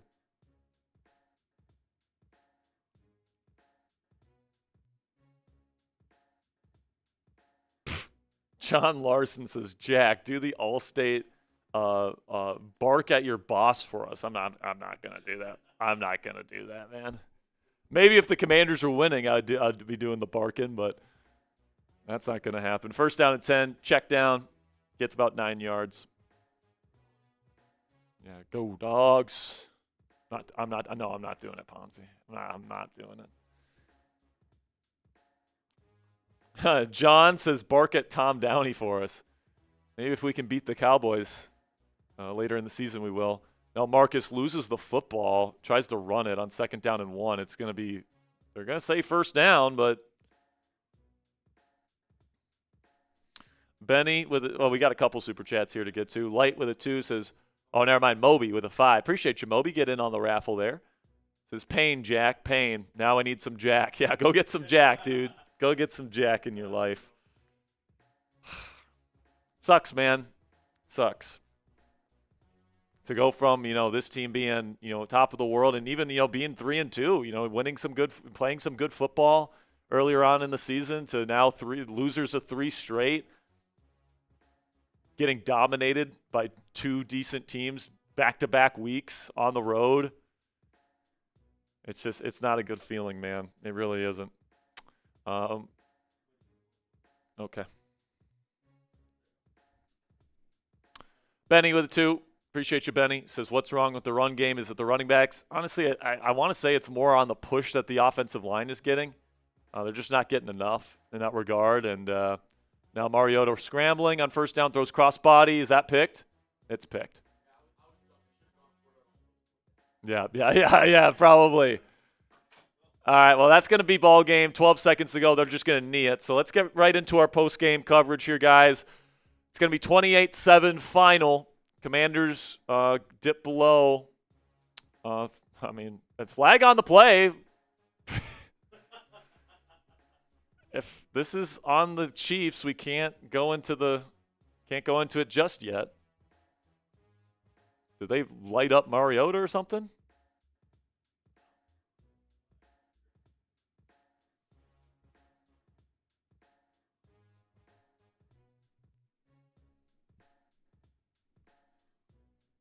Are they saying that they just shoved him unnecessarily out of bounds? The Commanders' O-line coach stares down Omenahue after the play. That's hilarious. Nope, it's Chiefs ball. Let's get into it. All right. We got a couple super chats that we'll get to after. Of course, we'll do the raffle afterwards. $5 gets you in to the raffle, by the way, guys. $10 gets you 3 raffle tickets. $20 gets you 10 raffle tickets. Appreciate your guys' support. Let's get into our post-game coverage coming at you right now.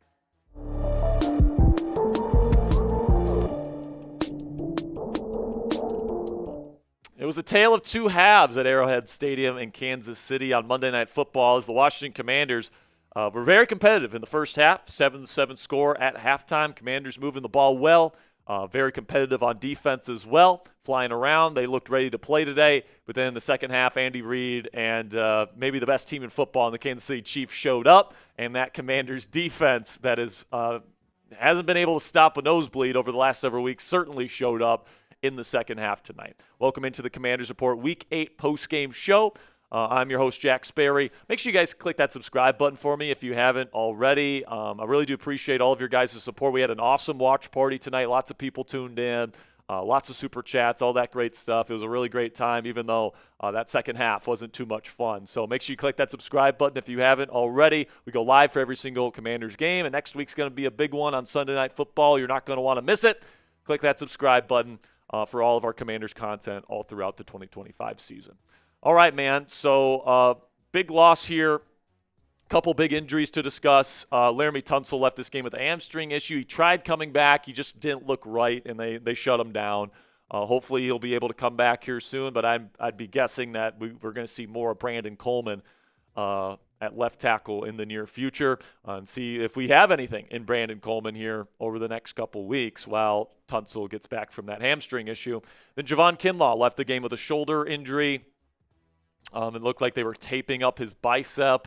He remained on the sideline, though, so that tells me that this might not be super duper serious, but we'll have an update for you guys tomorrow when Dan Quinn gives us some more answers on that. But then probably the most concerning here, Terry McLaurin with a quad injury left this game in the fourth quarter. Now maybe they're just being abundantly cautious with him because he just got back from a quad injury, right? And that's exactly what the designation was in this game. Terry made some really nice plays in this game, man. Had an incredible catch down the sideline, caught a touchdown. So it was nice to see him back in the lineup. But, now you have to worry about, is he out of the lineup yet again, heading into a really critical week against the Seattle Seahawks next week at home. But, the total team stats today, obviously they speak for themselves. In the first half, the Commanders, actually dominated time of possession. I think they had 5 more minutes time of possession than Kansas City, and then the Chiefs just completely flipped the script in the second half.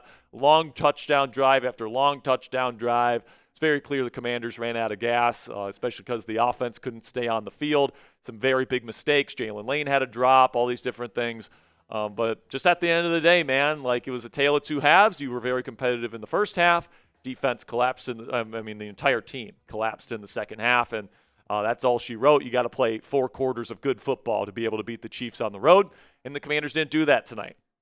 So we'll get to our takeaways here, and we'll start with I appreciate the approach, okay? I appreciate Dan Quinn in particular, the head coach, getting these guys ready to play, all right? This was a game that nobody gave the Commanders a chance in, probably for good reason. but they came out with their hair on fire. Jeremy Reeves made a number of big tackles early on. That defense was flying around, making plays. They forced 2 turnovers. And then you got, the offense was really moving the ball well. Cliff Kingsbury, I think, had a really good script for those first few drives. Marcus Mariota was doing a really good job executing the offense. There were some bad breaks there with Deebo Samuel dropping a pass on the first drive leading to an interception that, it proved to be pretty big there in that first half. Missed out on some 4th down opportunities. But you know what? I appreciate that they went into this game saying, you know what? We're going to take the fight to them, and we understand that we got to score points in this ball game if we want to win. We're going to go for this, all right? We're going to go and try and win this football game instead of trying not to lose it. And I appreciated that approach that the Commanders coaching staff brought to the table today, and that's the kind of mentality I want from my coaching staff. I want them to be aggressive. I want them to go out and try and win ball games. And if the players can't execute and they can't get the job done, I'm willing to live with the results of that. I am, okay? Especially when you don't have your kicker. Matthew Wright was your kicker today, and some of those kicks would have been pretty long. So at the end of the day, I'm pretty okay with the way the Commanders coaching staff approached this game, but frankly, they got out-coached in the second half. In this ball game, Andy Reid made some very good adjustments in that second half coming out of the locker room, and the Commanders had no answer for him. But then I do want to give some appreciation and some love to Marcus Mariota, even though obviously second half didn't go in the Commanders' favor on offense. That first half, he was pretty darn good. He was outplaying Patrick Mahomes in that first half by quite a margin. And, he had a really tough ask. He had to go up against a really tough Spagnuolo defense this week, and I thought for the most part he held up. And, in that second half he had to throw the ball a lot more, all that different stuff. I thought he used his legs effectively today. I thought he threw some nice touch. He did some nice out-of-structure playmaking stuff today. Marcus Mariota was not necessarily the reason why you lost this football game, in my opinion. And if he has to play next week versus Seattle, as long as the defense holds up, which is a huge if, we're going to talk about that here in just a second, Mariota, I think, can give you a chance to win, especially if the defense holds up and Terry can play next week. But speaking of Terry, it was good to have him back. Now, hopefully he can continue to be back, and hopefully they were just being precautionary, leaving him out there in the fourth quarter. But he had a touchdown today. He had 54 yards. He had an incredible catch down the sideline in the second half. That was a $30 million per season type of catch. But, I think you expect a little bit more than 3 catches and 54 yards out of a guy making that kind of money. And at the end of the day, man, I'm hoping that this is just the beginning of, him getting ramped up, where eventually we're going to get to a point where Terry's playing like Terry McLaurin. So good to see him back today. Hopefully he can continue, a positive trend upwards in the weeks to come.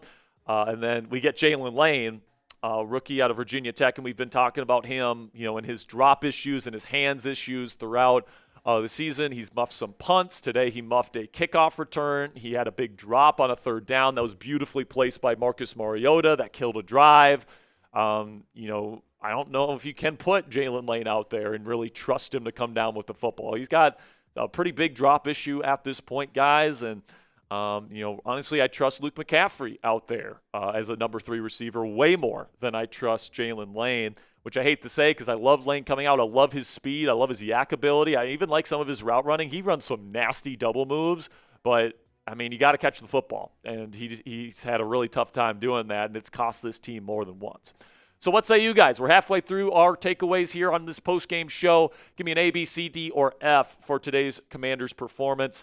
Obviously second half was probably an F. First half, I'd say probably a B. So I'd probably say a D+. It's probably what's about right for me. Not a good performance whatsoever. Only score 7 points.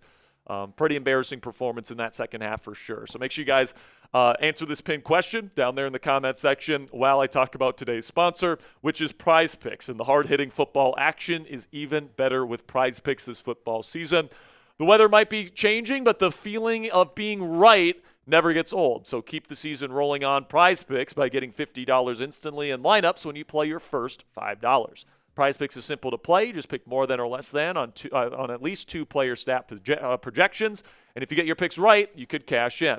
On Prize Picks, how you play is up to you. If you want flexibility, choose Flex Play, where you can get paid even if one of your picks misses. And if you want the biggest payouts, go for the Power Play.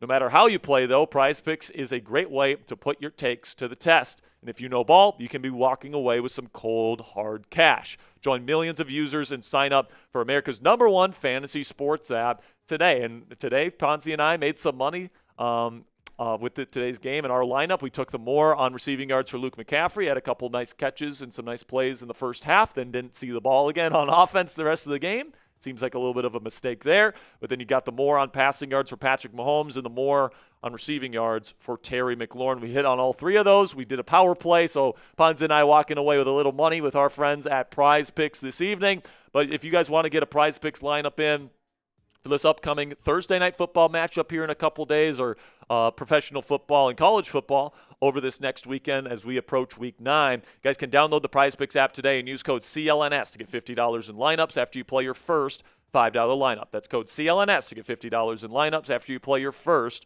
$5 lineup. Prize Picks, it's good to be right.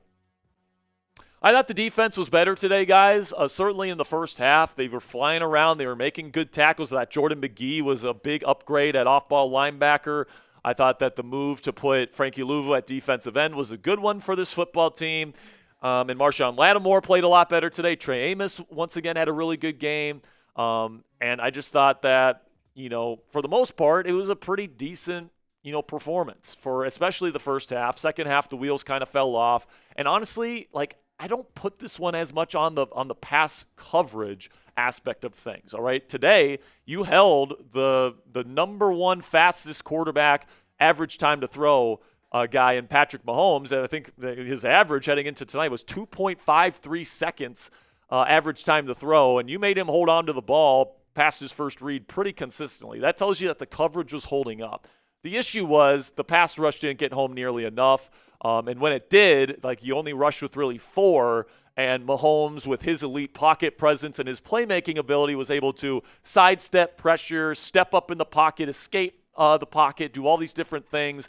And then when, he's outside the pocket, he's one of the best to ever do it. So almost 300 yards passing today. He did have 2 picks, but he had 3 touchdowns in the second half. Absolute dominant performance to seal this one in the second half, and sometimes you got to tip your cap. Obviously, the Commanders' defense got to play better, but I do think it was better today than what we've seen in recent weeks on that side of the ball. But like I said, guys, second half collapse, and that's not just on defense, guys. That's on offense as well. Offense couldn't stay on the field, and Jalen Lane's drop and all these different things. Couldn't run the football in the second half, but on defense as well, couldn't stop the run.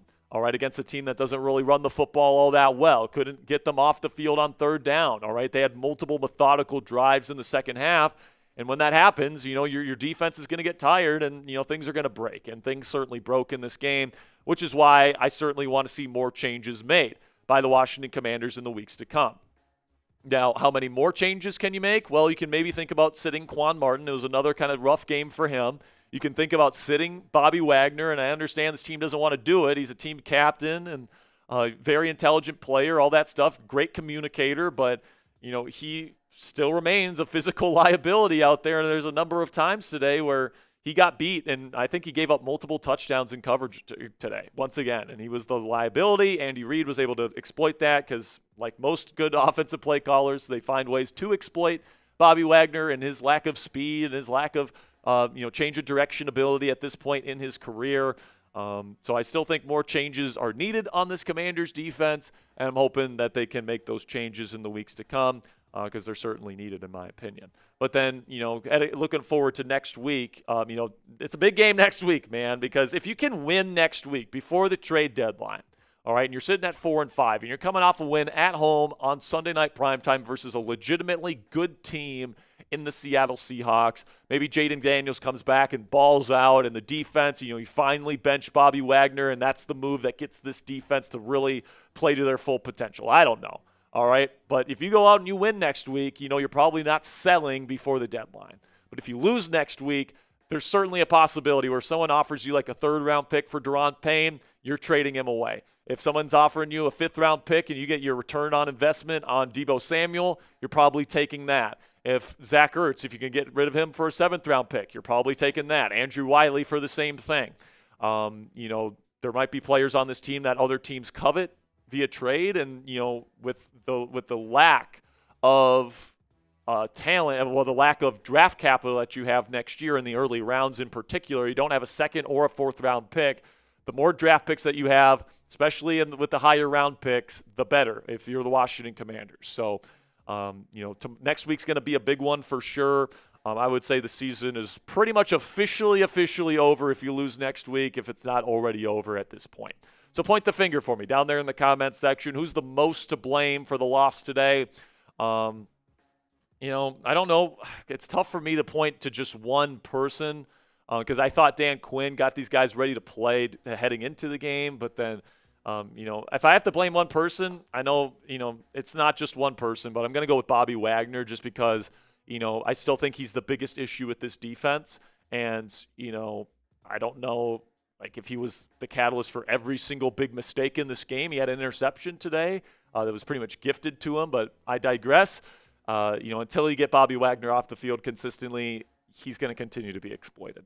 All right, so some final thoughts here. Obviously another disappointing performance, another blowout loss for this Commanders team is now you're 2 games under 500, 3 straight losses.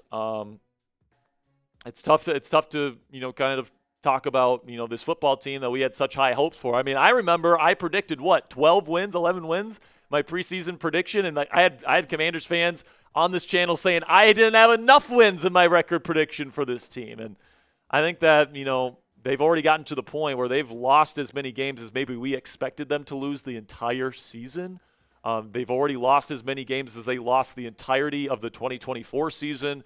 And I think, it's certainly time to face facts that this is not the same Commanders team. It was a really special season last year, but with injuries and all this different stuff and a terrible defense and, regression from multiple Commanders defensive players this year. It's not the same Commanders team, and unless they have a major turnaround in the weeks to come, this season is effectively over. Now, I do want to thank our MVP on today's watch party. That would be Shaggy. He donated over $300 on tonight's Commanders Report watch party, so big shout-out to the MVP.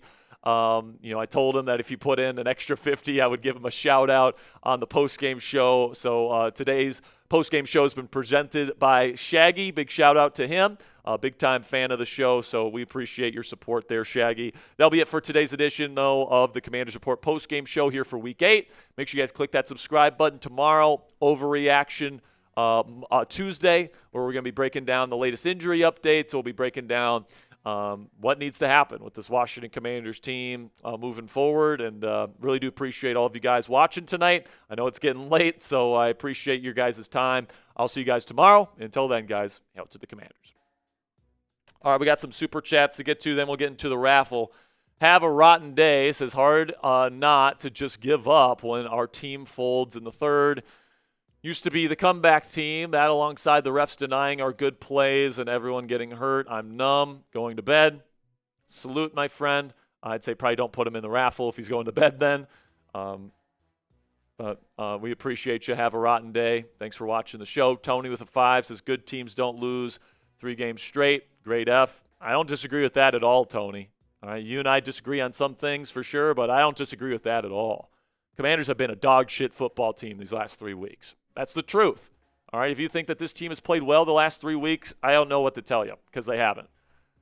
They should have won versus Chicago, but they gave away multiple turnovers. Could have been 4-2, but instead, that loss was really the turning point. Then you have that breakout loss, that blowout loss to Dallas, and then you have another blowout loss with a terrible second half versus Kansas City. So, just sucks, man. Just sucks. All right. Let's get into this raffle here. Make sure whoever wins contacts me at my email, sperry@chatsports.com. Send Week 8 Commanders t-shirt to... Yeah, let's do it. All right, well, Shaggy has a lot of them, guys, because he put in almost $300. I think this is going to go on... And, of course, it's going to Shaggy. All right, so... Shaggy's still in here. That's the question. Is Shaggy still in here? I'm sure he is. So, Shaggy, I appreciate you. Make sure he's today's MVP. If anyone deserves that shirt, it's the guy that put in $300 on today's show, man. So, well earned.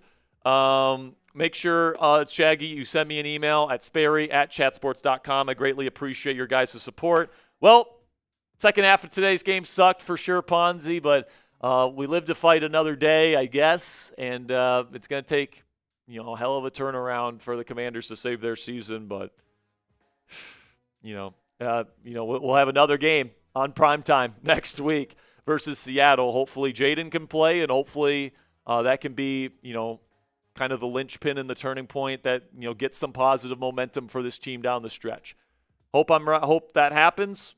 Certainly possible that it doesn't. We'll be here either way here on the Commanders Report. We'll have a video for you guys tomorrow breaking everything down, and we'll see you then. Until next time, guys, out to the Commanders.